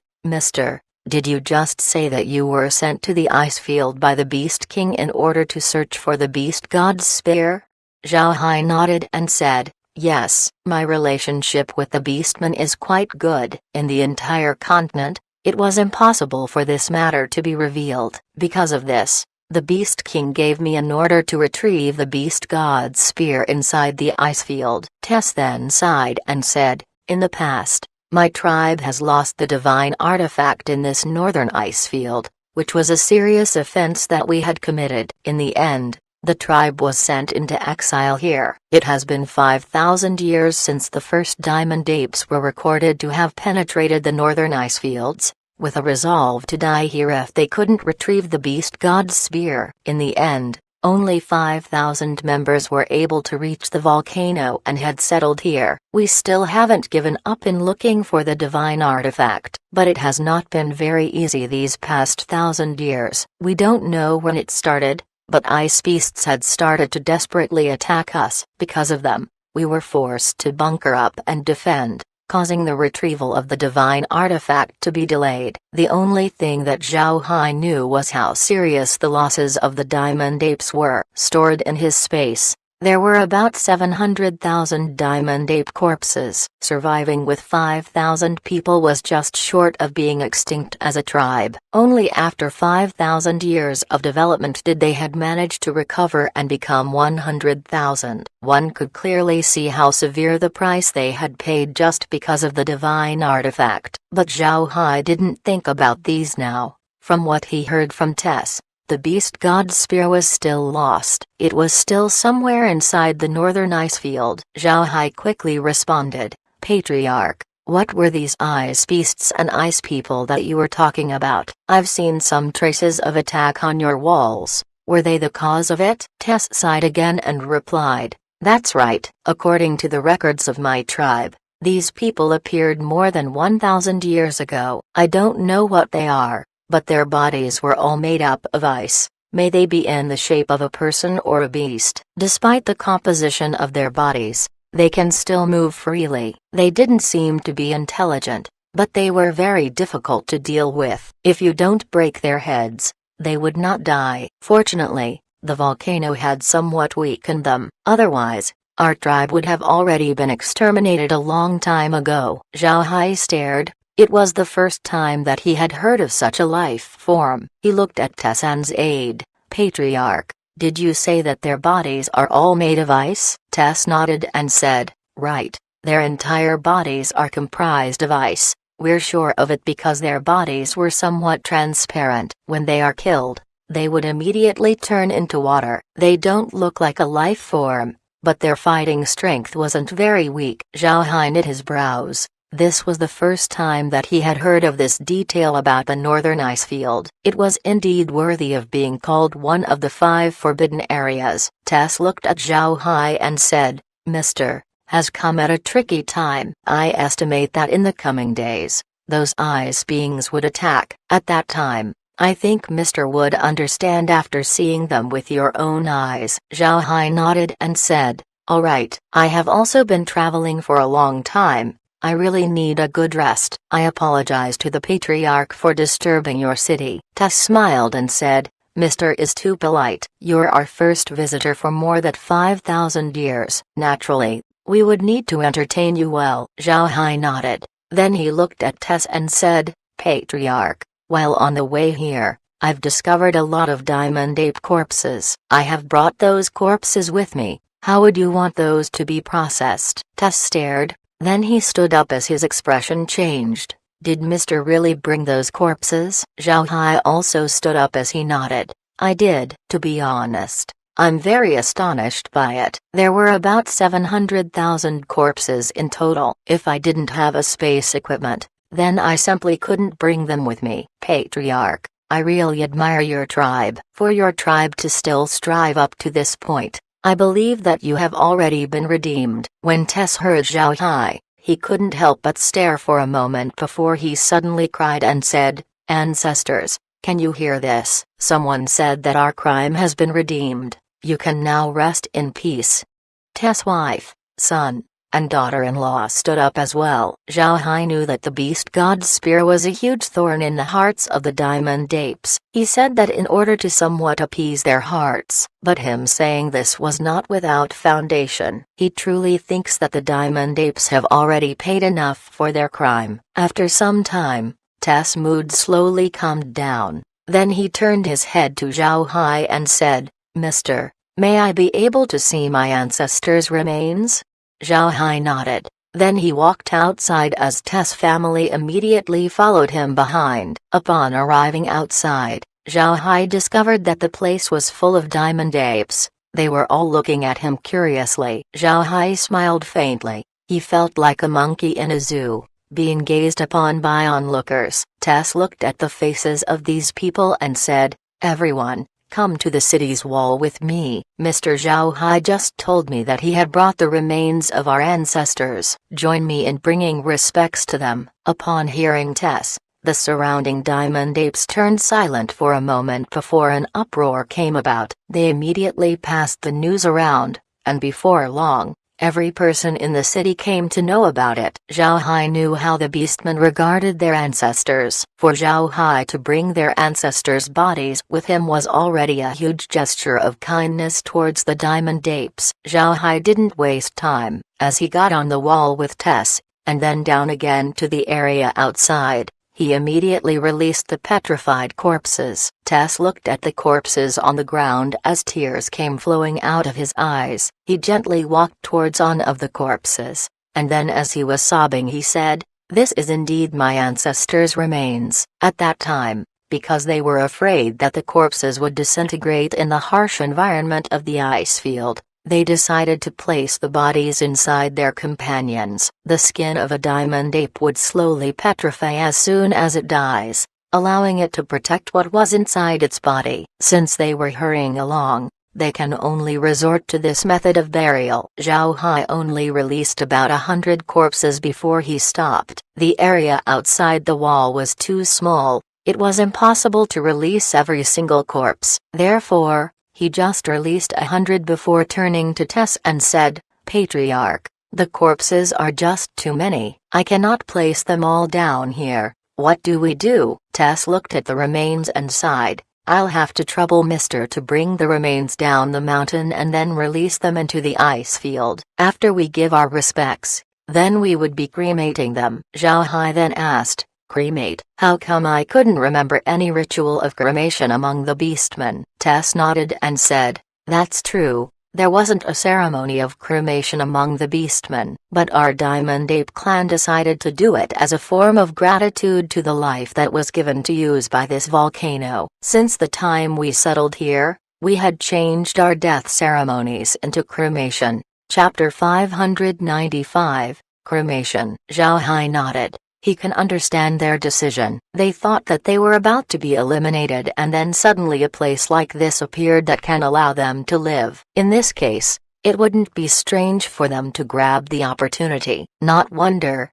even for the beastmen to have not done cremation before, they decided to do so right now. But Zhao Hai thought about it and decided to remind Tess. He opened his mouth and said, "Patriarch Tess, My space is very big. If I can find the beast god's spear, I can bring these remains back to the prairie. How about burying them back there? Upon hearing Zhao Hai, Tess couldn't help but stare. He turned to Zhao Hai and said, "Is Mr. telling the truth? Is it possible for you to take these remains back to the prairie?" Zhao Hai nodded and said, "It's true." Tess looked at the remains, and then he looked back at the mountain. He sighed lightly and then shook his head. "Forget it. We'll go through with the cremation. My tribe would still look for the beast god's spear, but I think we don't have a place to return to anymore." Zhao Hai looked at Tess and said, "Patriarch, I came this time to seek the beast god's spear, and I'm confident in being able to find it. If I retrieve the divine artifact,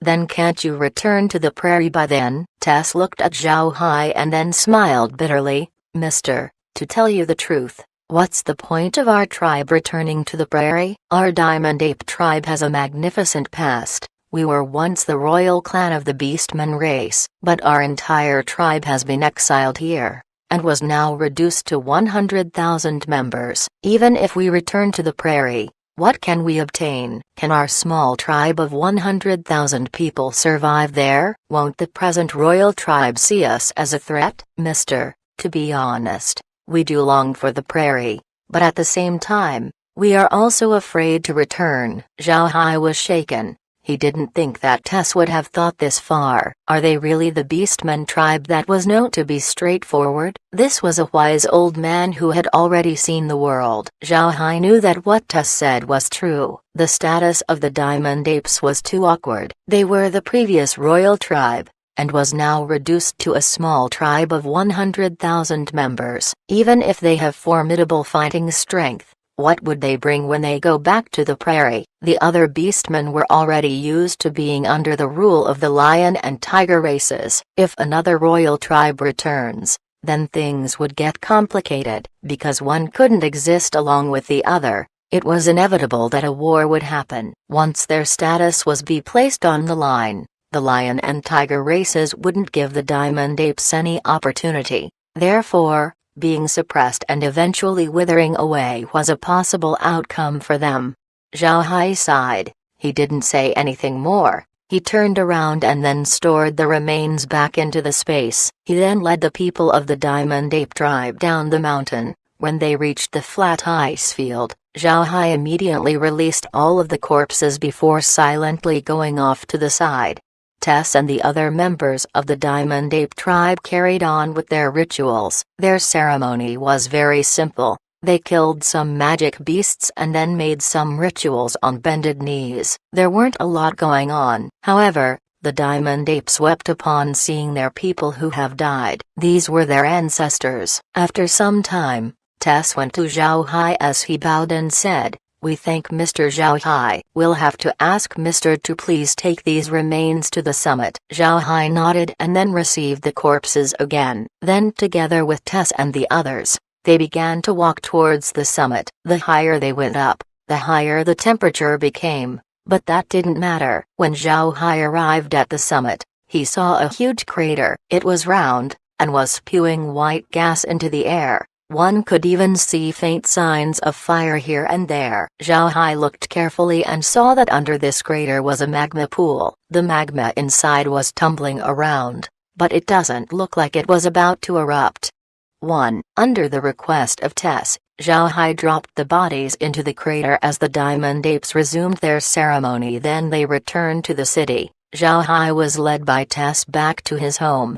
When they arrived back home, Tess' wife and daughter-in-law went to prepare for dinner while Tess, his son, and Zhao Hai sat on the living room. Tess looked at Zhao Hai and said, "Mister, can you tell us briefly about the current state of the prairie?" Zhao Hai didn't decline. He nodded and then spoke up. He had a complete understanding of the prairie at this point, so it wasn't a problem for him to tell them. Actually, even after 5,000 years has passed by, there weren't a lot of developments in the continent. Even the magic system remained virtually unchanged. The same was true for the beastmen. The only thing fairly new was the fact that the beastmen can now use the soul of their beasts in order to cultivate. They had also learned how to look for appropriate beast souls as well as appropriate mounts. But one shouldn't look down on this achievement. The beastmen had done a lot of tests in order to achieve this point. In turn, it managed to increase their overall strength. Just imagine the difference between beastmen riding common bulls versus beastmen that were riding their exclusive mounts. 5,000 years was quite a long time.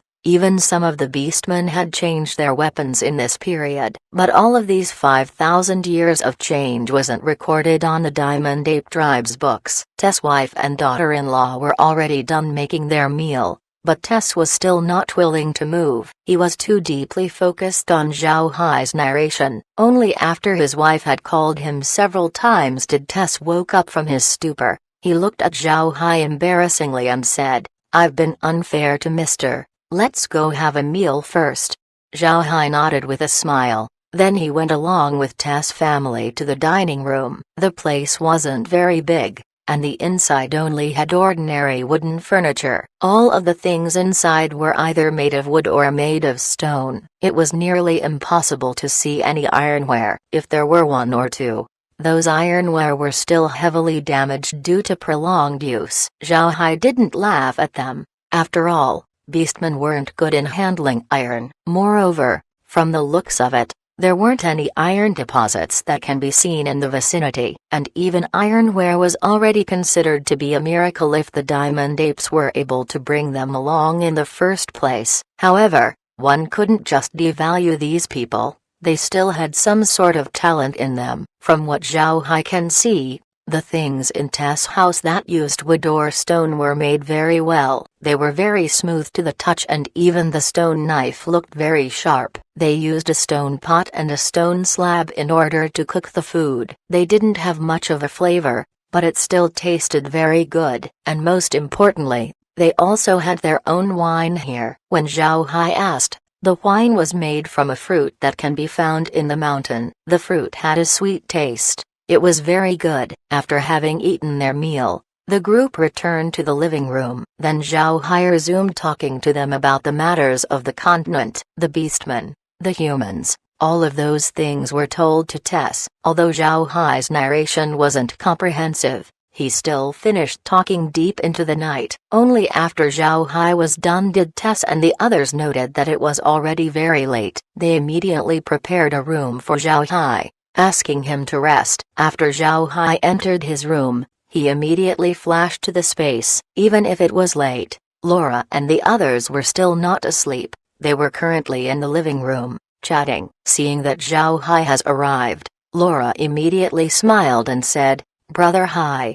you finally came back. You look very tired." Haha. Zhao Hai smiled bitterly. He was far more than tired. He felt that his throat was about to emit smoke. Moreover, it was also very painful. If he didn't treat it, then he might not be able to talk tomorrow. Zhao Hai immediately drank a cup of spatial water. After feeling well, he turned to Laura and said, "I can't help it. Tess is too enthusiastic. Why haven't you gone to rest? Did something happen?" Zhao Hai already told Laura and the others that he had something to do outside, so they can just rest ahead of time. But it appeared to be useless. The women didn't listen to him. Laura smiled and said, "Something did came up. Brother Hai, you seem to have forgotten since you've been focused on the ice field for 1 month. We think it should be time for the Buddha Empire to get the first batch of magic beasts." Zhao Hai stared, then he couldn't help but smack his own head.